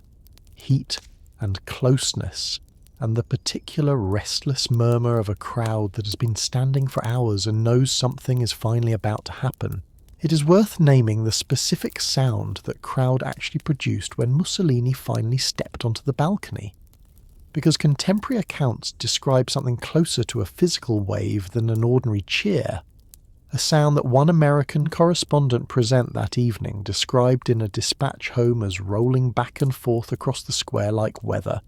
rising, subsiding just enough for a phrase of the speech to carry, and then rising again, hats and small Italian flags thrown into the warm evening air, strangers gripping each other's shoulders, and it is worth naming too the considerably larger and considerably more dispersed audience. This single balcony speech actually reached beyond the physical bodies packed into that one Roman square, because state radio carried the broadcast live into public squares in every Italian city and town, where local fascist party officials had arranged loudspeakers specifically for the occasion, into cafes and taverns where strangers gathered around a single wireless set, and into a great many ordinary Italian kitchens and sitting rooms as well, so that the specific words Mussolini spoke from that balcony reached, within the same half hour, a genuinely substantial fraction of the entire Italian population at once, an early and remarkably effective demonstration of exactly the kind of mass, simultaneous national experience that radio, still a genuinely novel technology for most ordinary households in 1936, had only just begun to make possible at this kind of scale. It is worth naming too what that same square and that same balcony would look like on considerably less triumphant nights still to come,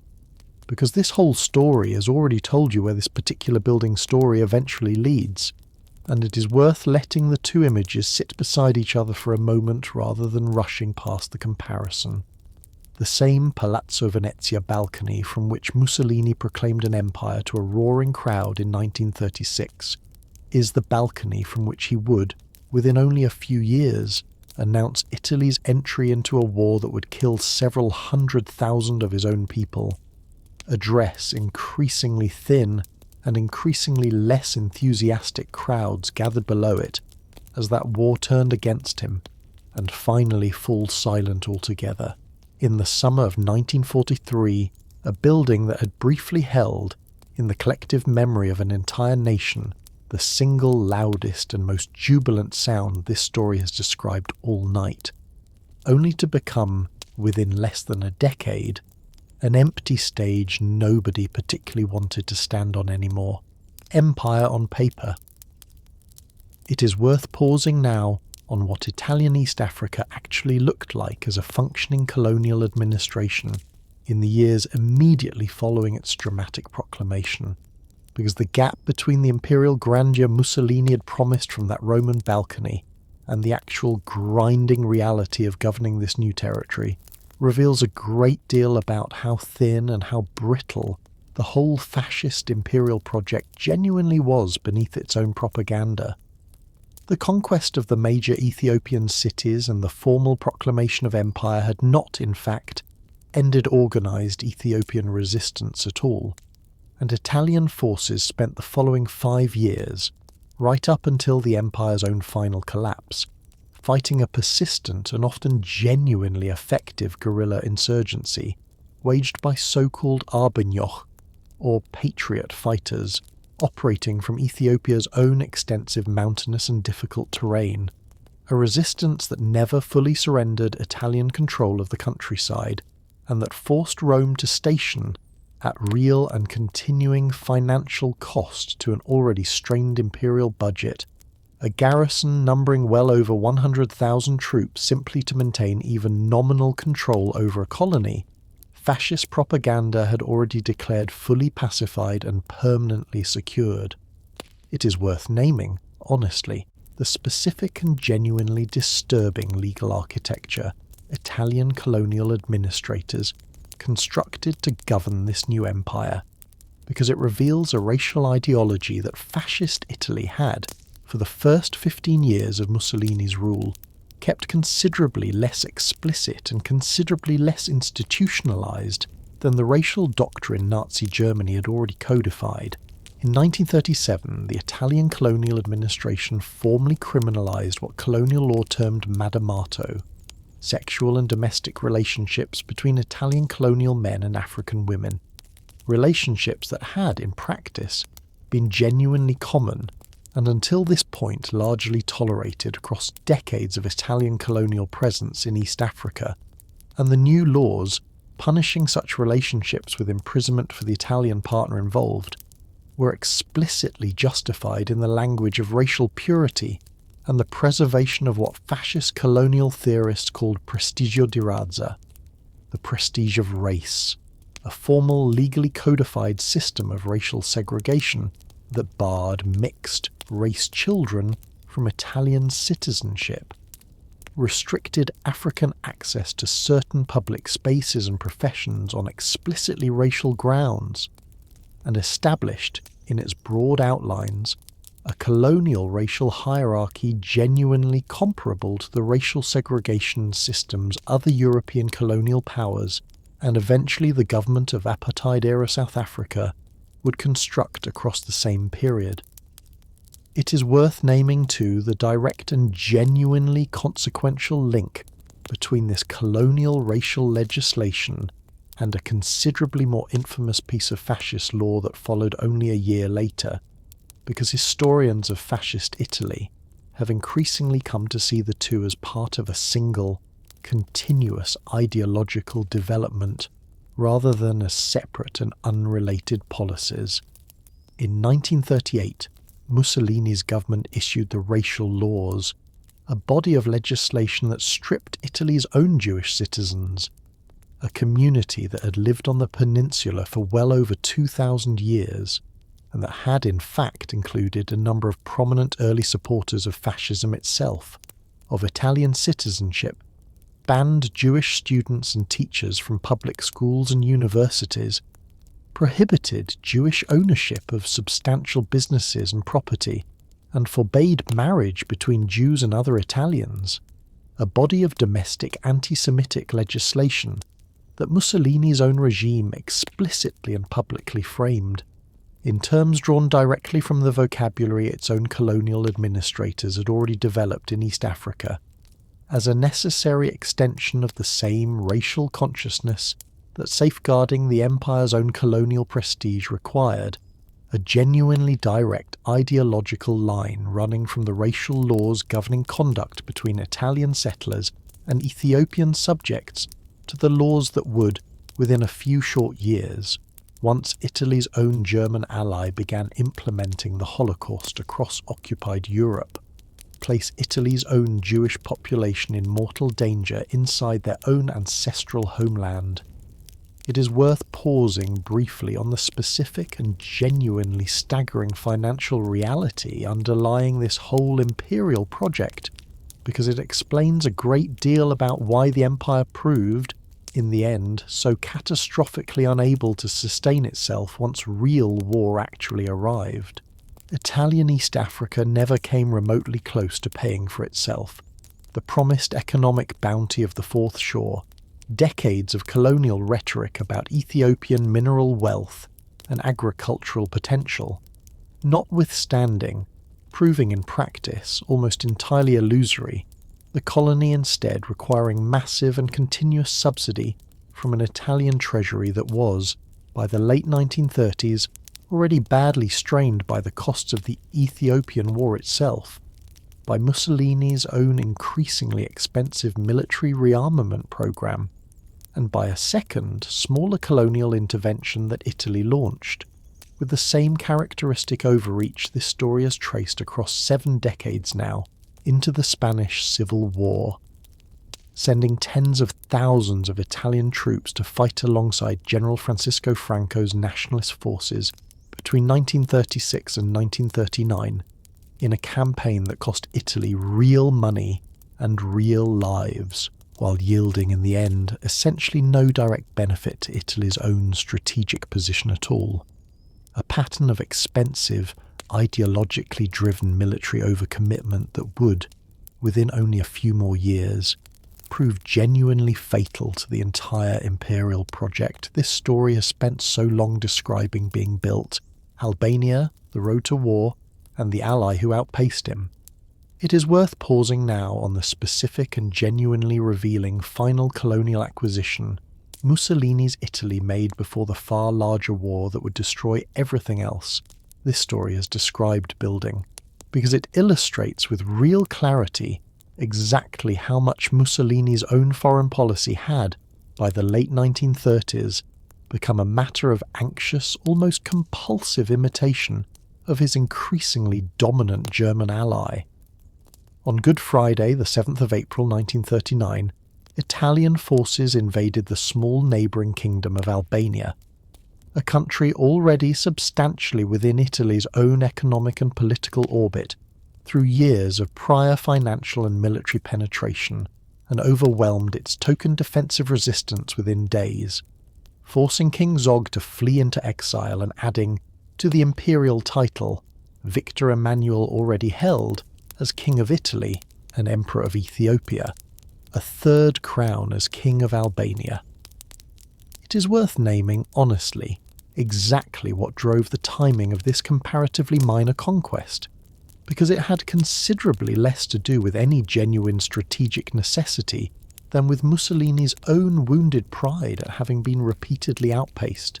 and, by his own private admission to close associates, essentially blindsided by Hitler's own unilateral annexations of Austria and then Czechoslovakia over the preceding year, conquest Mussolini had learned about, on more than one occasion, only after the fact through news reports rather than through any advance consultation from a supposed equal partner, and the seizure of Albania, a small,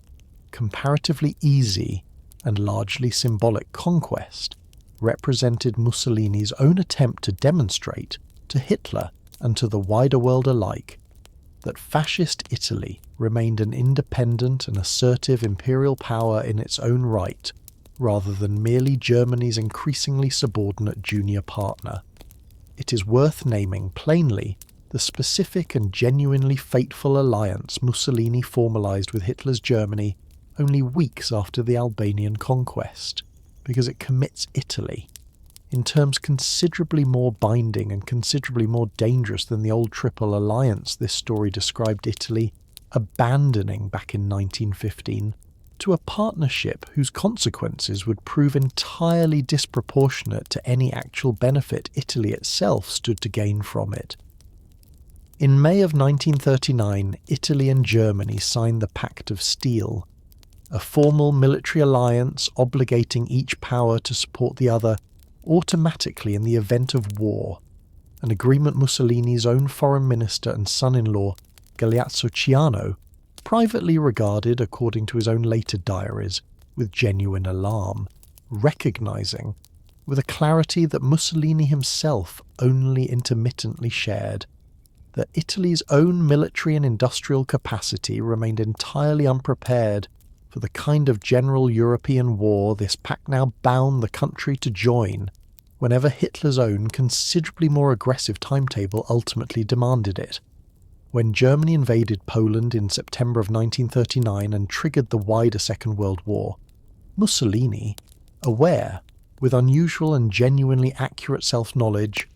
of exactly how unready Italy's own armed forces actually were, declared Italy a non-belligerent rather than immediately honouring the Pact of Steel's automatic obligation,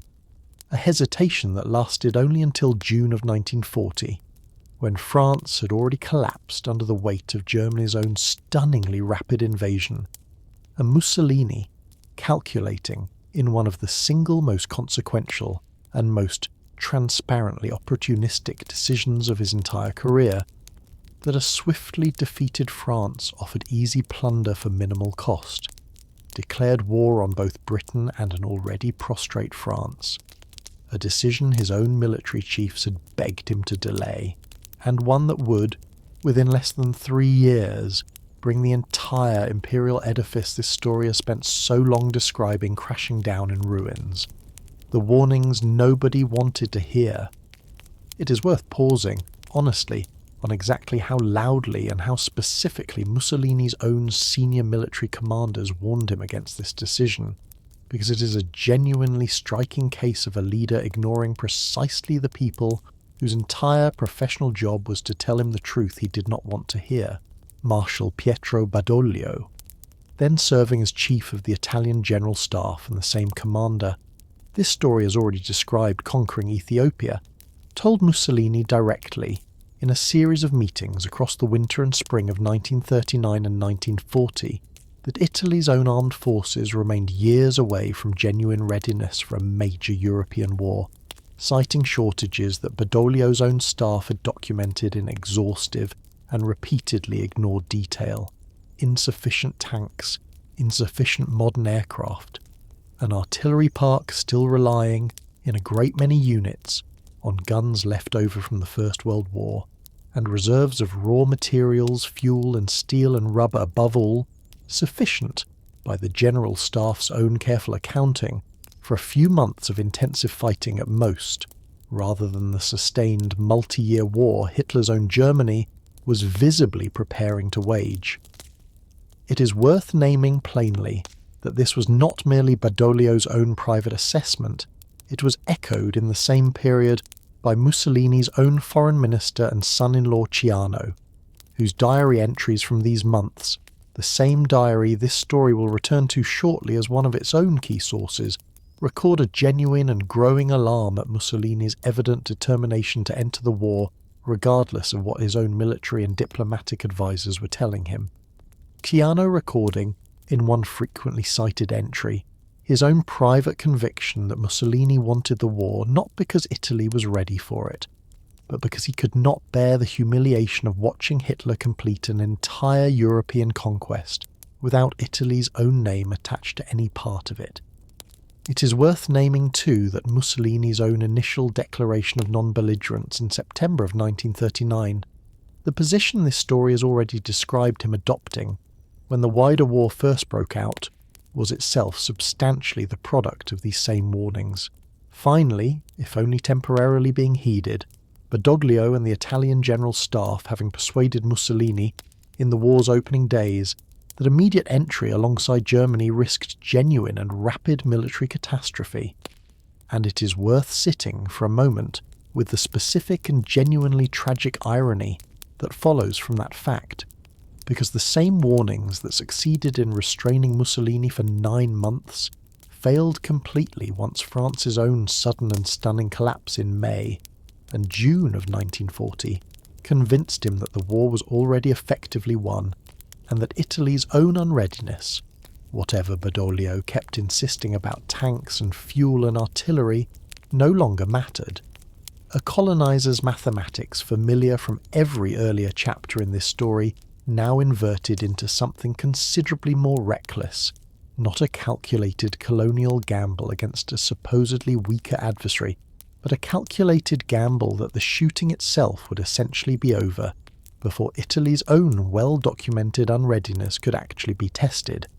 A gamble that proved, within months, catastrophically and repeatedly wrong. The empire unravels, it is worth naming honestly and without softening exactly how quickly and how thoroughly Mussolini's own war effort exposed the gap between fascist Italy's imperial pretensions and its actual military and industrial capacity, because the campaigns that followed Italy's entry into the war stand among the most consistently disastrous of the entire conflict for any major belligerent power on either side. In October of 1940, Mussolini, eager to match Hitler's own string of stunning conquests with a triumph he could genuinely call his own, and acting in a detail that captures perfectly the personal vanity driving so much of fascist strategy by this point, largely without informing Hitler in advance, ordered an Italian invasion of Greece from Italian-controlled Albania, confidently expecting a swift and easy conquest of a much smaller neighbouring country. The campaign instead became an immediate and deeply embarrassing catastrophe. Greek defenders, fighting with a ferocity and a tactical skill Italian planners had entirely failed to anticipate, not merely halted the Italian advance within days, but drove the invading Italian army backward, deep into Albanian territory itself, in a humiliating winter counter-offensive that left Mussolini's own supposedly triumphant war effort bogged down by the start of 1941, in a grinding and militarily pointless stalemate that Italian forces proved entirely unable to resolve on their own, ultimately requiring German intervention that spring to rescue the collapsing Italian position and complete the conquest of Greece that Italy's own army had proven incapable of achieving unassisted. A rescue that left Mussolini, in the eyes of his own increasingly contemptuous German ally, looking less like an equal imperial partner and more like a dependent junior liability whose own military ambitions required constant German correction. It is worth naming too the parallel and equally catastrophic collapse unfolding across these same months in North Africa, where an Italian army based in Libya, the colony this story has already described being seized from the Ottoman Empire back in 1912, launched its own invasion of British-held Egypt in September of 1940, another offensive Mussolini had ordered in the same spirit of independent imperial ambition that drove the disastrous Greek campaign, and that collapsed even more completely. A British counter-offensive launched that December, Operation Compass, routing the invading Italian force so thoroughly that it advanced over 500 miles in barely 2 months, destroying or capturing an entire Italian army and taking well over 100,000 Italian prisoners in the process. A defeat so total that it too required German intervention to prevent the complete collapse of Italy's entire North African position, bringing to the desert theatre a newly arrived German commander named Erwin Rommel, whose own subsequent campaigns would come to dominate the popular memory of the North African War so completely that Italy's own considerable and considerably more costly contribution of manpower and material to that same desert. Fighting has often been reduced, in the decades since, to little more than a supporting footnote in an overwhelmingly German story, an erasure that, whatever its unfairness to the ordinary Italian soldiers who fought and died in that desert, reflects, with real accuracy, exactly how thoroughly German military competence had, by this point in the war, come to overshadow and effectively command an Italian war effort that had entered the conflict still imagining itself an independent imperial power. It is worth pausing at some length on the specific and genuinely final collapse of the East African Empire this whole story has spent so long describing being proclaimed from that Roman balcony, because it came with a bitter historical symmetry less than 5 years after Mussolini's own triumphant declaration, and it came at the hands of the very same British Empire whose own colonial holdings in the region Italian propaganda had once hoped to rival. Cut off from any possibility of resupply or reinforcement from Italy itself once war with Britain began, Italian East Africa, garrisoned by a substantial but increasingly isolated force under the Duke of Aosta, faced a determined British and Commonwealth offensive launched from neighbouring Sudan and Kenya beginning in January of 1941, a campaign that also drew, in a detail worth naming for the genuine historical justice it represents, on Ethiopian patriot forces who had never stopped fighting the Italian occupation across the preceding 5 years, and on Emperor Haile Selassie himself, returning from his own long exile to lead his own countrymen back into the capital he had been driven from in 1936. The decisive battles of this campaign, fought at Keren in the mountains of Eritrea across February and March of 1941,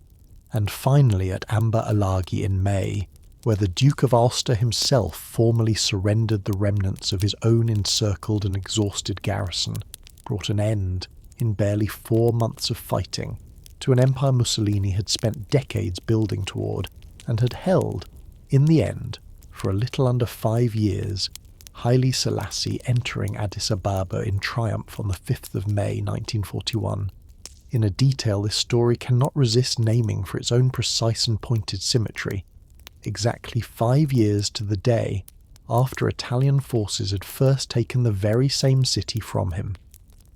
It is worth pausing too on the considerably slower, but no less inevitable collapse of the wider Italian war effort across the following 2 years, because the pattern established in Greece, in North Africa, and in East Africa alike, an initial Italian offensive launched with real confidence and inadequate preparation, followed by rapid and humiliating collapse, followed by German rescue that left Italy an increasingly resentful junior partner in its own war, repeated itself again and again until Italy's own population, and even a growing portion of its own fascist governing elite, had lost nearly all remaining confidence in Mussolini's leadership entirely. Italian and German forces did, with substantial German reinforcement, eventually reconquer lost ground in North Africa and hold the Allied advance at bay for a further 2 years of grinding desert warfare. But that entire theatre finally collapsed for good in May of 1943, when the last Axis forces in Tunisia, a combined Italian and German army of some 250,000 men, surrendered to advancing British and American forces, a defeat on a scale comparable to the catastrophe Germany had just suffered at Stalingrad on the opposite end of the continent, and one that left the whole of North Africa in Allied hands and opened, for the first time since the war began, a direct path across the Mediterranean toward the Italian mainland itself. That path led, within weeks, to the 10th of July, 1943, when American and British forces launched Operation Husky, a massive amphibious invasion of the island of Sicily, the very island whose own conquest by Garibaldi's Thousand had begun this entire long story of national unification some 83 years earlier, and it is worth sitting for just a moment with that particular symmetry,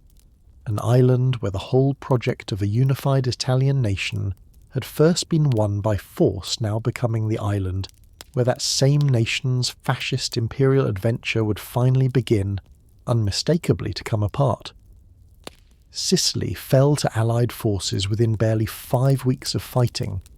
Italian resistance across the island proving, in a great many documented cases, strikingly half-hearted, entire garrisons surrendering with minimal fighting, a collapse that reflected with brutal clarity just how completely ordinary Italian soldiers and civilians alike had, by the summer of 1943, exhausted whatever genuine enthusiasm they had once felt for Mussolini's war, a war that had by this point cost hundreds of thousands of Italian lives, subjected Italian cities to increasingly devastating Allied bombing raids, and reduced an already struggling economy to genuine desperation, all in pursuit of an imperial vision that had already, in East Africa at least, been entirely and irreversibly lost. The fall of the regime.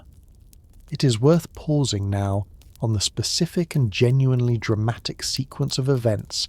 that finally ended Mussolini's own 21 years in power, because the man who had once stood on that Roman balcony, commanding the adoration of hundreds of thousands, was, within barely 3 weeks of Sicily's fall, removed from office not by any popular uprising or Allied capture at all, but by his own regime's own highest institutions turning against him. On the night of the 24th into the 25th of July 1943, the Fascist Grand Council, the party's own supreme governing body, meeting for the first time in years and convened at the urging of members increasingly alarmed at the war's catastrophic trajectory, voted, after a marathon overnight session, to strip Mussolini of his supreme military command and to restore that authority to King Victor Emmanuel III, a formal rebuke from within Mussolini's own party that stunned him personally, several of his own long-time loyalists, including his own son-in-law Ciano, voting against him in that fateful session. The following afternoon, Mussolini, apparently still not fully grasping how completely his own political position had collapsed, went to the royal palace for what he seems to have expected would be a routine audience with the king, and was instead informed by Victor Emmanuel himself that he was being replaced as Prime Minister and was arrested by military police the moment he stepped outside the palace gates,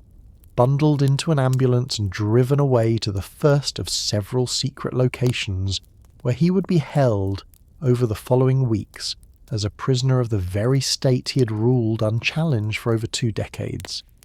It is worth naming plainly the genuine and immediate popular reaction this arrest produced across Italy, because it reveals just how thoroughly public sentiment had turned against Mussolini and his war by the summer of 1943. Crowds in cities across the country tearing down fascist symbols and portraits within hours of the news breaking. A spontaneous and largely bloodless collapse of a regime that had, only a few years earlier, commanded the kind of genuine mass enthusiasm this story has already described, greeting the empire's own proclamation.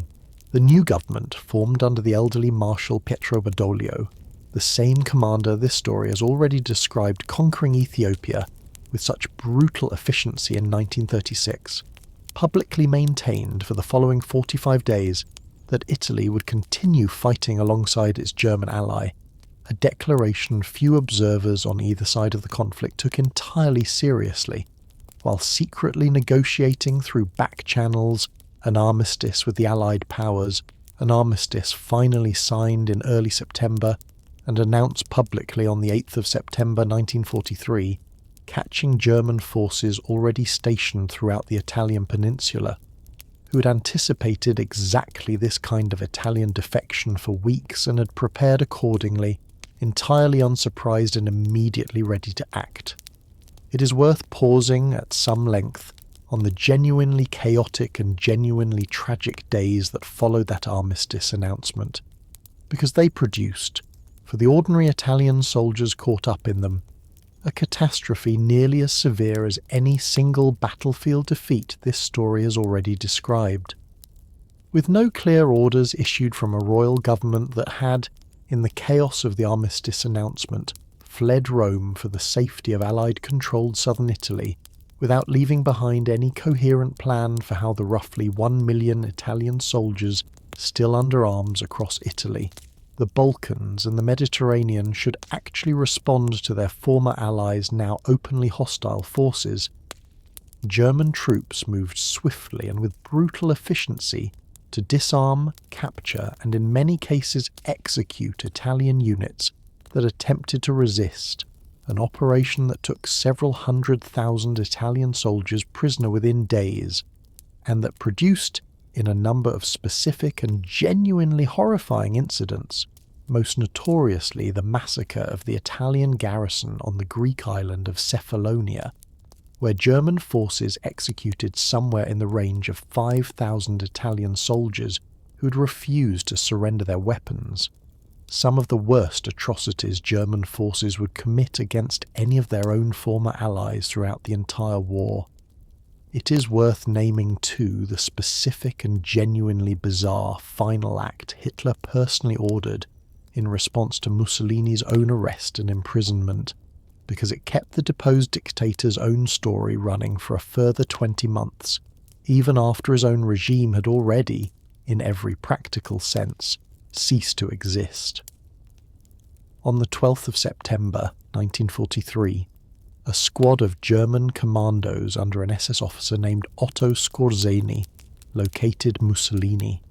who had been moved between several secret locations over the preceding weeks and was, by this point, being held at a mountaintop ski hotel in the Gran Sasso Massif in central Italy, and staged a dramatic glider-borne raid that freed him without a single shot being fired, his Italian guards offering no resistance at all. A rescue Skorzeny's own later account, and the newsreel footage the German propaganda ministry rushed to produce, immediately turned into one of the most celebrated commando operations of the entire war. Hitler, however, had no intention of restoring his old ally to any position of genuine independent authority, installing Mussolini instead, within weeks, as the nominal head of a new puppet state in the portion of northern Italy still under German military occupation, a rump regime formerly called the Italian Social Republic but universally known from the small town on Lake Garda where its administrative offices were based, as the Republic of Salo, a government that possessed no real independent power at all, existing almost entirely at the sufferance and under the direct military control of the German occupying forces, and that Mussolini himself, by the account of several of his own remaining associates who observed him closely during these final months, governed with a visible exhaustion and a visible awareness that the whole project was, by this point, little more than an extended epilogue to a story that had already, in every meaningful sense, ended. It is worth naming honestly the specific and genuinely brutal civil war that this puppet republic's brief existence produced across the following 20 months, because it's a chapter of the story that stands entirely apart from the imperial ambitions and foreign conquests this whole night has otherwise traced. A war fought not against any foreign enemy at all, but between Italians themselves. Across the German-occupied north, an increasingly large and increasingly well-organised Italian resistance movement, the partisans, drawn from across the political spectrum but dominated, in its most militarily effective formations, by communist and socialist organisers, waged a sustained guerrilla campaign against both the occupying German forces and Mussolini's own Salo Republic, a resistance that both German and Salo forces answered with real and repeated brutality, mass reprisal executions of civilians carried out in direct retaliation for partisan attacks, becoming a grim and recurring feature of daily life across the occupied north, most infamously at the Ardeatin caves outside Rome in March of 1944, where German forces executed 335 Italian civilians and prisoners in direct reprisal for a partisan bomb attack that had killed 33 German soldiers, a 10-to-1 ratio of retaliatory killing that German occupation policy applied with grim consistency at a number of other Italian towns and villages across these same final months of the war. It is worth naming plainly the final days of Mussolini's own life, because they bring this whole long story back, with a genuinely brutal symmetry, to the same city and very nearly the same crowds this story described cheering him from a Roman balcony 9 years earlier. As Allied forces advanced through northern Italy in the final weeks of April 1945, and as the German occupation forces themselves began negotiating their own surrender, Mussolini, attempting to flee toward the Swiss border, disguised, according to most accounts, in a German army greatcoat and helmet in a desperate and ultimately futile attempt to avoid recognition, was identified and captured by Italian communist partisans near the shore of Lake Como on the 27th of April 1945, travelling in a small convoy that also included his longtime mistress Clara Petacci, who had insisted on remaining at his side rather than seek her own safety. The following day, the 28th of April, both Mussolini and Petacci were executed by partisan gunfire. The specific circumstances and exact chain of command behind the execution order still debated by historians to this day, and their bodies, along with those of several other executed fascist officials, were transported the following morning to Milan, the same city where Mussolini had founded his fascist movement 26 years earlier, and hung upside down by the ankles from the steel girders of a gas station in the Piazzale Loreto, a public square that fascist forces had themselves used, only the previous August, as the site of a mass reprisal execution of 15 partisans and civilians, a location the crowd that gathered on the 29th of April chose with deliberate and pointed symbolism. It is worth naming, honestly, exactly what that crowd did to the bodies displayed there, because it completes, with an almost unbearable literalness, the arc this whole story has been tracing since its very first paragraph. The same kind of enormous, emotionally overwhelmed Italian crowd that had once packed a Roman square to cheer the birth of an empire now gathered in a Milan square to spit on, strike, and in several documented instances fire additional gunshots into the already dead bodies of the man who had promised them that empire. a scene of public fury and public degradation so total that even some of the partisans who had organised the execution itself found the crowd's own subsequent behaviour disturbing enough to intervene and finally have the bodies taken down. It is worth naming briefly the wider and more sobering human cost this entire final chapter of the story extracted, because the numbers involved are worth holding in mind alongside the single dramatic image of that Milan gas station. Italy's participation in the Second World War, from Mussolini's opportunistic declaration of war against a collapsing France in June of 1940 through the final liberation of the peninsula in the spring of 1945, cost something in the range of 300,000 Italian military dead, and a further roughly 150,000 Italian civilian deaths, casualties inflicted not merely by Allied bombing and by the fighting of the main Italian campaign itself, but by the brutal internal civil war between partisans, Salo loyalists, and German occupation forces that consumed the country's final 2 years of conflict, a war that, unlike the comparatively distant and comparatively abstract colonial conquests in Libya and Ethiopia, this story spent its first 2 hours describing, brought violence directly and inescapably into Italian towns, Italian streets, and Italian families in a way the empire's earlier African conquests, whatever their own horrific human cost, largely had not. Ordinary voices in an empire built by great men. It is worth pausing before we step back and try to weigh the whole of this story on the larger scales history usually reserves for kings and generals, on a handful of the considerably smaller and considerably more ordinary lives this same 70-year arc actually swept along with it, because a story told only through Cavour's diplomacy and Mussolini's balconies leaves out the great majority of the people who actually lived through it, and this channel has never much cared for that kind of telling. Consider first a figure who left behind no name that survives in any archive, only a pattern repeated in tens of thousands of nearly identical letters historians have combed through in Italian regional archives and in the records of American immigrant aid societies alike. A young man from the rural Calabrian or Sicilian countryside, likely in his 20s, likely the second or third son of a family working land it did not own, who boarded a crowded steamship in Naples or Palermo sometime in the 1890s or 1900s bound for New York,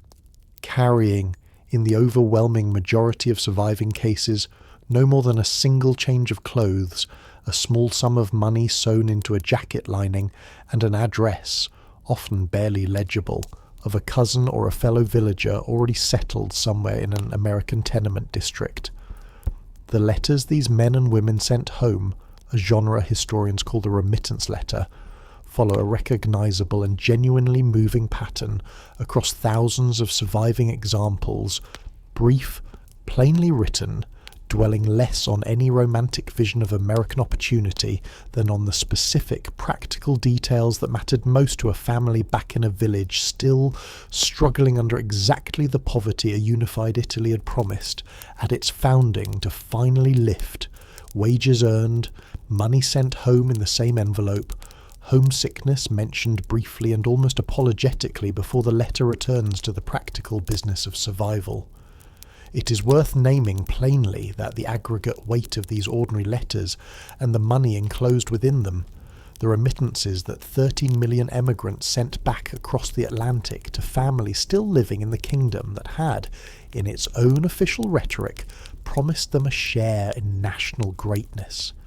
became, by the early 20th century, one of the single largest sources of foreign currency flowing into the Italian economy, a genuinely startling fact that means the ordinary emigrant families this story described fleeing Italy's own failures ended up, quite literally, helping finance the state that had failed them. Consider, too, a considerably more anonymous figure still, an Eritrean Askari soldier, one of the many thousands of colonial troops Italy recruited, trained and armed across its decades in East Africa to fight generation after generation in Italy's own colonial wars at Dogali, at Adwa, and later in the far larger conquest of Ethiopia itself, men whose own individual names appear only rarely and only incompletely in the surviving Italian military record, listed more often as aggregate unit strengths than as named individuals, and whose own motivations for enlisting, a mixture, historians who have studied surviving oral testimony and later interviews conclude, of genuine economic necessity in colonies where Italian administration had deliberately limited other paths to a stable wage, family or clan obligation, and in some cases simple coercion, rarely made it into the official record at all. It is worth naming plainly the specific and genuinely bitter irony this story has already touched on once, that Askari soldiers recruited from Eritrea were among those Menelik's own forces mutilated at Adwa specifically as a punishment for fighting alongside a European colonizer against a fellow African nation, ordinary men caught, in the most literal and most physically brutal sense, between two competing claims on their own loyalty that neither side had ever bothered to ask them about directly. Consider, too, an ordinary Italian conscript infantryman on the Isonzo front in 1916 or 1917, one of the several million young men drawn overwhelmingly, this story has already told you, from the poorer rural regions of the very south whose own relationship to the unified Italian state had never been an entirely comfortable one, who found himself, often for the first time in his life, hundreds of miles from his own home village, fighting in a language standard literary Italian that a great many southern conscripts barely spoke fluently at all, commanded by northern officers whose own class background and whose own dialect could feel, to a Calabrian or Sicilian private, nearly as foreign as an enemy's. Surviving letters and diaries from ordinary soldiers of this front, collected and studied by Italian historians across the following century, describe conditions of a bleakness this story's earlier account of 11 Isonzo offensives can only gesture toward in summary: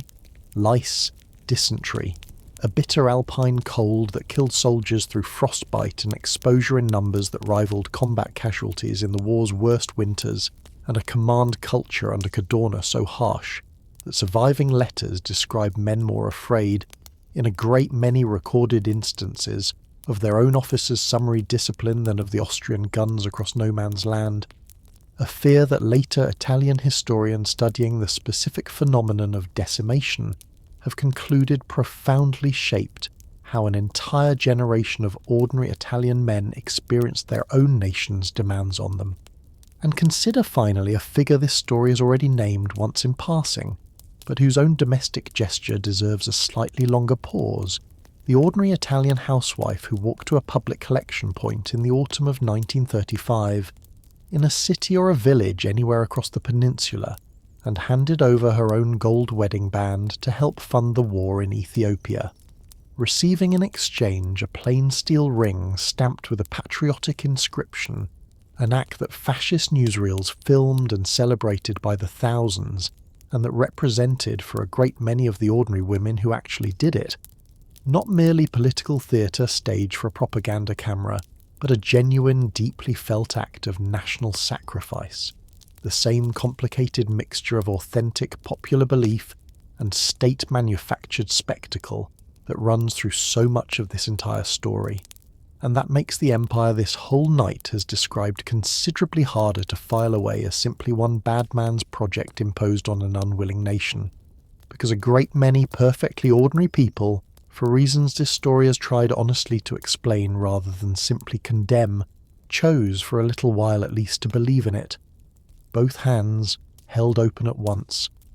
It is worth pausing, now that the whole arc of this story has run its course, from a fractured peninsula that was, in Metternich's own dismissive phrase, merely a geographical expression, all the way to a corpse hanging upside down from a Milan gas station, and holding, deliberately and side by side, the genuinely contradictory truths this story has kept setting down next to one another rather than choosing between,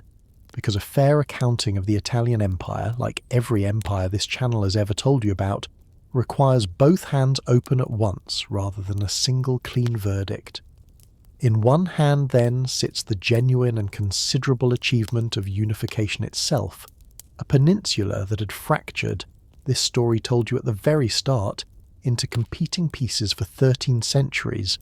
stitched together in barely a decade by a combination of Cavour's patient diplomacy, Garibaldi's improbable military audacity, and a genuine, if unevenly distributed, popular yearning among educated Italians for national self-determination,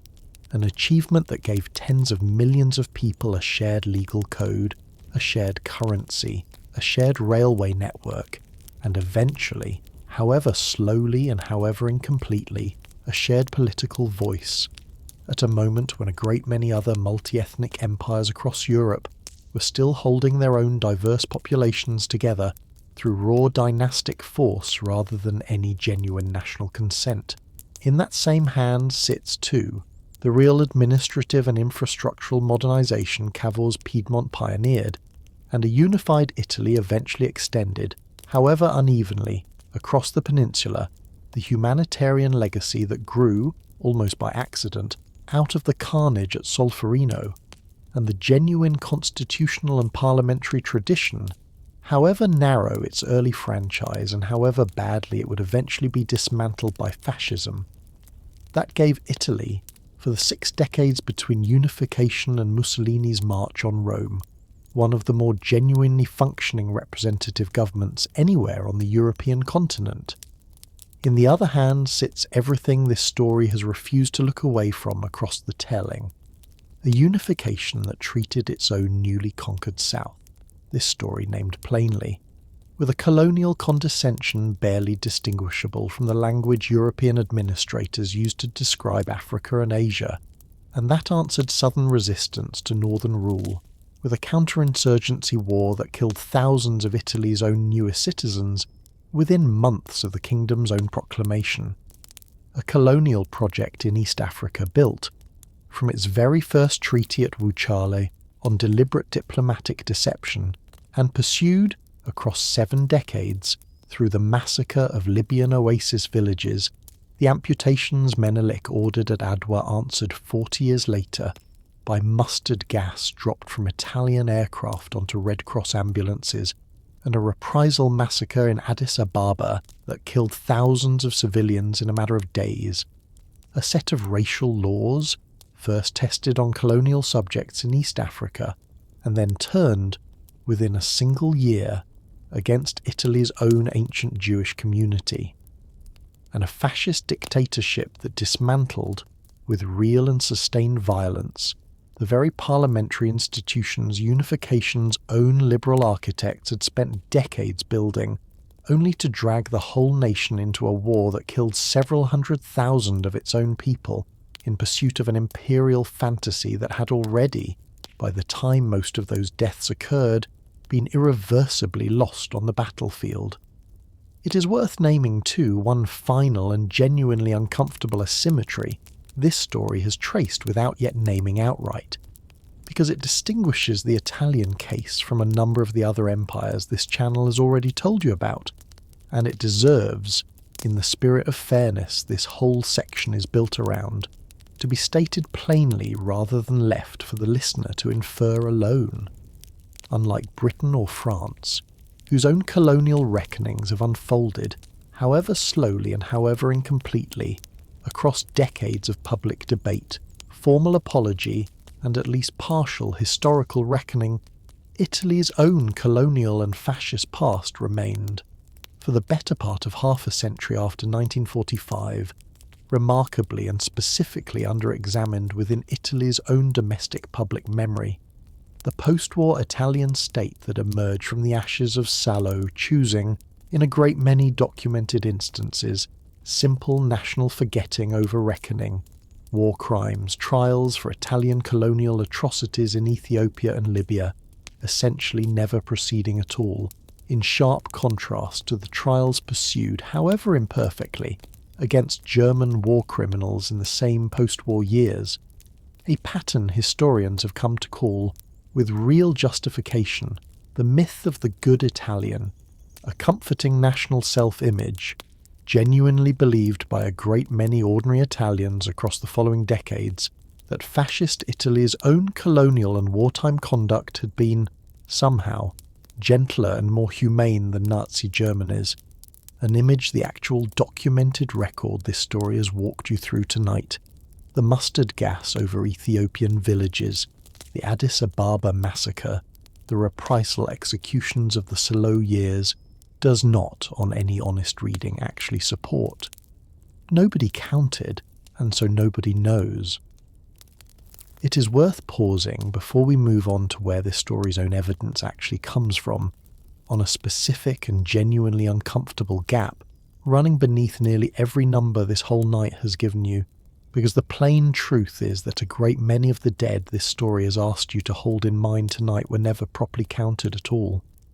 And the figures modern historians offer, however carefully researched, remain estimates built from fragmentary and often deliberately incomplete records rather than any genuine senses of loss. Nobody counted with anything resembling precision exactly how many Libyan Arab and Berber civilians died in the reprisal massacres this story described, following the 1911 uprising around Tripoli, or in the considerably longer and considerably more sustained pacification campaigns Italian forces waged against Omar Mukhtar's own resistance across the following 2 decades.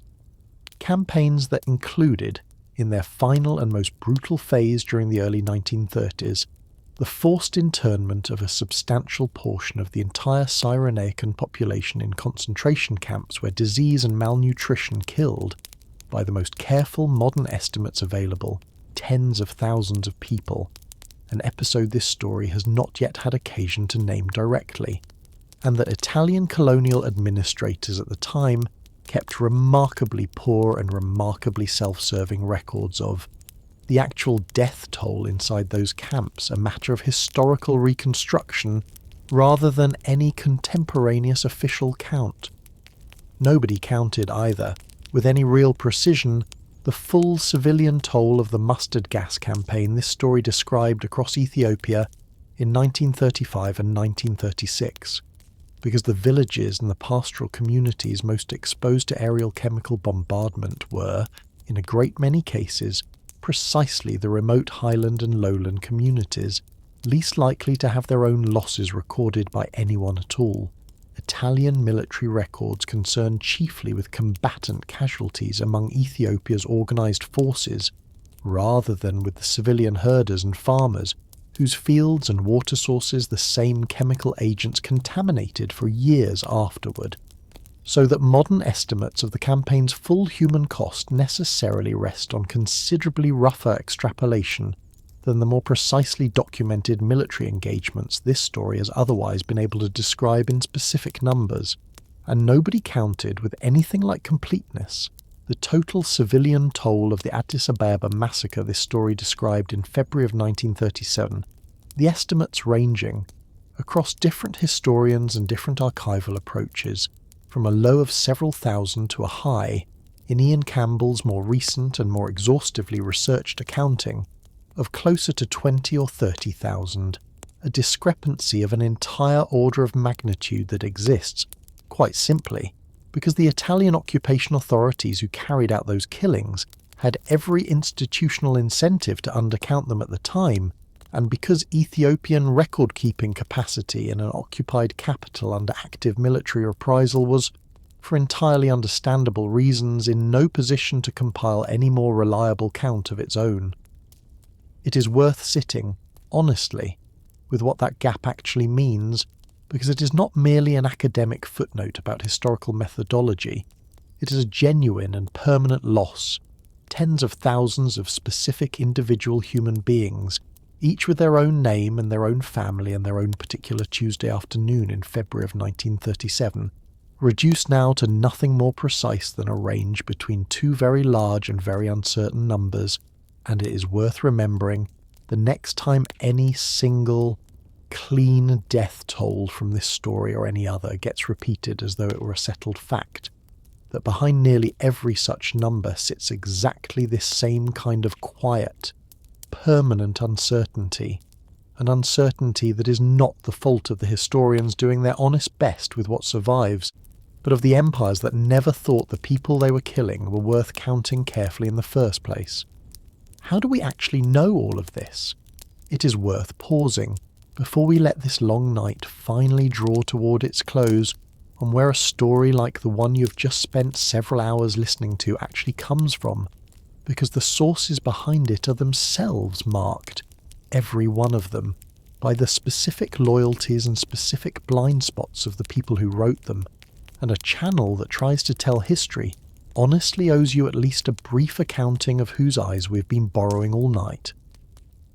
A great deal of the flattering, heroic version of unification that dominated Italian popular memory for the better part of a century, the version in which Cavour's diplomacy and Garibaldi's daring flow together in a single seamless national triumph, was constructed quite deliberately in the decades immediately following 1861 and 1870 by a new Italian state genuinely anxious to manufacture, through school textbooks, public monuments, and officially sponsored history, exactly the shared national identity this story told you. At its very start, the actual unification process had never quite managed to build on its own, a state-sponsored myth-making effort, not unlike the one this channel has already described Nur ad-Din and Saladin pursuing on another continent entirely. Patient decades of cultural construction working to make a political fact feel, in retrospect, like an inevitable national destiny. It is worth naming specifically a handful of the historians whose more sceptical, more critically minded work this story has leaned on to push back against that older triumphant mythology. The British historian Dennis Mack Smith spent the better part of a long career across the middle decades of the 20th century producing biographies of Cavour, Garibaldi and Victor Emmanuel that deliberately punctured a great deal of the patriotic legend surrounding all three men. Work that provoked genuine and sometimes bitter controversy within Italy itself, where a number of Italian historians accused Mack Smith of an almost perverse eagerness to debunk national heroes, an accusation that tells us something real about how emotionally load-bearing this particular story still remained within Italy, well over a century after the events themselves. It is worth naming, too, the considerably more troubling historiographical controversy surrounding Mussolini's own most exhaustive biographer, the Italian historian Renzo de Felice, whose multi-volume life of Mussolini, published across the 1960s, 1970s and 1980s, remains to this day the single most detailed and most thoroughly researched account of the man's entire career, and whose central and genuinely controversial argument that a meaningful portion of the Italian population had extended a real and voluntary consensus to Mussolini's regime through its middle years, rather than merely submitting to it under coercion, provoked furious debate among Italian historians who worried, not without reason, that de Felice's careful scholarly nuance risked being misread by a wider public less attentive to nuance as a kind of quiet rehabilitation of fascism itself. It is worth naming, with real and specific gratitude, the single historian whose work this story has leaned on most heavily for the colonial atrocities that official Italian memory spent so long trying to bury entirely. Angelo Del Boca, an Italian journalist and historian who spent decades combing through Italian military and colonial archives that earlier generations of historians had either overlooked or been actively denied access to, was the figure most directly responsible for finally forcing the Italian government's own formal acknowledgement in 1996 of the mustard gas attacks in Ethiopia this story described in some detail, publishing, across a career that began in the 1960s and continued into the 21st century, a body of work that systematically dismantled precisely the myth of the good Italian this section has already named, work Del Boca himself frequently described facing real institutional resistance and real public hostility to publish, in a country that had spent half a century preferring not to look too closely at what its own colonial soldiers had actually done in Libya and in Ethiopia. It is worth naming, too, a source considerably closer to the events themselves,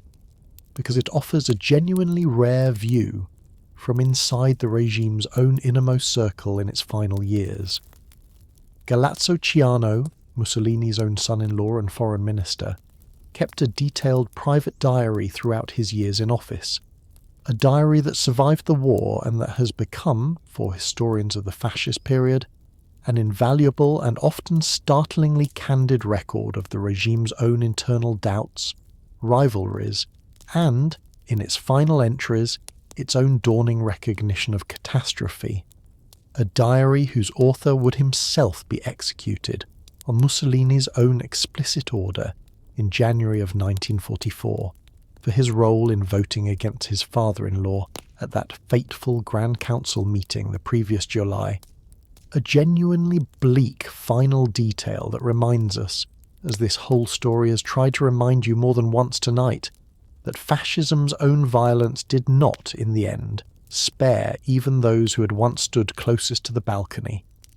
And it is worth naming, finally, the considerably quieter and considerably less institutionally amplified sources this story has also tried to keep in view whenever it could. The Ethiopian oral traditions and the more limited body of Amharic language chronicle and testimony surrounding Adwa and the later Italian occupation, sources that Western historiography, for the better part of a century, treated as distinctly secondary to the Italian and European archival record, and that only more recent generations of historians, working consciously to correct that older imbalance, have begun to weave more fully into the tellable version of this story a corrective this channel has tried, in its own small way, to honour tonight by making sure that Menelik's own strategic skill, and not merely Baratieri's own failures, gets to explain why the Italian army lost at Adwa, a bridge to today. It is worth pausing before we let this whole long story finally dissolve into sleep on the small, quiet ways this empire, brief and catastrophic as it turned out to be, still presses on the world you yourself woke up in this morning. Because that is the thing about even the shortest-lived empires. They never actually finish ending. They simply keep leaving small objects and small habits scattered across the decades that follow them. Walk through modern Rome today, and the Via dei Fori Imperiali, that grand triumphal avenue this story described Mussolini's regime carving straight through medieval neighbourhoods to connect his own balcony to the ancient Colosseum, still carries traffic past the same excavated Roman forums the fascist state exposed specifically to burnish its own imperial mythology. A street plan several modern Italian mayors have debated narrowing or reconfiguring, and never quite managed to. Precisely because so much of what makes it visually striking today is the very fascist-era demolition and excavation this story just spent an hour describing as propaganda. The Piazzale Loreto itself, where Mussolini's body was strung up in 1945, is today an unremarkable Milan traffic roundabout. Home, in a detail worth sitting with for its own sake, to an Esselunga supermarket standing more or less on the exact spot of that old gas station, ordinary commuters passing through it every single day with, in most cases, only the faintest awareness of what the particular patch of pavement once witnessed. It is worth naming, too, the specific and genuinely live public debate still unfolding within Italy itself over what to do with the physical remnants of the empire this story has spent all night describing, because Del Bocca's own decades of archival work, the work this section just credited a few minutes ago, helped open a reckoning that Italy is still, even now, only partway through. Streets in a number of Italian cities still carry the names of colonial-era generals and colonial battles, including, in a detail that has provoked real and recurring controversy in recent years, streets and monuments honouring the very conquest of Ethiopia, this story described in such brutal detail tonight, and a modern Italian movement, drawing explicitly on the same broader wave of reckoning with colonial monuments that has moved through Britain, France, Belgium, and the United States alike in the years since, has pushed, with real but still incomplete success, for renaming and recontextualizing these lingering traces of empire, a debate that remains, as this is recorded, genuinely unresolved. It is worth naming finally the quieter, and in some ways more poignant bridge this story leaves behind, because it involves the descendants of the very migration this story described. Back in its fourth section, carrying 13 million Italians across the Atlantic in search of a better life, the newly unified kingdom had failed to provide them. Italy today, a wealthy member of the European Union and one of the world's largest economies, has become, within the span of a single human lifetime,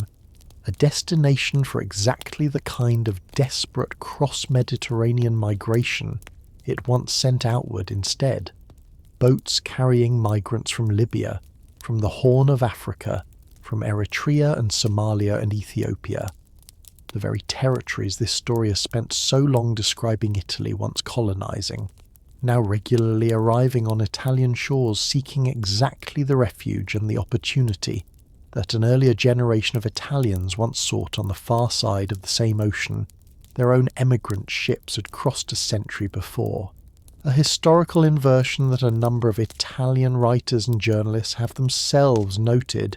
with a discomfort this channel finds entirely understandable. The descendants of a nation that once justified its own colonial conquest in the language of a poor country, needing room to grow, now debating, in its own parliament, what obligation it owes to the descendants of the very people it once conquered. It is worth remembering too, before we let this bridge close, that the empire proclaimed from that Roman balcony was gone, in every practical sense, within 5 years, and gone as a matter of formal international law within a slightly longer span still, Ethiopia's own independence fully restored in 1941, Italy's remaining African colonies placed under Allied and then United Nations trusteeship in the years after 1945, and formally relinquished, the last of them, Somalia, only in 1960, a full century after the peninsula this story described as a mere geographical expression first stitched itself into a single kingdom, and it is worth sitting for a moment with the sheer imbalance of that arithmetic. 99 years to build a nation and its empire from a scattering of quarrelling kingdoms, and less than a decade for the empire itself, once actually proclaimed to be entirely and irreversibly lost. Let us walk back through the whole of it, now, one more time, slowly, the way we like to on this channel before we finally let a story go. We began in a Europe that had just finished redrawing its own map after Napoleon Bonaparte's fall, a peninsula parcelled out among Austrian governors, Bourbon kings, a temporal pope, and the one small, comparatively obscure kingdom of Piedmont Sardinia, that alone, among all of Italy's many rulers, chose to keep faith with the liberal constitution the panic of 1848 had briefly forced out of it. We watched Mazzini spend an entire adult lifetime in exile, failing, uprising after uprising, to win by popular revolution the unified republic he never stopped believing in, and watched Garibaldi bury his own wife in a desperate retreat from a Roman republic that lasted barely 5 months before French bayonets brought Pope Pius IX back to a throne he would occupy, from that day forward, as Italian nationalism's most immovable enemy. We watched an unmilitary, unglamorous Piedmontese count named Cavour do more than either of those more romantic men to actually build the nation both of them dreamed of, sending Piedmontese soldiers to die of cholera in the Crimea for no reason, except the seat at a peace table it eventually bought him, meeting an emperor in secret at a spa town to trade away his own king's ancestral homeland for an alliance against Austria, and dying, exhausted. Within months of the kingdom he had spent a decade quietly engineering finally being proclaimed, Rome and Venice both still, at the moment of his death, unfinished business. We watched 1,000 red-shirted volunteers, most of them idealistic young men from a north that had no particular love for the south they were sailing to conquer, take an entire kingdom of 9 million people away from a Bourbon dynasty whose own army simply came apart in front of them. And we watched the charismatic adventurer who led them hand his conquest, with a restraint history has rightly remembered as remarkable, to a king rather than keep it for the republic he had spent his whole life fighting for. We watched that new kingdom immediately turn its own regular army against the very southern peasantry it had just annexed, fighting a counter-insurgency war that killed thousands of Italy's newest citizens within 4 years of unification, and we watched, over the following half-century, 13 million of those citizens conclude that the new Italy had so little to offer them that leaving it entirely for tenements in New York and Buenos Aires and Sao Paulo was the more rational choice. We watched Venice arrive as essentially a diplomatic afterthought to a Prussian war. Italy barely won any battles in, and we watched Rome itself finally fall not to Italian valour, but to a hole blown in an ancient wall the moment a French emperor, fighting his own losing war against that same Prussia, was forced to pull his protective garrison home. We watched a newly complete but still desperately insecure great power go looking for the one thing every other great power around it already possessed, an overseas empire, and watched it find, in East Africa, not the easy colonial conquest its own newspapers had promised, but a modernising Ethiopian emperor whose army was, in 1896, very nearly as well armed as the Italian force sent against it,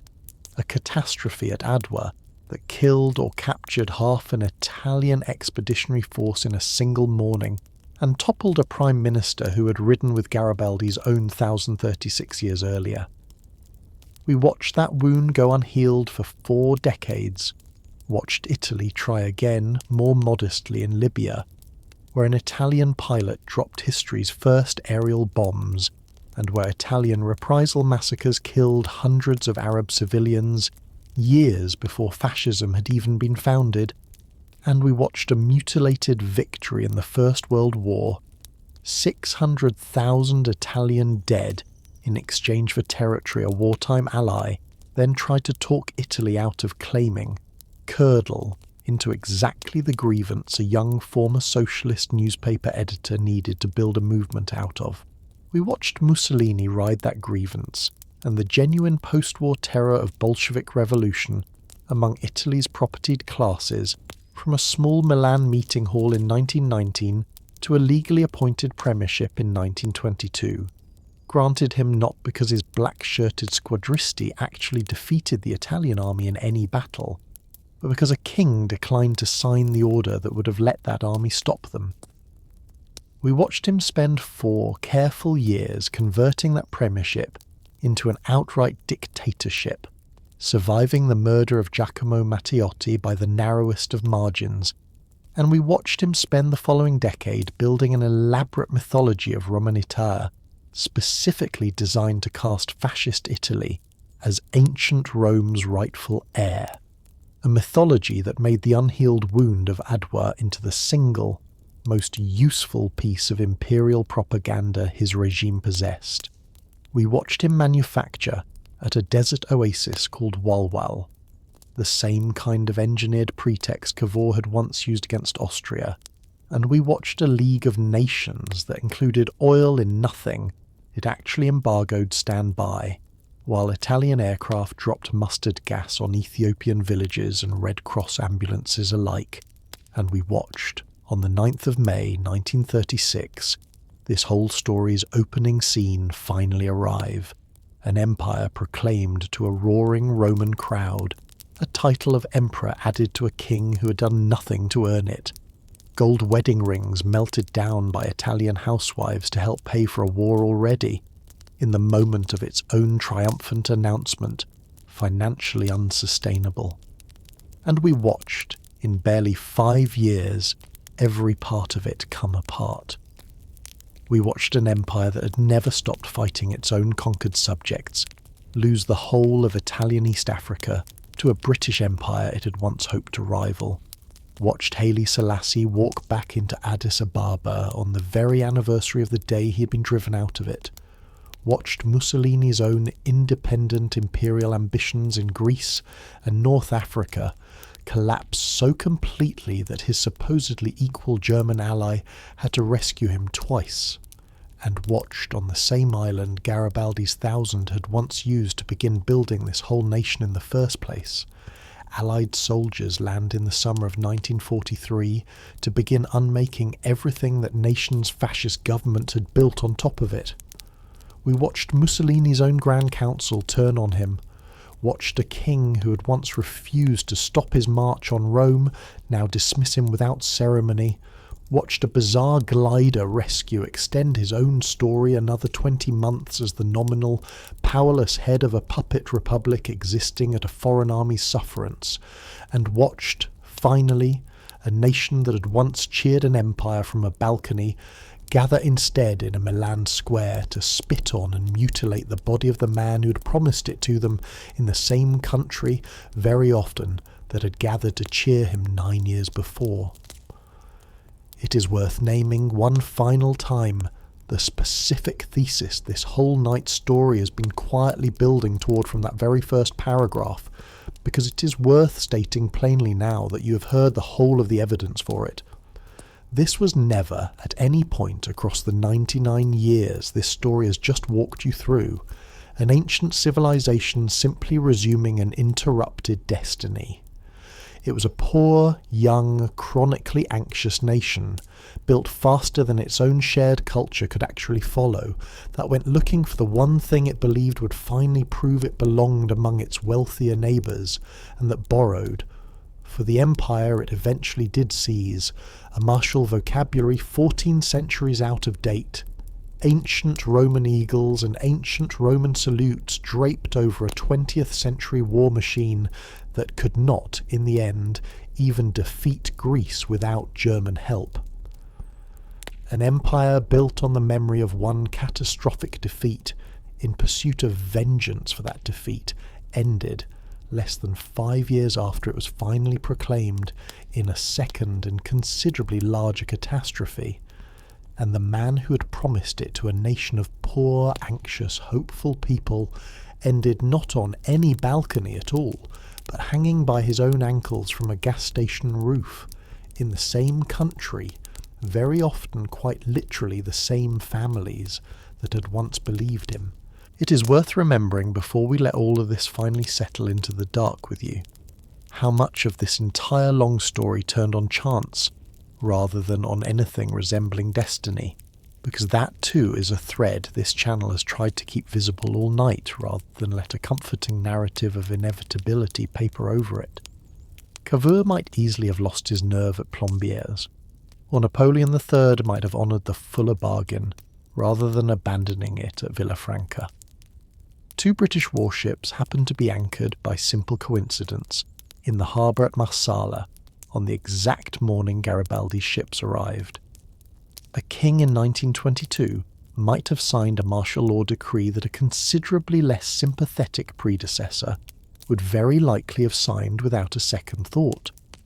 A general at Adwa might have kept his own better judgment rather than yielding to a prime minister's telegrams, and an Ethiopian emperor might have possessed a considerably smaller and considerably worse armed army than the one Menelik had spent 7 careful years actually building. None of it was written in the stars, whatever the balcony speeches like to claim about fatal hills and returning empires. It was built piece by contingent piece, by particular people making particular choices under particular pressures, the same way every empire this channel has ever told you about was actually built, and the same way every one of them eventually came apart. Before we let this long night finally close, take one more quiet moment, if you have not already, to subscribe to this channel and help us on our way toward 1,000 subscribers, a milestone that genuinely would mean a great deal to this small, unhurried corner of the internet, and that every one of you listening tonight actually helps bring a little closer just by being here. If you would rather catch these stories a little earlier than everyone else, remember that new episodes now go up first on Spotify for creators before they arrive anywhere else, with the link waiting for you down in the description whenever you would like to follow along there instead. And if you are still awake enough to type, leave your location and your local time down in the comments below, so that some other restless listener somewhere else in the world can feel a little less alone in the dark tonight, knowing a stranger elsewhere is drifting off to this same slow, unhurried story. That brings us to the end of our story for tonight. The story of a peninsula that spent 13 centuries as little more than a geographical expression, that stitched itself into a nation in barely a decade through a mixture of patient diplomacy and improbable adventure, that spent 70 anxious years chasing an empire it could not really afford, and that held that empire once it finally seized it, for less time than it takes a child to finish primary school. Whatever is pressing on you tonight, whatever worry followed you into this bed and is still sitting somewhere at the edge of the room, it too is smaller, in the end, than an empire. And even empires, as you've just spent this whole long night learning, do not get to stay. Close your eyes now, if they are not closed already. Let the balcony and the crowd and the long, sorry, sand-blown road to that gas station in Milan all soften and blur and drift away from you, the way every empire this channel has ever told you about has eventually drifted into the quiet, settled distance of simple history. Good night, and sweet dreams.